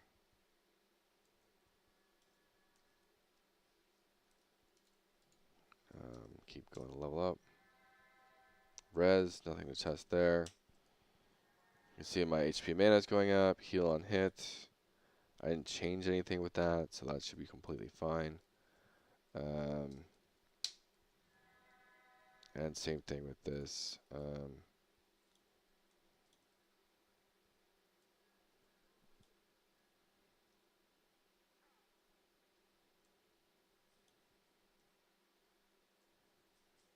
I could put a bit of a cooldown on the one here.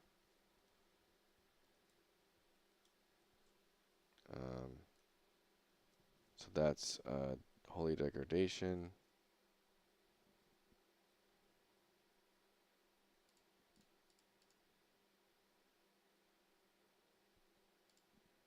Justice and Holy Blast. Let's sync all these cooldowns. Cooldown, we'll just do like 5.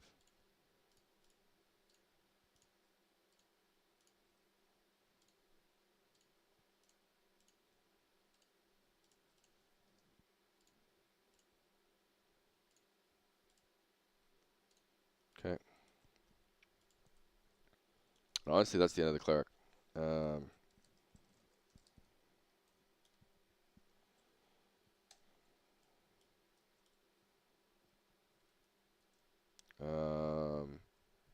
Yeah, all these came through.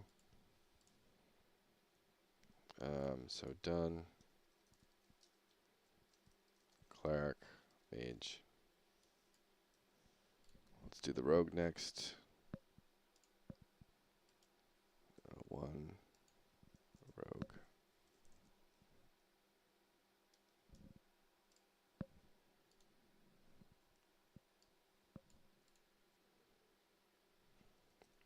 open. Everything seems to be good though.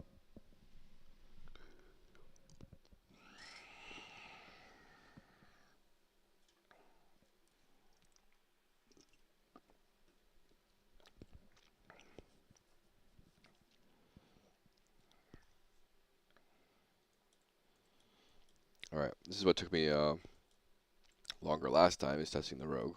So I'm level 1, 80 HP, 105 stamina.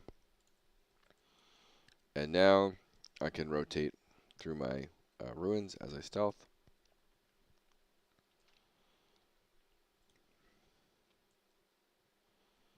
So get that backstab in when I'm patient enough to wait for it.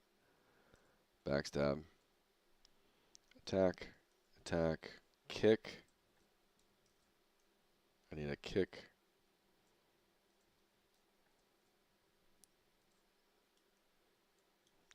If I'm fast enough. Kick. Backstab. Okay. Way easier now. You can do a much better job at doing anything.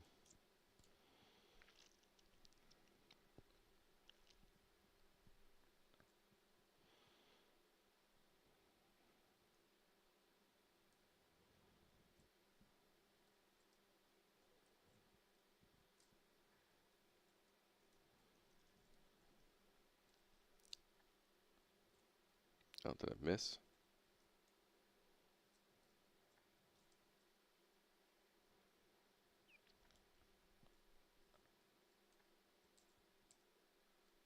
Oh, I'm out of stamina. Huh.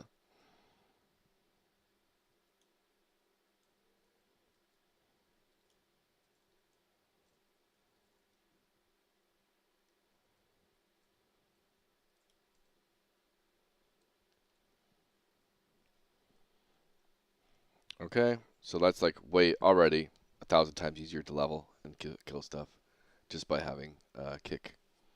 So super nice. Randomly test some XP here. There's level up.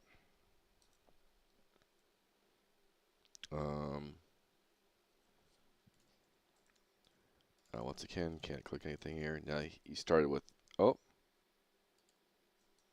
why could I press 3? That's interesting.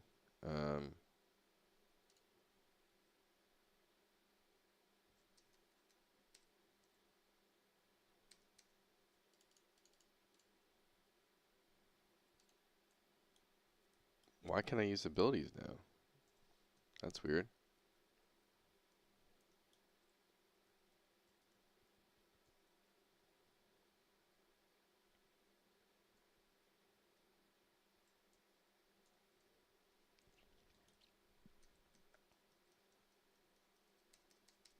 Okay, now I can't. No, I can.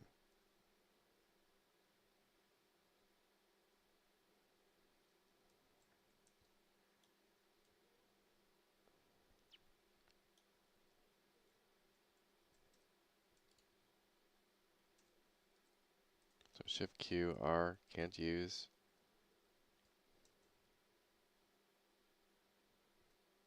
As soon as I do that,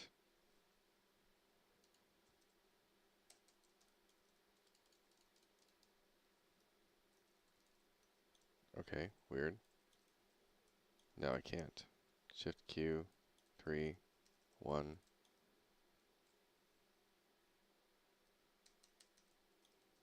Is it when I have a crit?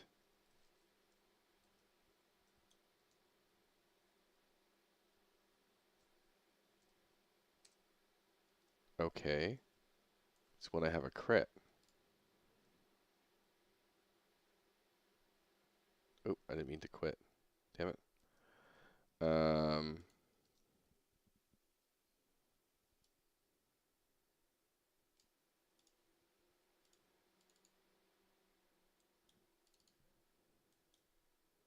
So get action player.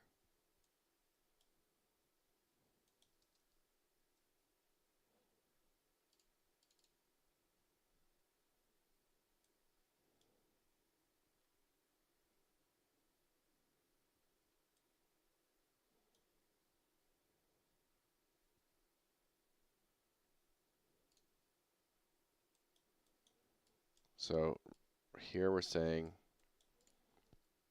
hey, mouse clicks, ignore.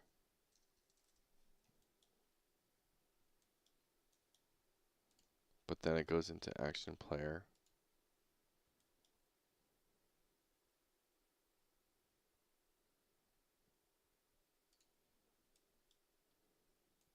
If it's an auto action, we do the auto action.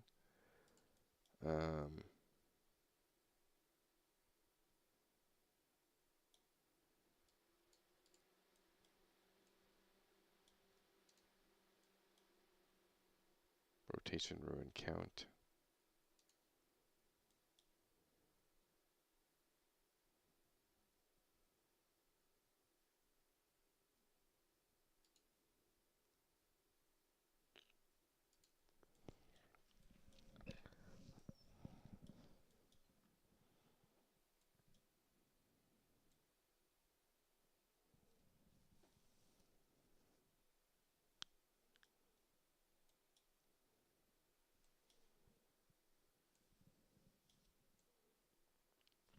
All right, I'm going to add just a check in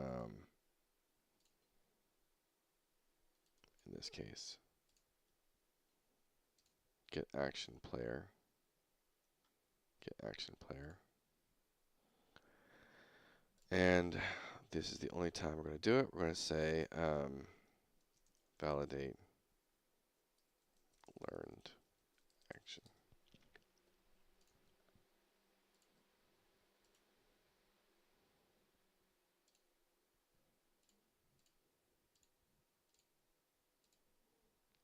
All right, so let's quickly go to the mechanics testing level, because this is kind of a thing that I don't want. It's like sort of game breaking, but could lead to a very bad player experience if this is kind of in. So let me just double check. So it's working when it's not a crit, effectively. Hit play here.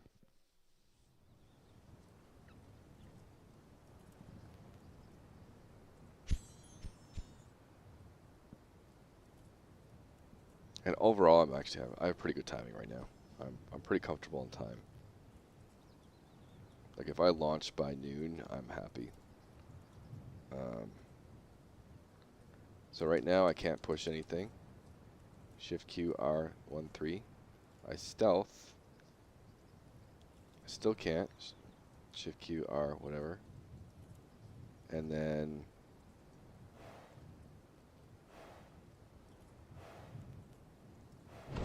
backstab. But now that I have a crit, I can cast. So it crits the problem. I can close the cleric spells.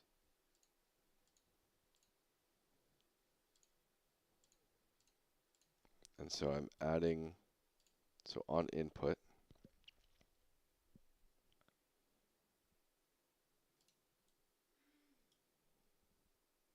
we're doing this, which should be for, it's the same thing, validate learned. Then in the action manager, we'll do it after this.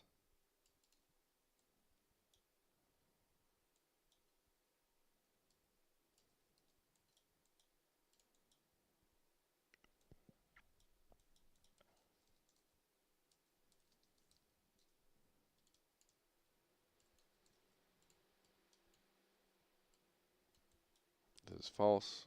We go here. It's true. We go here.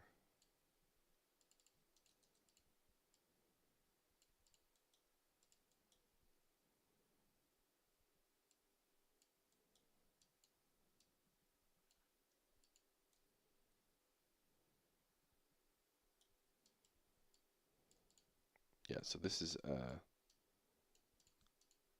the fast travel.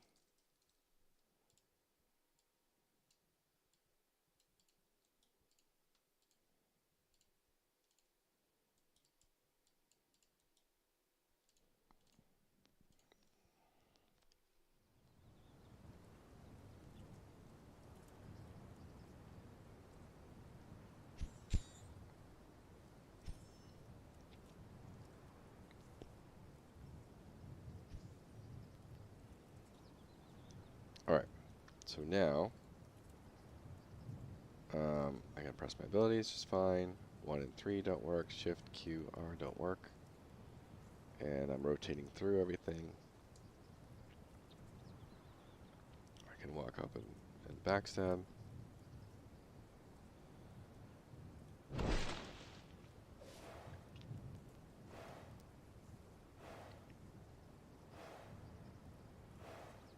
And now, I can no longer cast my throw dagger or my distract. Shift, Q, R, no longer working.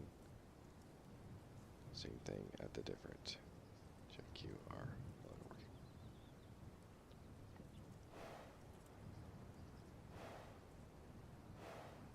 working. Alright. I might as well do a rebuild of my server with that test in, so I validate it while I'm testing.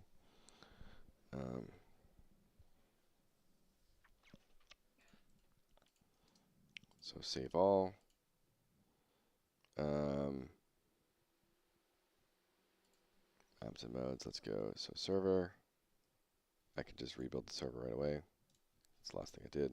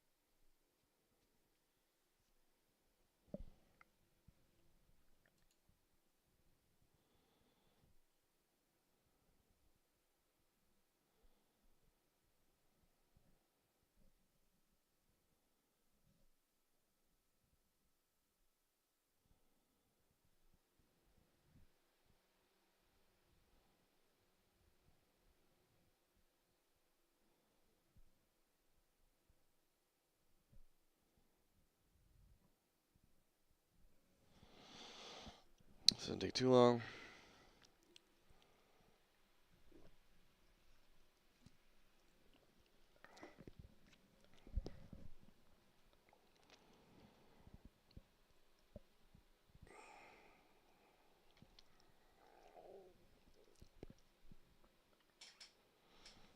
The other thing I have to do more live. Technically, I don't have to do it live.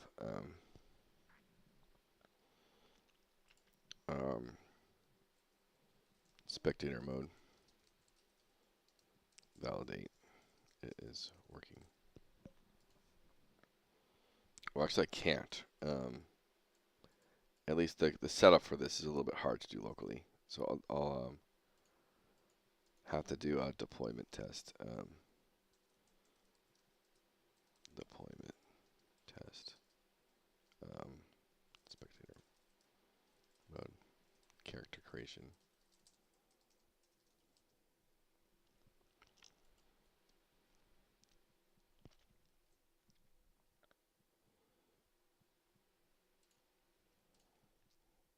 All right, now go client and level client. Why do I always do that? Level client. Click the damn button, please. Packaging. So additional assets to cook. MMO. Server files. Never cook. Server.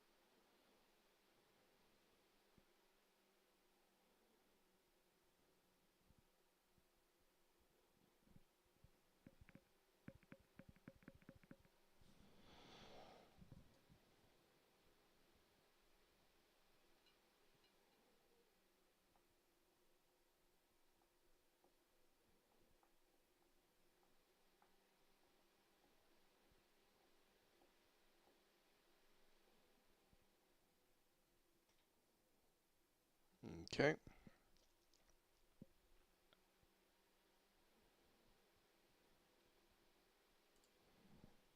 Let's boot it back up. I can test those problems.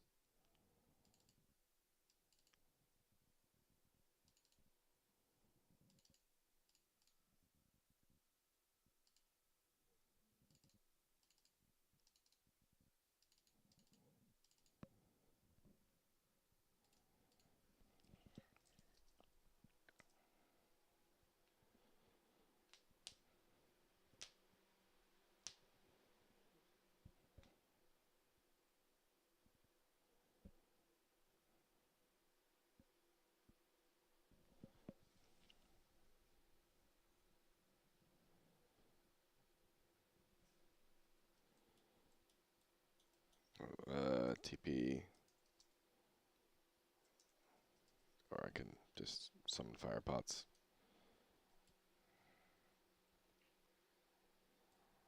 Woo!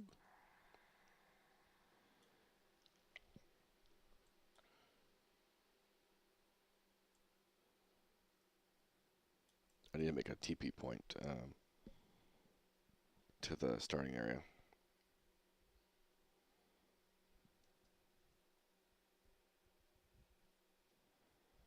I think I set myself down to, alright, level 2. I mean, technically I've tested level 1 just fine. It's way more achievable now. And level 90, 110.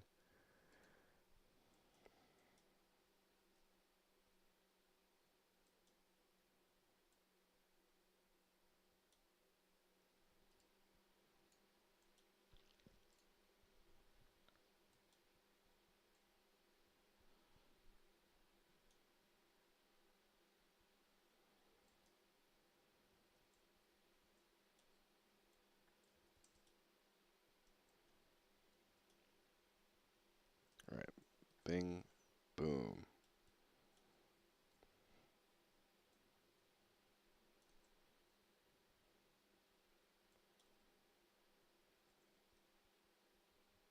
Now, something still messes with the dual wielding thing, which drives me nuts.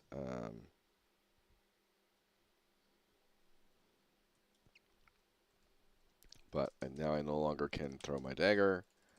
I can't do the distract anymore with crit abilities.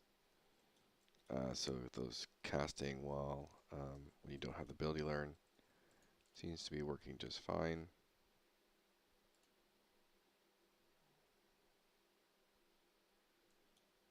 And I really hope the auto attack thing somehow unsticks itself. I don't know what it is, the problem is, but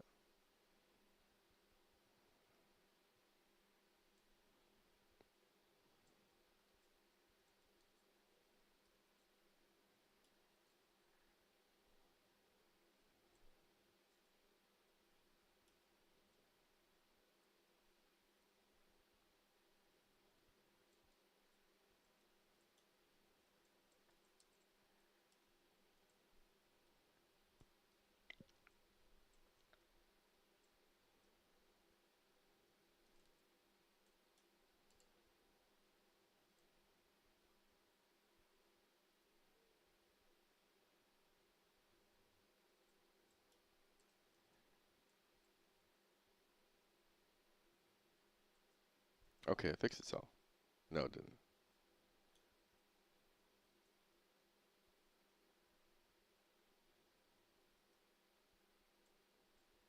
Hmm.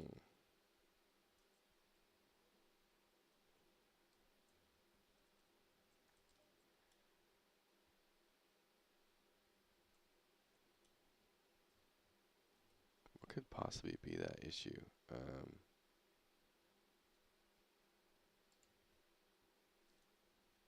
Let me reload.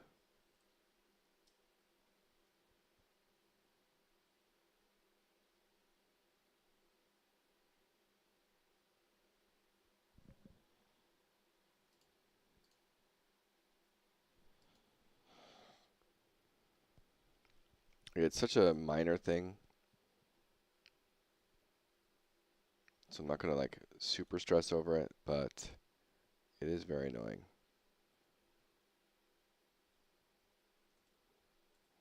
So I'm tacking. I have both auto attacks.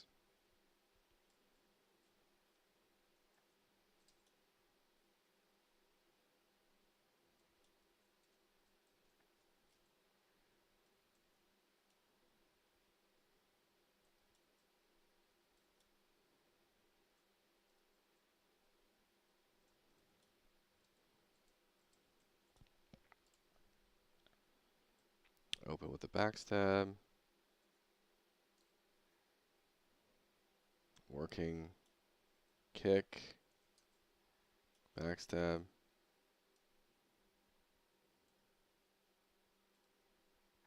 Kick. He keeps dodging.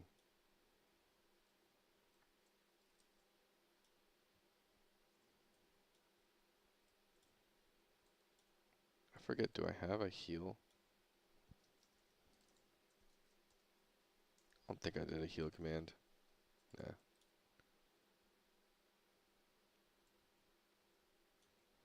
Drop a fireplace real quick. Sit.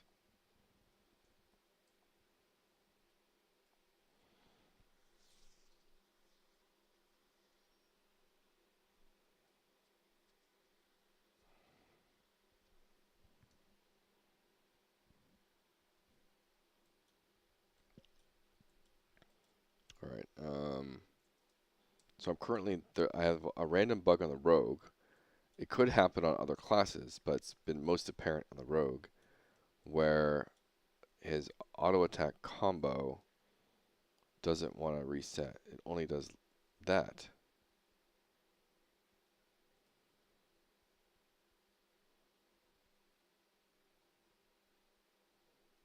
And I'm trying to find the reproduce. And then it sticks like that forever.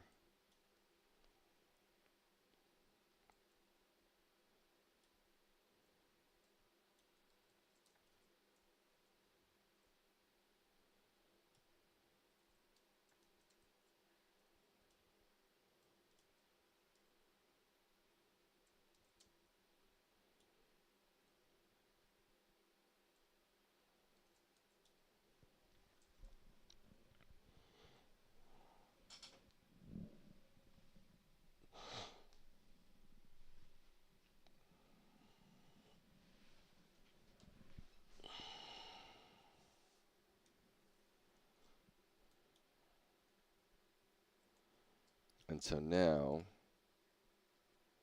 it almost seemed like it happened from stealth.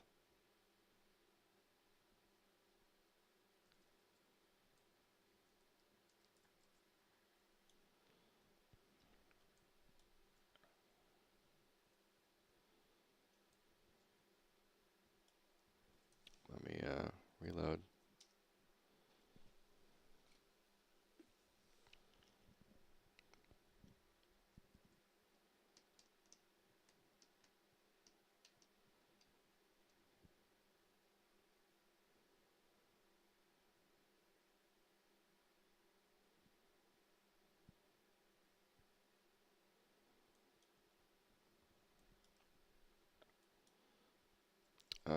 Now what? So, I'll 4. I'm only going to do stealth backstabs to see if we trigger it somehow.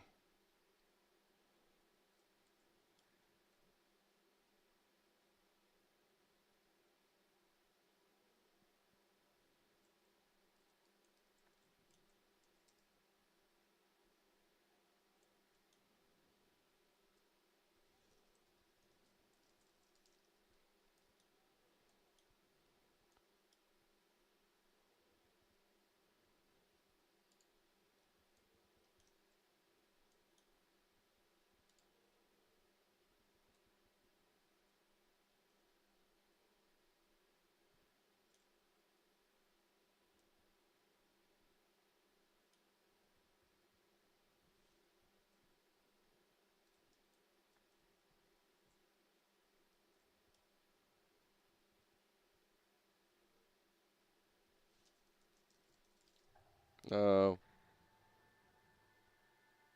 That is a test. I need to see if dying fixes it.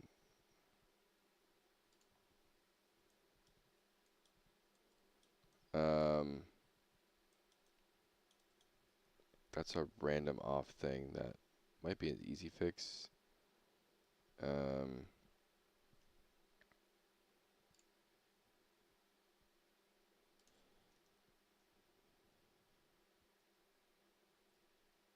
Resurrect.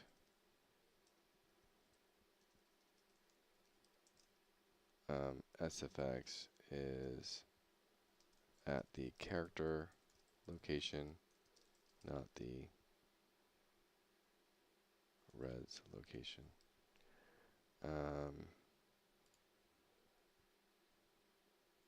That I think I can do a quick fix with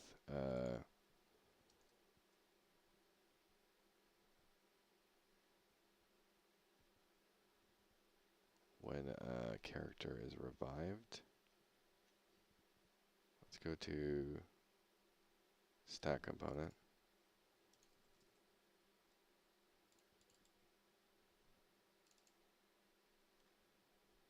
Unwrap dead, alive. Animation misc.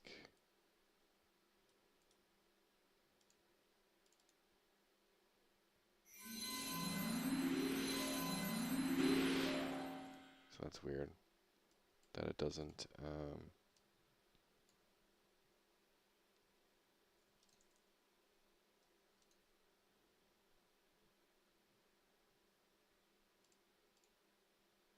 attach to the character, I guess. Alright, not important then.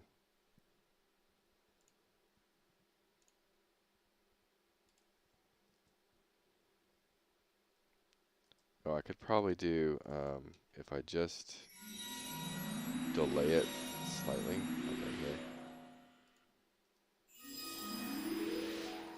here, it might work.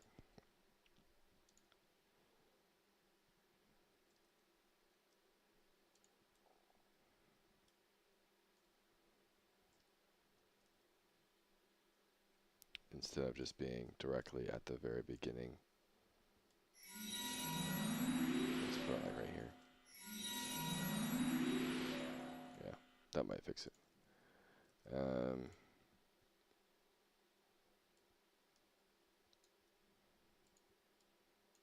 Dead body location. Not the character respawn location.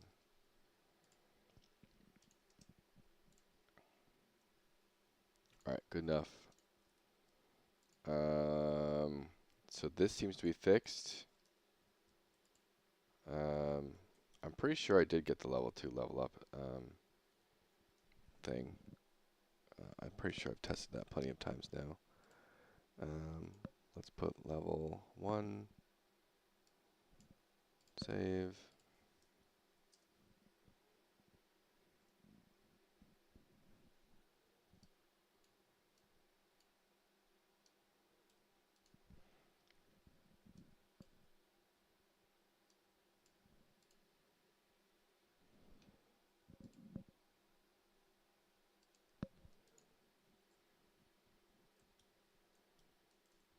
Alright, I'll level up, test, character, 601. There we go, that works fine.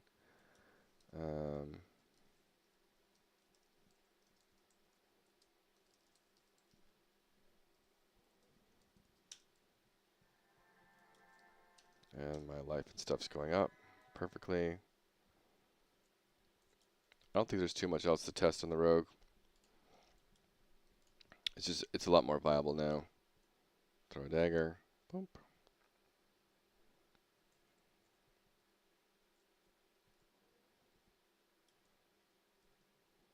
Just because now I have a kick, backstab, and you can do combos now with your kick without your ruins resetting.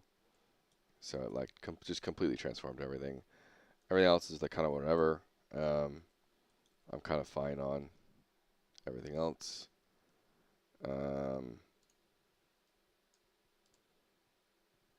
So rogue I think is fine. I'm not gonna I'm not gonna like fiddle with any of these. I think I kick does stagger now, right?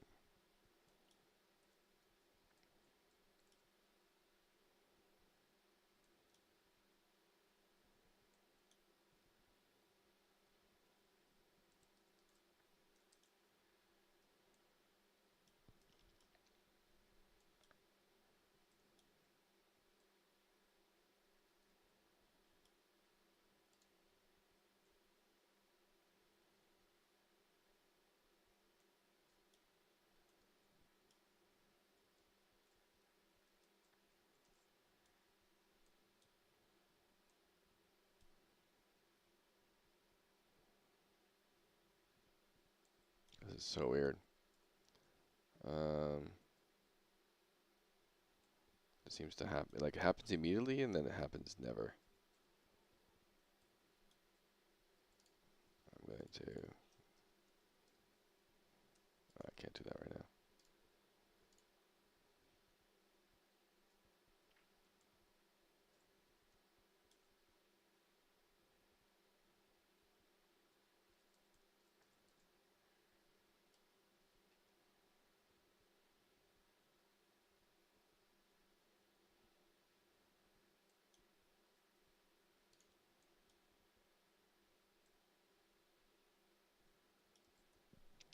All right, yeah. I'll put a pin in the weird rogue, but maybe all classes. Auto attack gets disrupted and only repeats auto attack combo 1. For rogue, dual wield is just the left hand attack. Good enough for me. Moving on.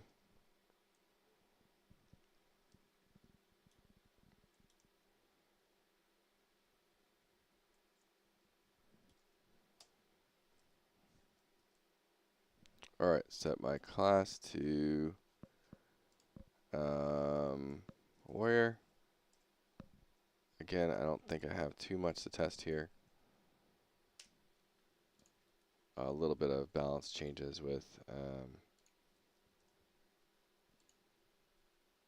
damage, so he's not one-shotting things at level 1.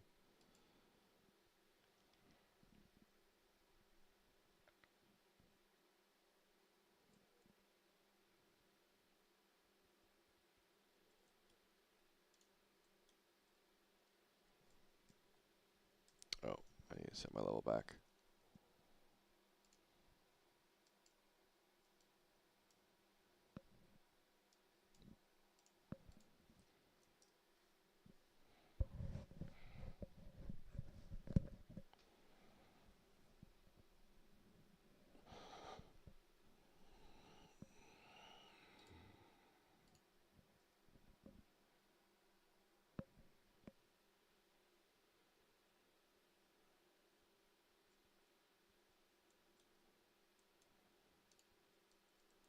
Alright, so I can't press my abilities, like shift to ER, can't push those. Walk up. Now big damage is now, respectable, but not OP as fudge.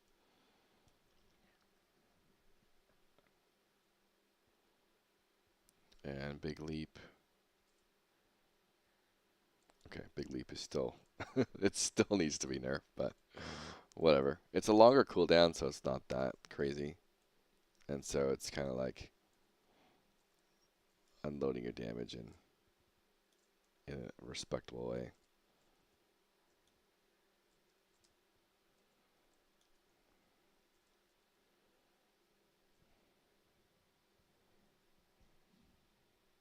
You think you got me beat, do you? Nope. Oh, maybe. Oh! Whew! 4 health. Calculated.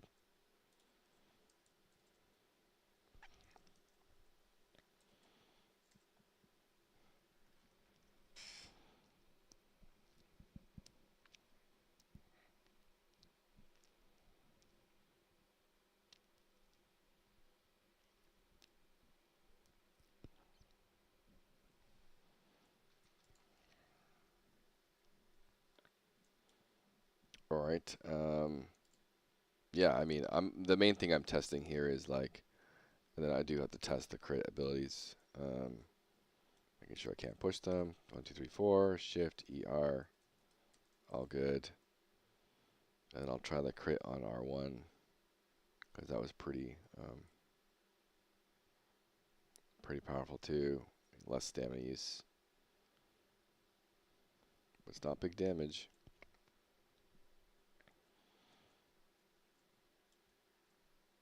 Bam. It does feel good when you get to do that. All right, next level.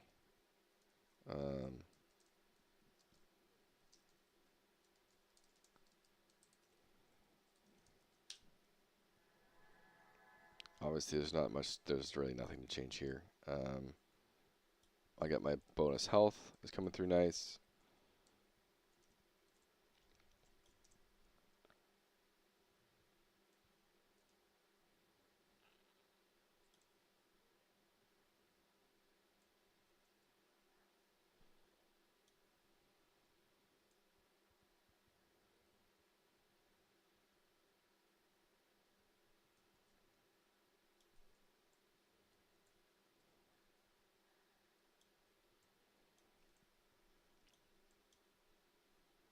Yeah, nothing else to test there. It's just like I get a pull. Yay.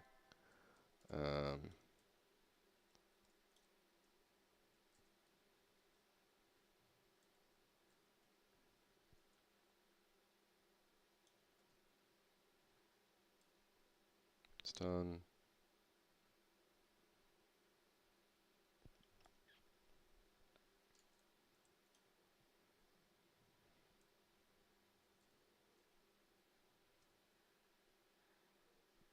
Bam. Yep. All good. There's nothing really else to test here. Power size buff.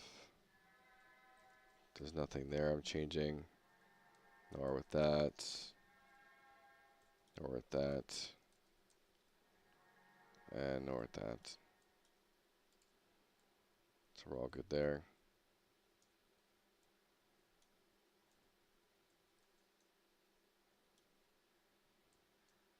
Bam. Alright, where is fine?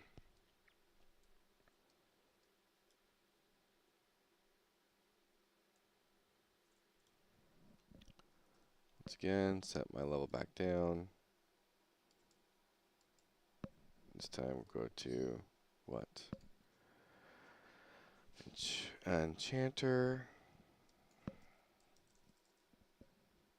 Yeah, I really don't think there's much to change there either.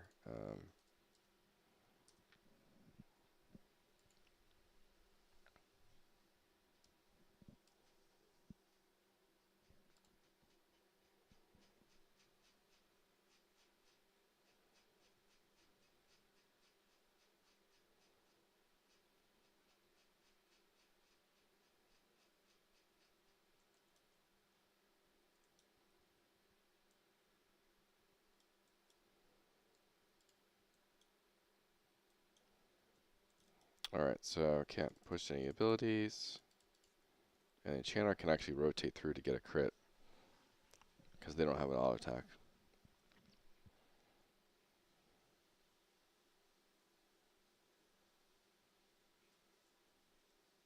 And so now I do that, and can't push these buttons at all.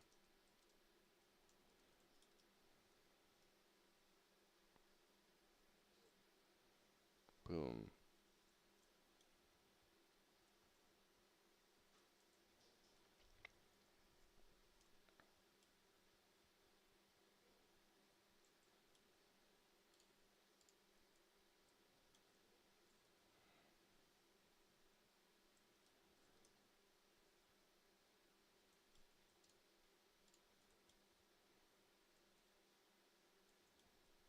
Is there a respawn that's fast there?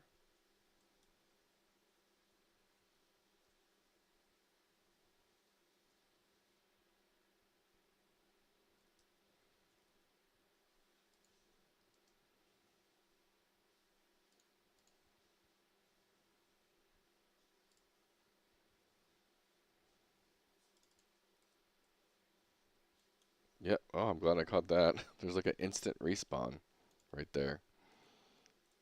I was probably testing something. If I pop enemies in, reset its location, edit.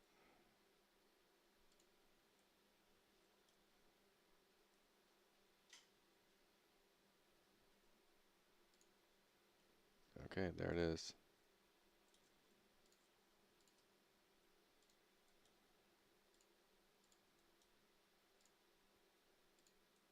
Yeah, that's the only one. I was probably testing something. Save.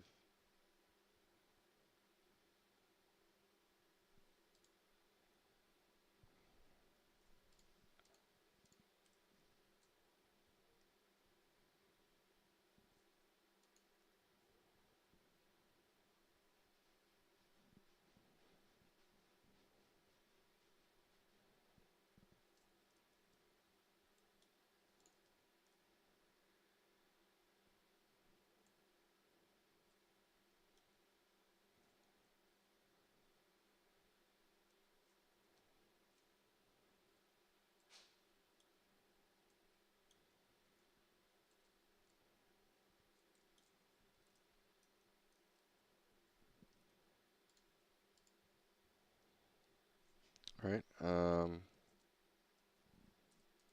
Level up. Test. Character 376. So I mesmerize. So the only thing here is I can now choose, because it's crit cast, I can choose the location. So I can do a powered mes, and then cast my pets.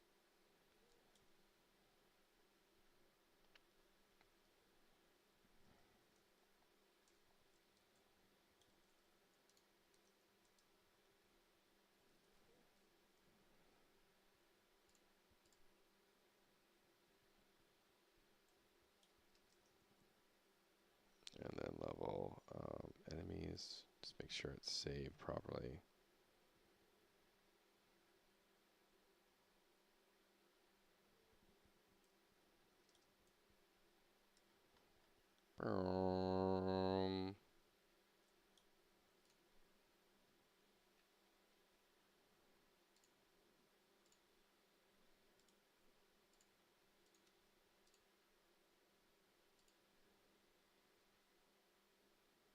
Yep, that seems fixed.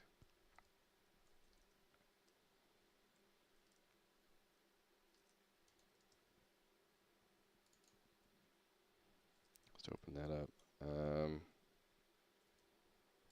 then once again, if I just want to test the AoE rate variations here. So R is around yourself.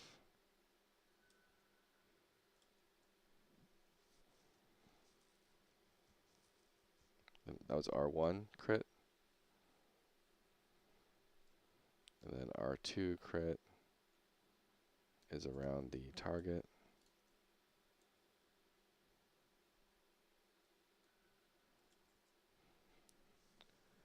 And then R3 crit is around your area you choose.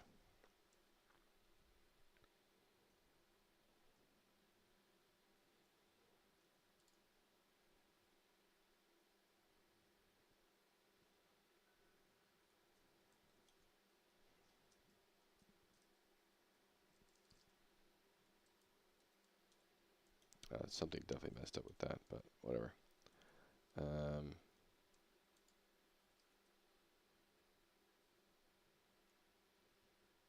Yeah, no more click issues with AoE spells. That's working fine. I don't think there's much else to test. That's fine. Stun just applies a little bit of stagger and stuff now. Mana regen, haste. The stagger stuff is fine.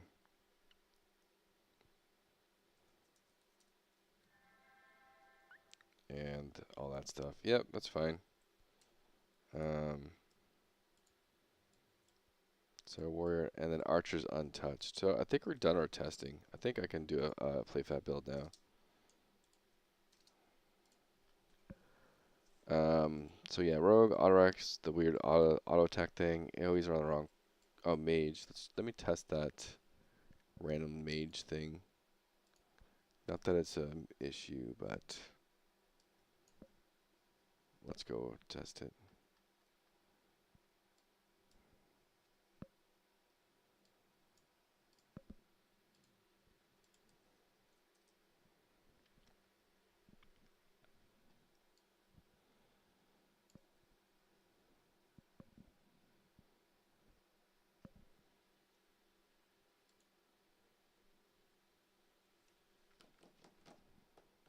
But I'm actually super excited because I'm actually kind of like, I made the good decision of not rushing the archer and postponing him and getting a little bit of better testing time in for tomorrow, or later today, I should say.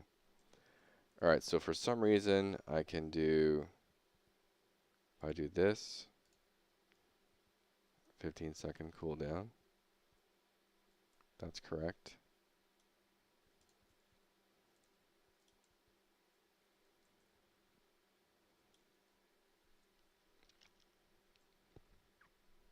And R2, Blazing Trail. Brum, brum, brum, brum, brum, brum, brum, brum, brum, brum. Die, bear, die.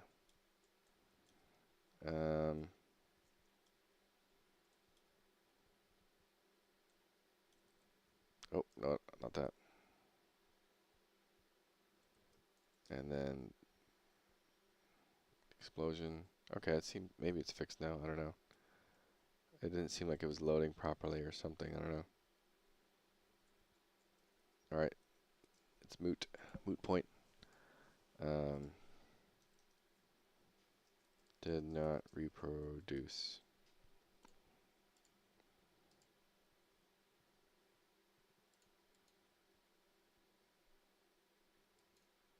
So this might be fixed. Might be fixed. But these are all things I don't need to confirm anymore. All of these have been fixed.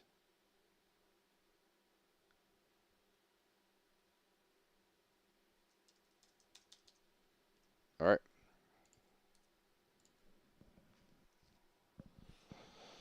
Now our local testing is complete, so now we do a playfab shipping build. Save all. Project launcher. We're going to go to Emerald Rivers, make sure this is shipping. It is. And client. Make sure this is shipping.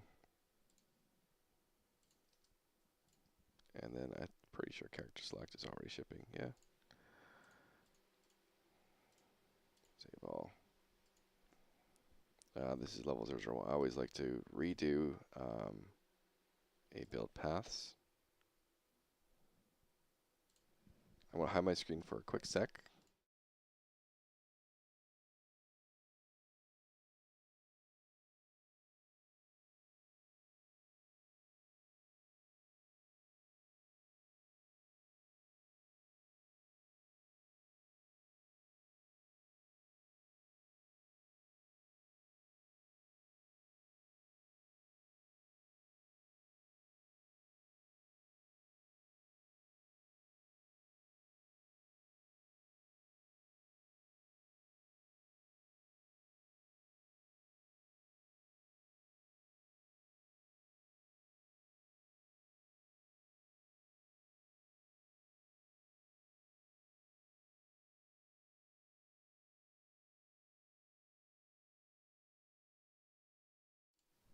All right. One last check. Override. We're good. Enemies. Should only be one of these. Correct. Nav mesh. Only one of those. Sky. That's good. I can do one more little look at this. Let me look at replicated variables only.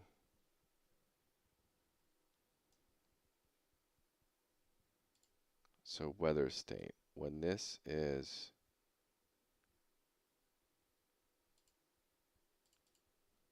replicated,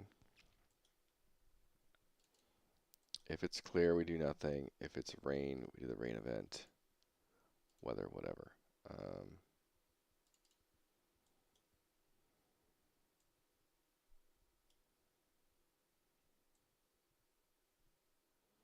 Is anything resetting the state?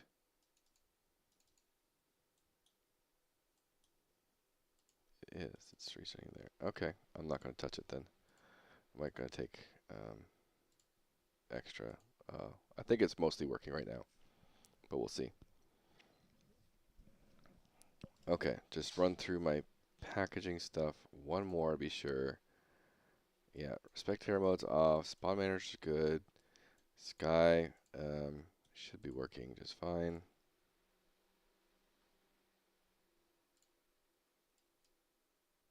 It is. Cancel. Again, do more build paths. Save. Check on the water. Water volumes are good. There's like one weird glitch over here. I don't know why, but in the package build, or the dev build, it's like glitching out, but it seems fine there, so I won't worry about it. Save all. No play. I don't have any more temp playfab logins. Default map. Loading screens are checked on. That's all good. Okay, I've cleared the game instance and I've removed the dev mode on character controller. So now we're still set up as a client build. So we can go ahead and do the client build.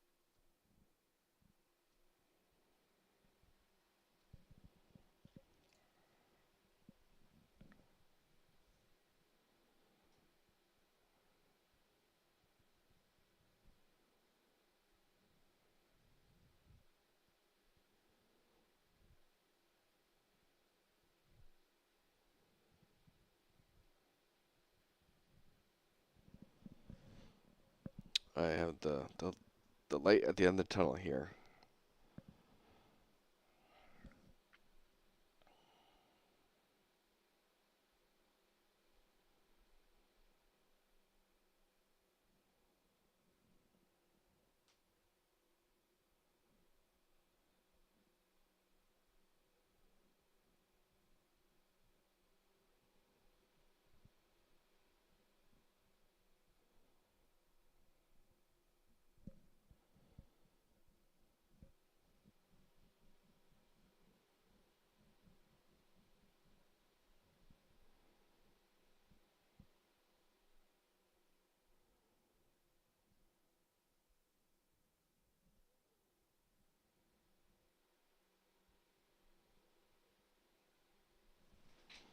All right. Client build done. Maps and modes, GM server, level 01.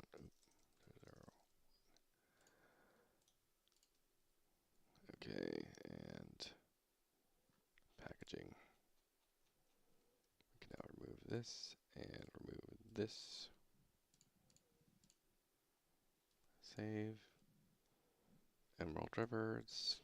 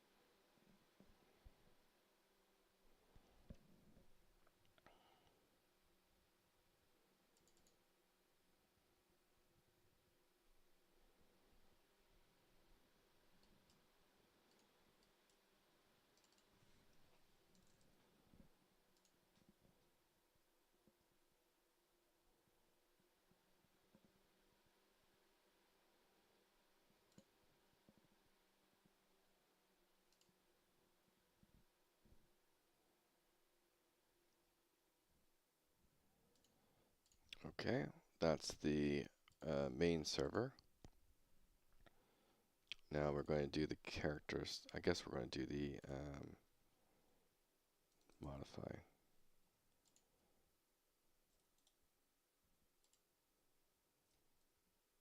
GM server, packaging, and now this is the dungeon. Maps and modes, GM server, Dark Fantasy modify, good to go.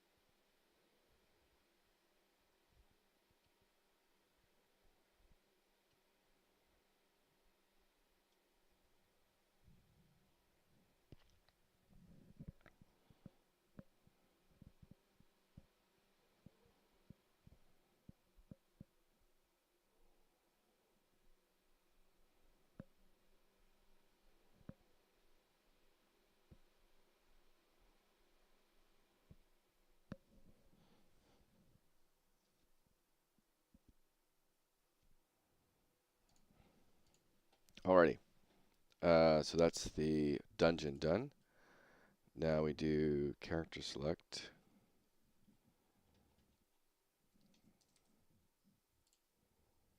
And level character select.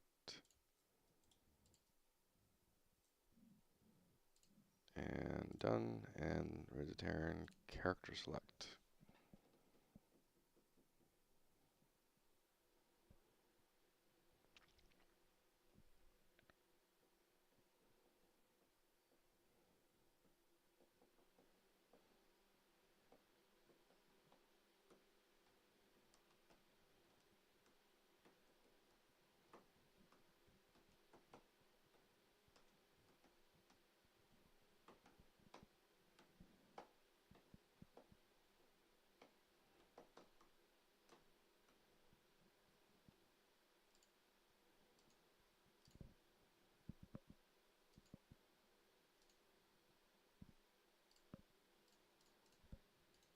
Nothing like staring at a wall of text.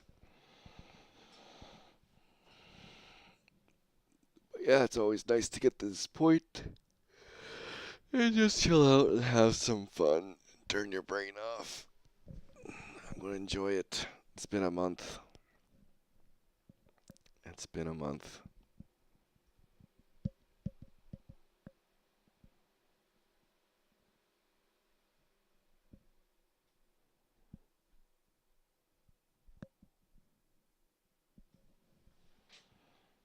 Alright.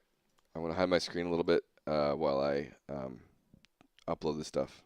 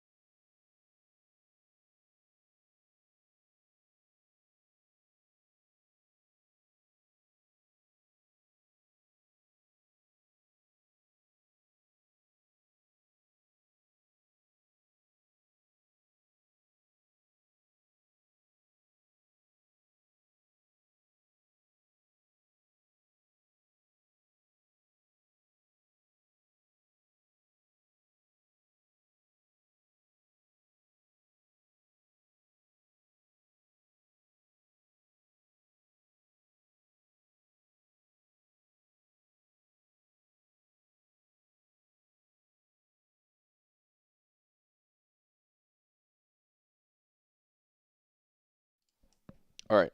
Thank you very much for that follow. Really appreciate it. A compile time killer. If you're still here. I am waiting for my servers to deploy here. And I'll be able to do my official last test. How are you doing? So if you aren't aware, I'm doing a playtest today of my Indie MMO. I've been playtesting every month since February. Basically, PlayFab gives me free hours, so I might as well use them up. And we're always trying to stress test our servers. So um, if you want to join, grab some friends, come on in. Simple download off the Game Store. Excuse me. Oh my God. Um,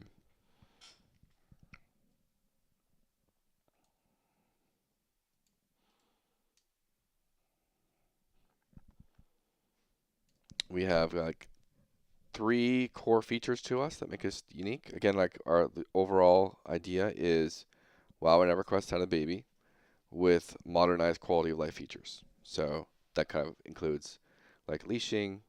You have a map. You can see at nighttime. Out of combat regen. Those things. It's still like out of combat regen still slower, but it still exists. Um, and then downloaded the demo. Going to try it out today. I realized style. Awesome. I love it. It's really good to hear that from people because like we are using marketplace assets, but a lot of people, some people have commented of like, oh, I'll never play a game with Cinti Studio assets and stuff, and so we're very focused on gameplay, and art assets and stuff will come later. And I do have some stuff like if I go to my mechanics testing level, I've started on like a direction of where I'm going to go with our custom characters, which is still relevant to. So this is my custom character I created. This is just again pre-done assets, the armor and stuff. But I'm trying to get in the space of elevated low poly, right? We're trying to explore that art style, and so you can see with the polygons, I'm trying to introduce actual anatomy and stuff, and so um, and then you can see it's like slightly cell shaded, and then there's a little bit of an outline going on. So it's going to be stylized. Um, and again, I'm not a 3D modeler by trade, but I'm kind of getting in the direction. We're doing the hand flap, index, thumb, and then feet, just like solid feet type thing. And so, and then you can see like when it gets all get together with skier on, it's going to look pretty badass, you know. And so I've got some more work to do on the face. Face doesn't quite look together too well, but um, you know, it's just the art side of it is a huge undertaking, and so I'm waiting a little bit to get into that stuff. And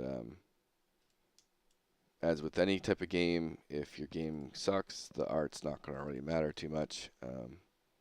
So we're focused on gameplay over art. And once we've really polished the each class, right, and then the gameplay loop of the camp system, our registry of chronicles, and complete both we have kind of 3 areas right now: the newbie yard, the Emerald Rivers, and the dungeon. The dungeon's literally just a raid boss right now.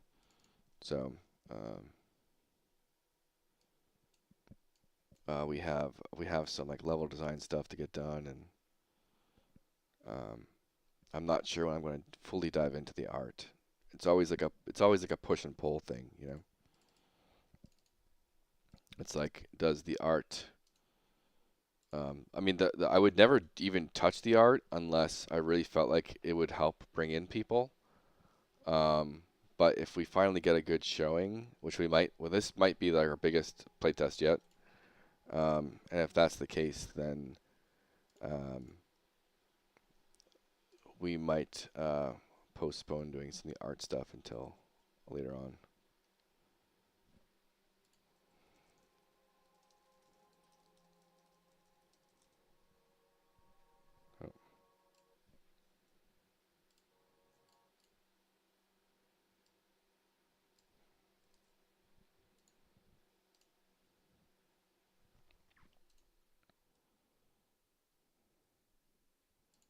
All right, so first test, client build works. I can't hit tilde, so I know it's client build.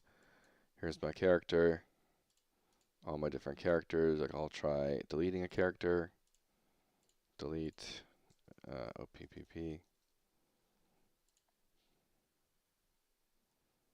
Deleting the character worked. I'm going to go to my account. I'll get my list up here. So character creation, deleting a character worked.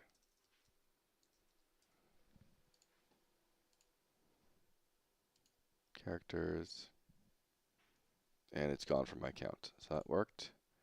We'll create a new character.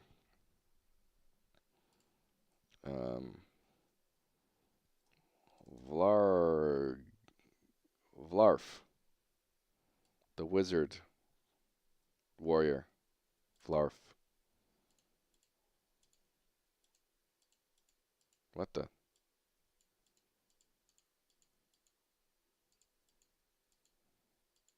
Oh,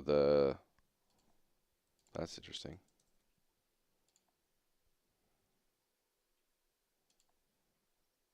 I think it didn't save the style or something.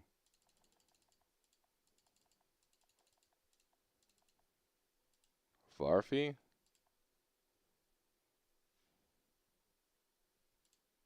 Okay, that's it. That was weird.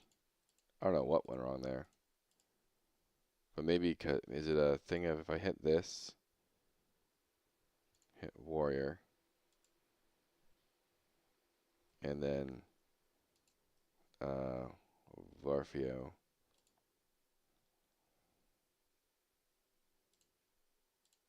It's yeah, because I didn't click. Okay, that's a random bug that I found. If you create a character but do not touch the skin head arrows, it does not choose the right skin. So that's interesting. That's not even an issue of recently. That's just funny. Varfio, Varfy. Okay, Vlarfio. Let's go Vlarfy. Let's go Vlarfy. Let's go Vlarfy.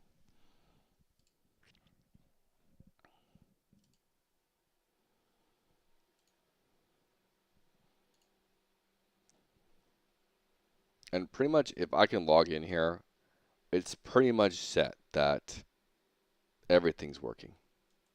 And so Vlarfy logged in. I am now in the starting area as correct. Hi. I can chat. So this is like the whole part of the... Oh, I have a floating orb up there, but I don't care. That's not worth the rebuild.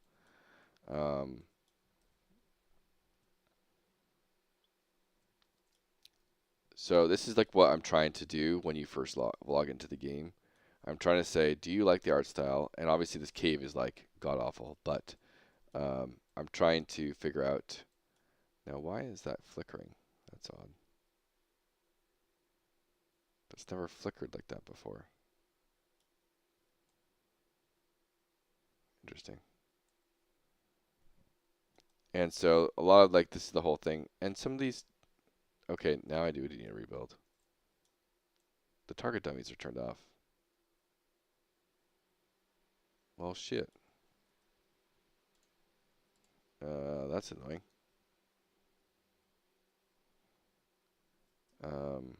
Starting area target dummies are not turned on.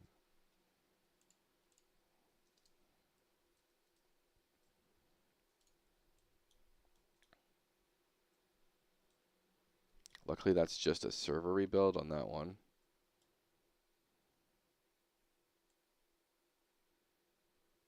I can talk fine to NPCs.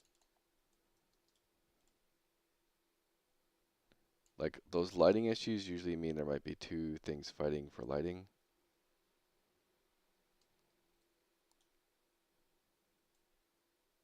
But it's not the biggest end of the world. And so this is live deployed on PlayFab. Now I'm getting my region.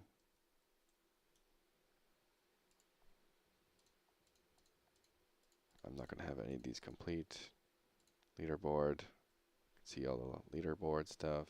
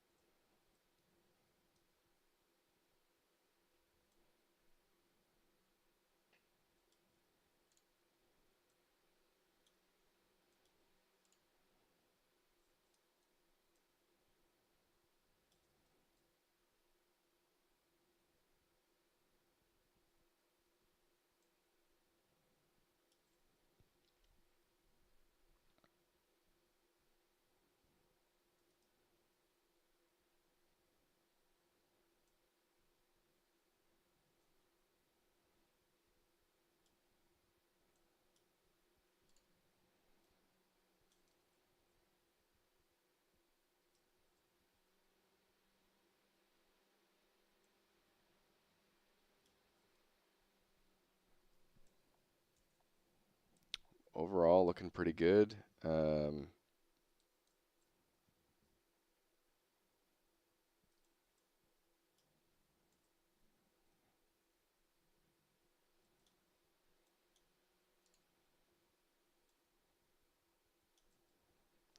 do need to get my wife's computer up and make sure spectator mode's working. Let me get it loaded over there.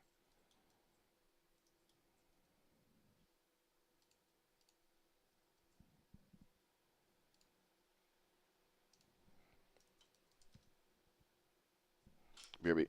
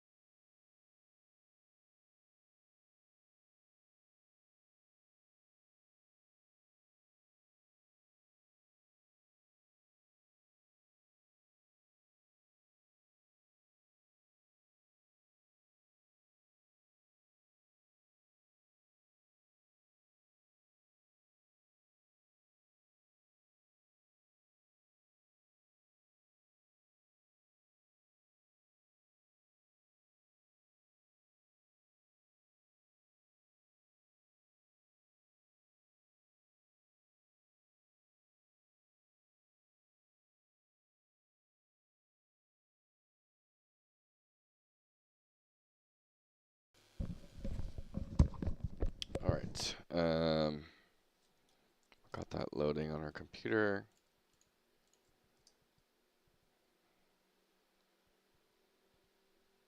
Our range.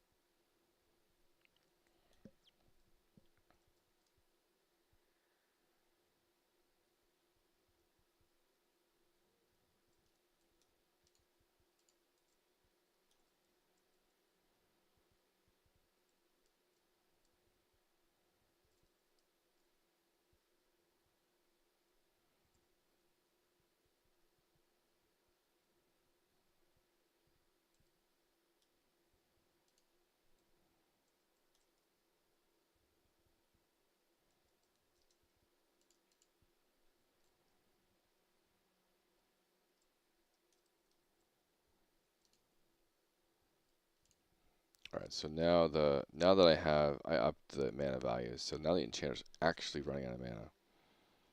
Um,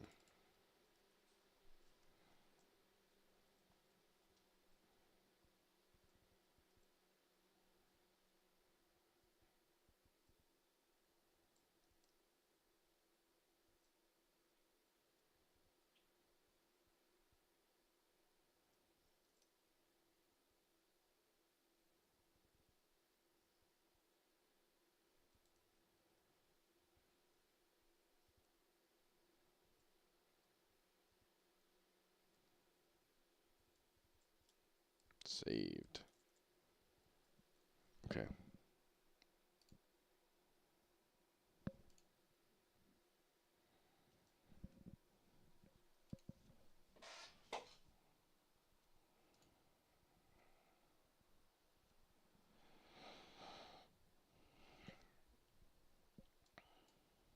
So I will have to do a rebuild, unfortunately. But that's just the server. It's not the biggest deal.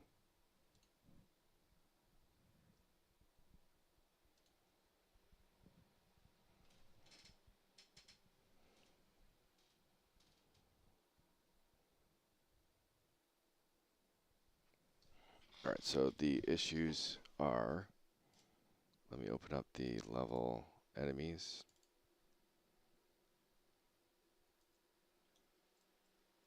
And these guys are supposed to be all enabled. They are all enabled. What the?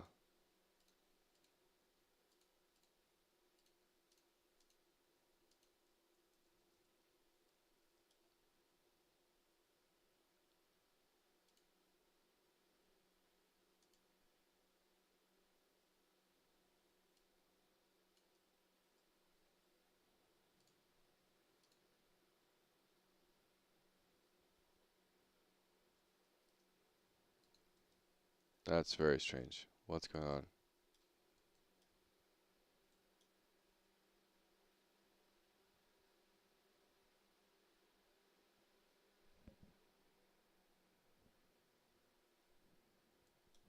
Oh, let me be AFK 1 second.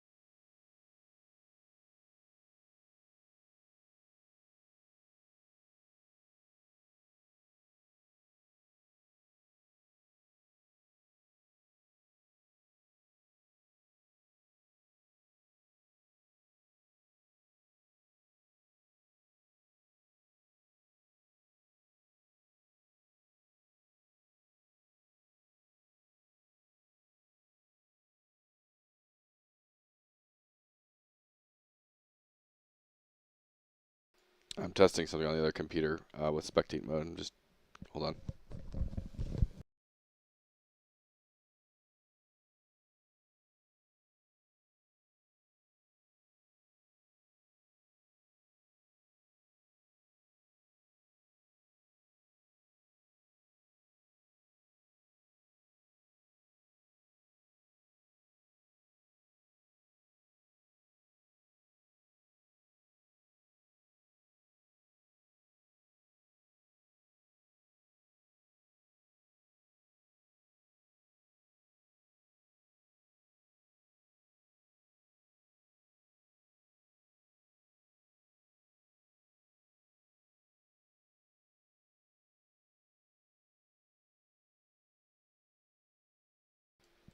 All right, got the spectate mode on the other computer.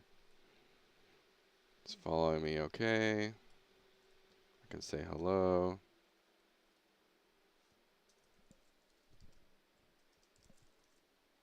And it works. Chat's working.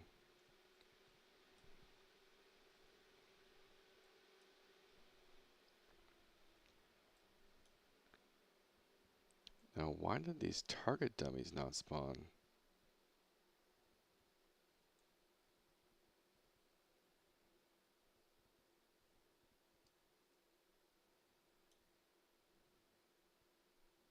What if they spawned and fell through the world?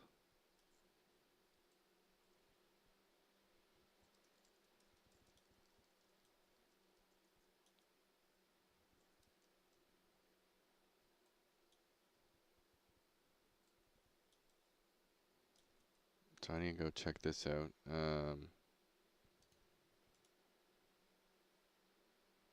So if I go to level, newbie yard,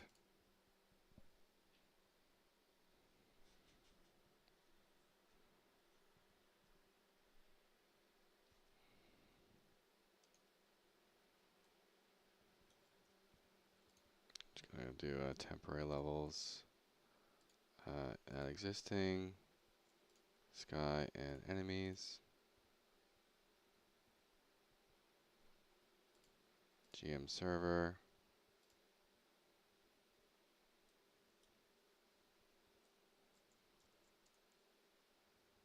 Let me see if I hit,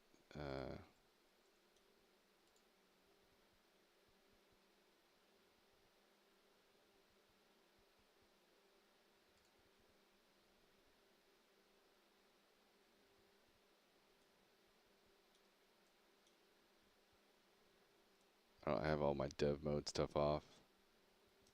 Let's see if they respond.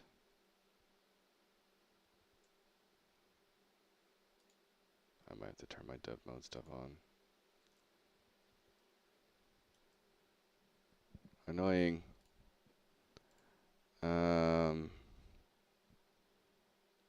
Let's just check if it's a random fluke, I guess.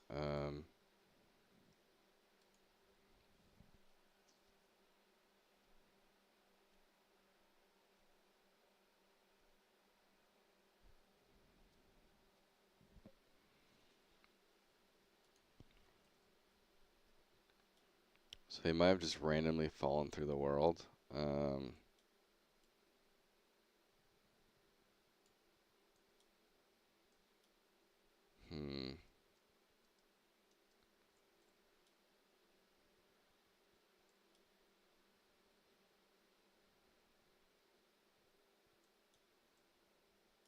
Alright, yeah, I'm going to have to quit out.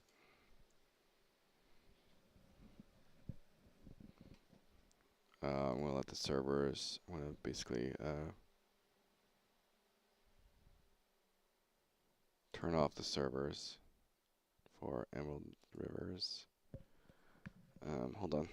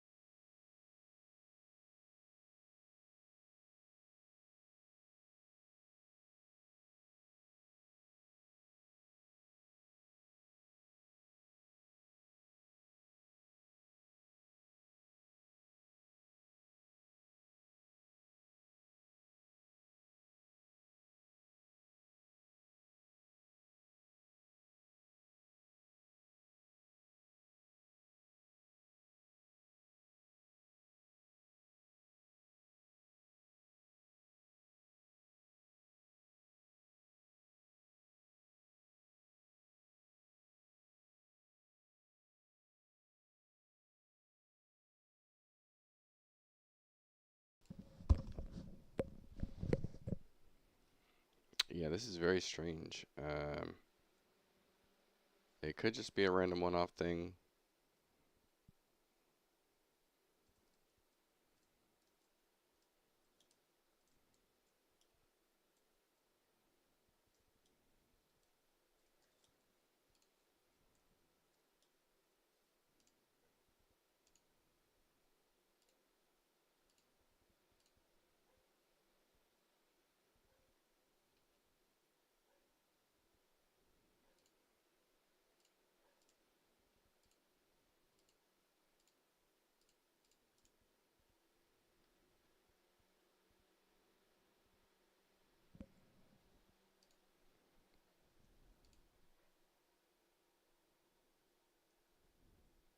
All right, server dropped. Turn it back on.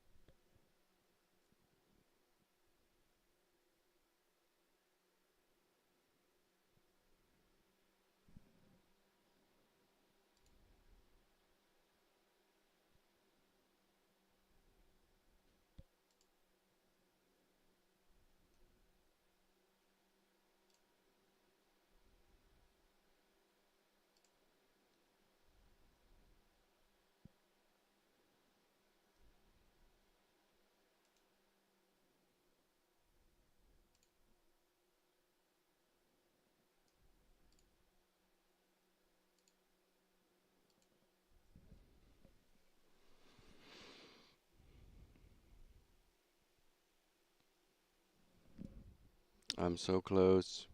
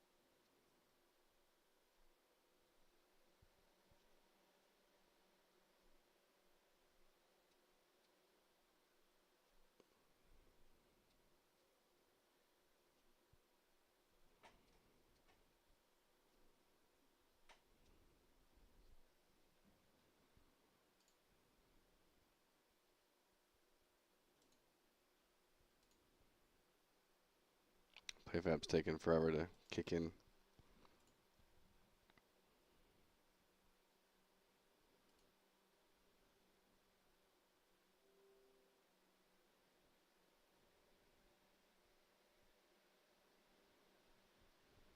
I do need to find where I put this little orb. Let's go to 001.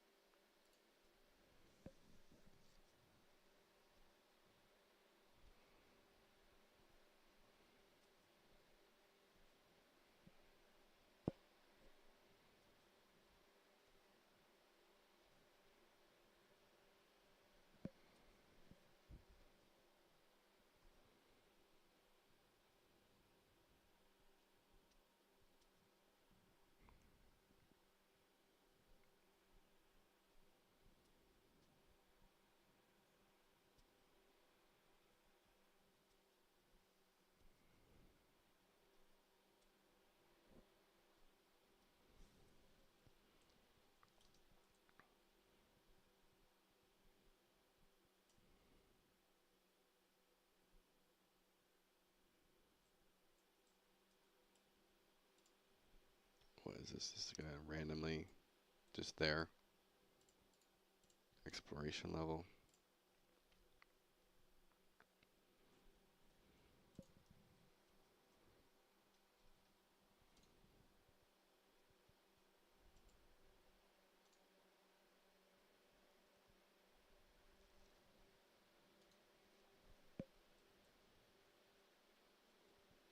Alright, that's deleted.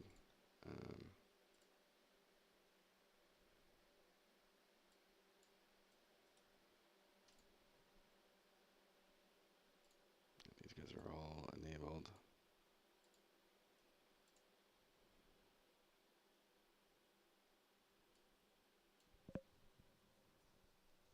Alright, we can log in now.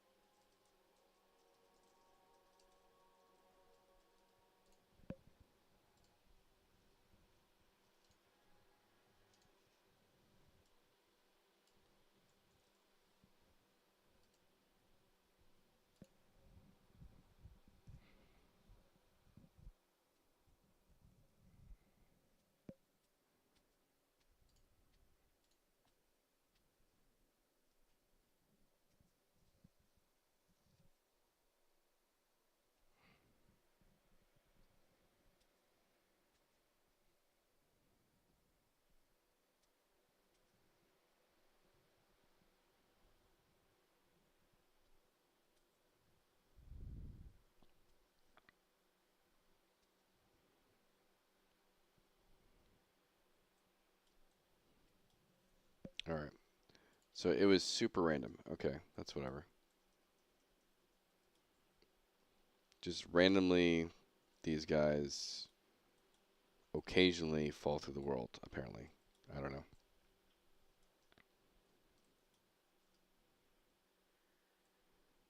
What's working now? And I don't care about the orb there. It's not worth a rebuild. I think everything's good.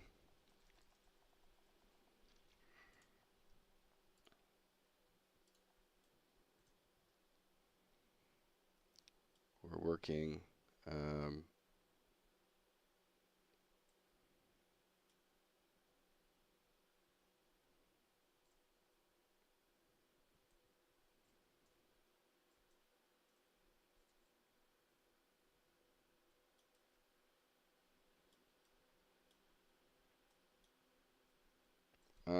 Yeah.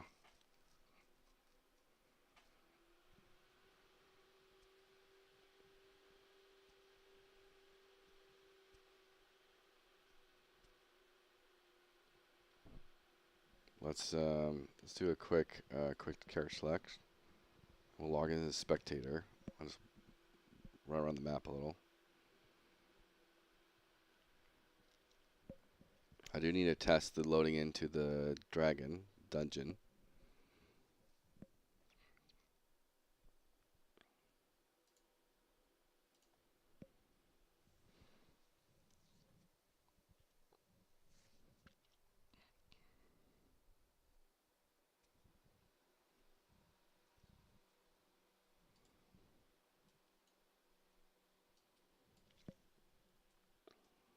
So spectate mode. TP tavern? Is that what it is? Maybe I didn't do that yet.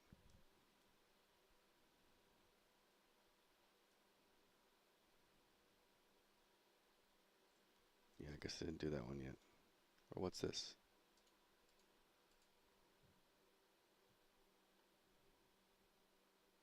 Oh, it's exploration. Okay.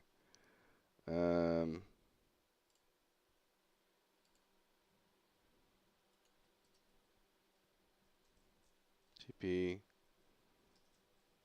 negative 1700, negative 6123, and 100.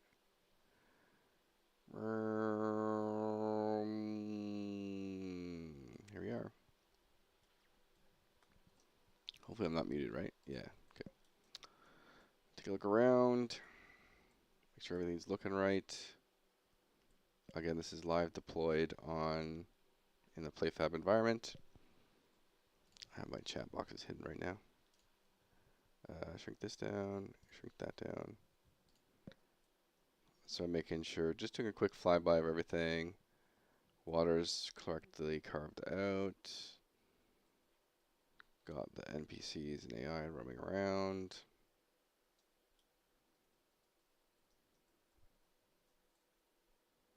Can check for any name spawns.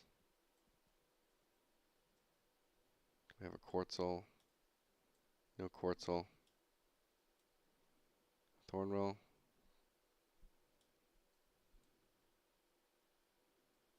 Nope, no Thornwell. Spider Boss, maybe.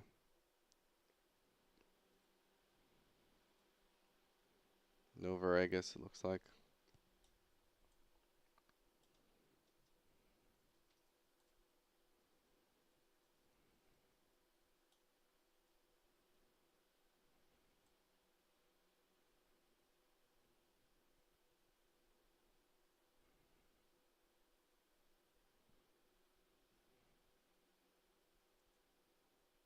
No Melinda.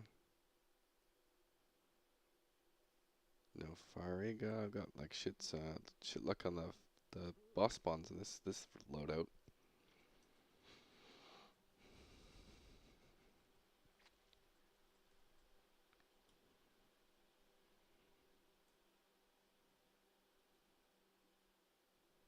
Nothing there. Ooh, we got that chaos spawn. He's up. Not that he'll be up later, but he spawned. There's the archer boss.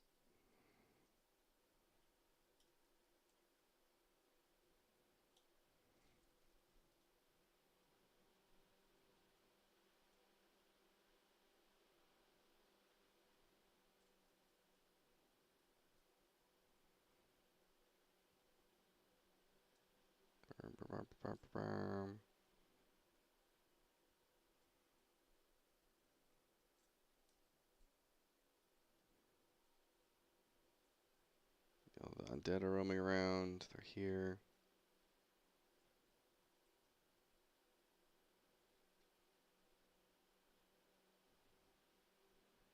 Here comes Skagente. He's up. Okay. Everything seems pretty good there. TP, I think it's newbie, yard, goblin. That worked.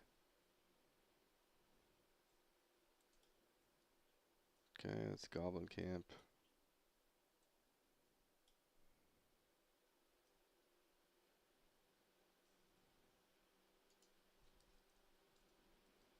Got the spider boss spawned. 2 of them.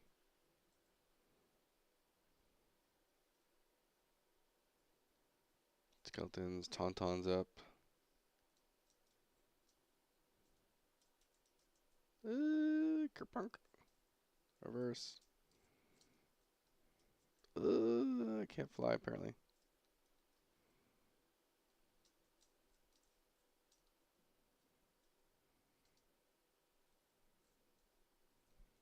No ghost boss.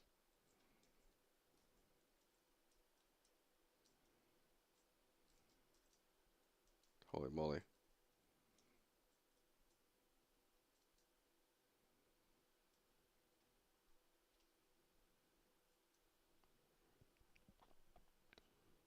Alrighty. I think it's time to push the Epic Game Store. The only thing I could think of that would have been somewhat very quotations game breaking are those starting dummies not being turned on, but I'm gonna let that slide. This is whatever. Deleting a character worked, creating a character worked.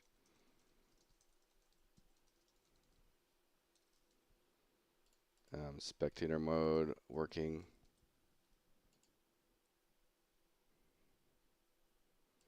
Alright, yeah. I'm going to push to the Epic Game Store. Oh, snap.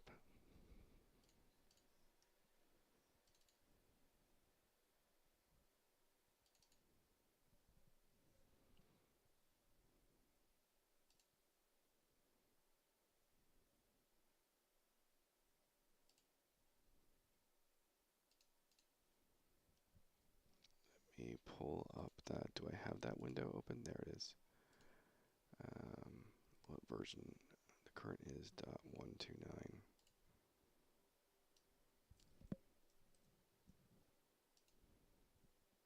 Or have my screen for a sec, and I'll be BRB.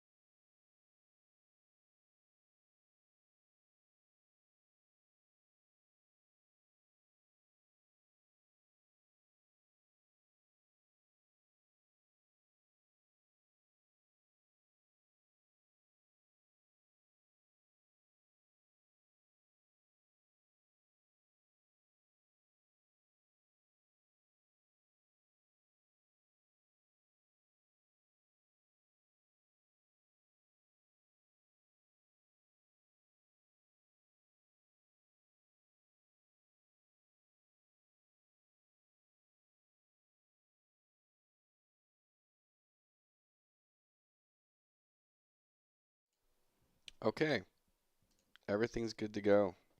Um,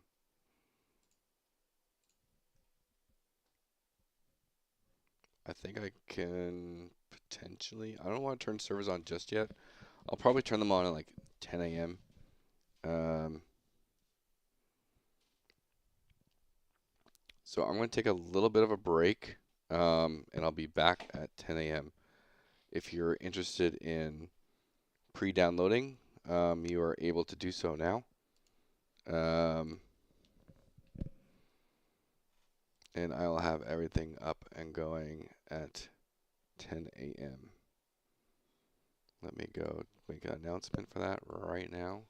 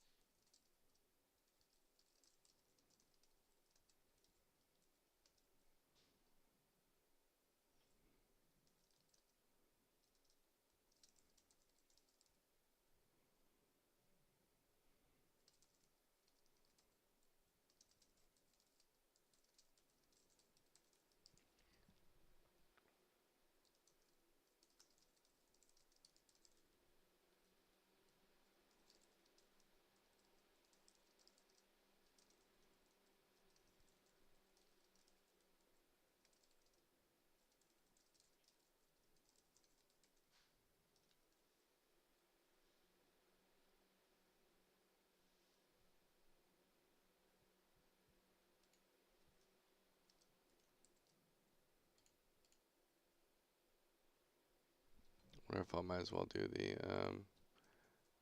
Discord local time markup language 10 a.m. PST.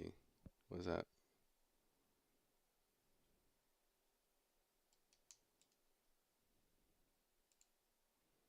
Is it this one?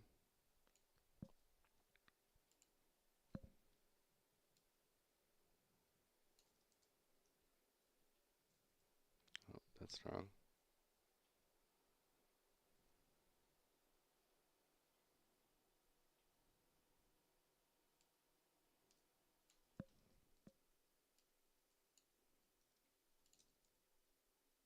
May 28th, 26th. It's the wrong time though.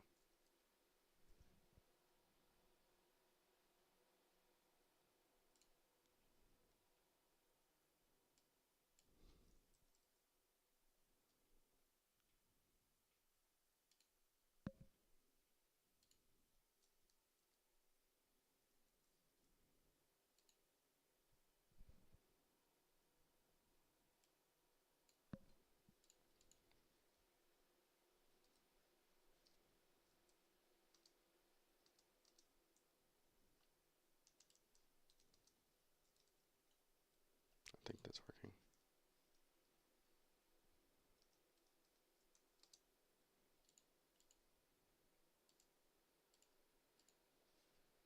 Good enough.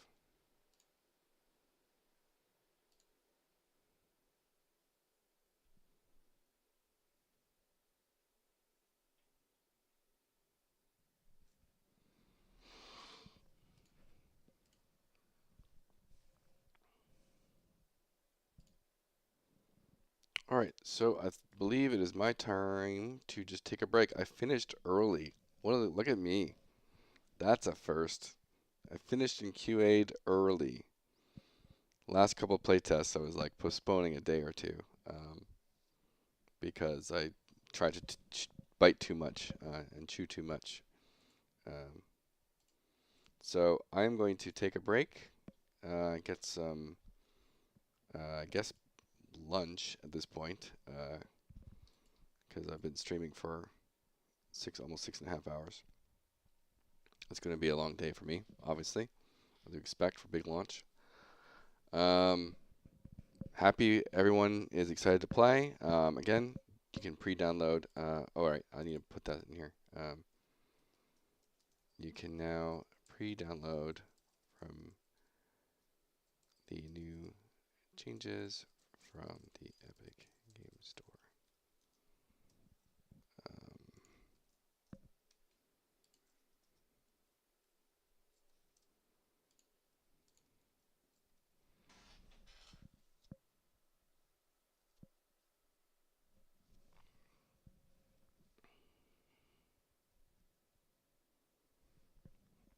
I'm out. Again, thank you everyone.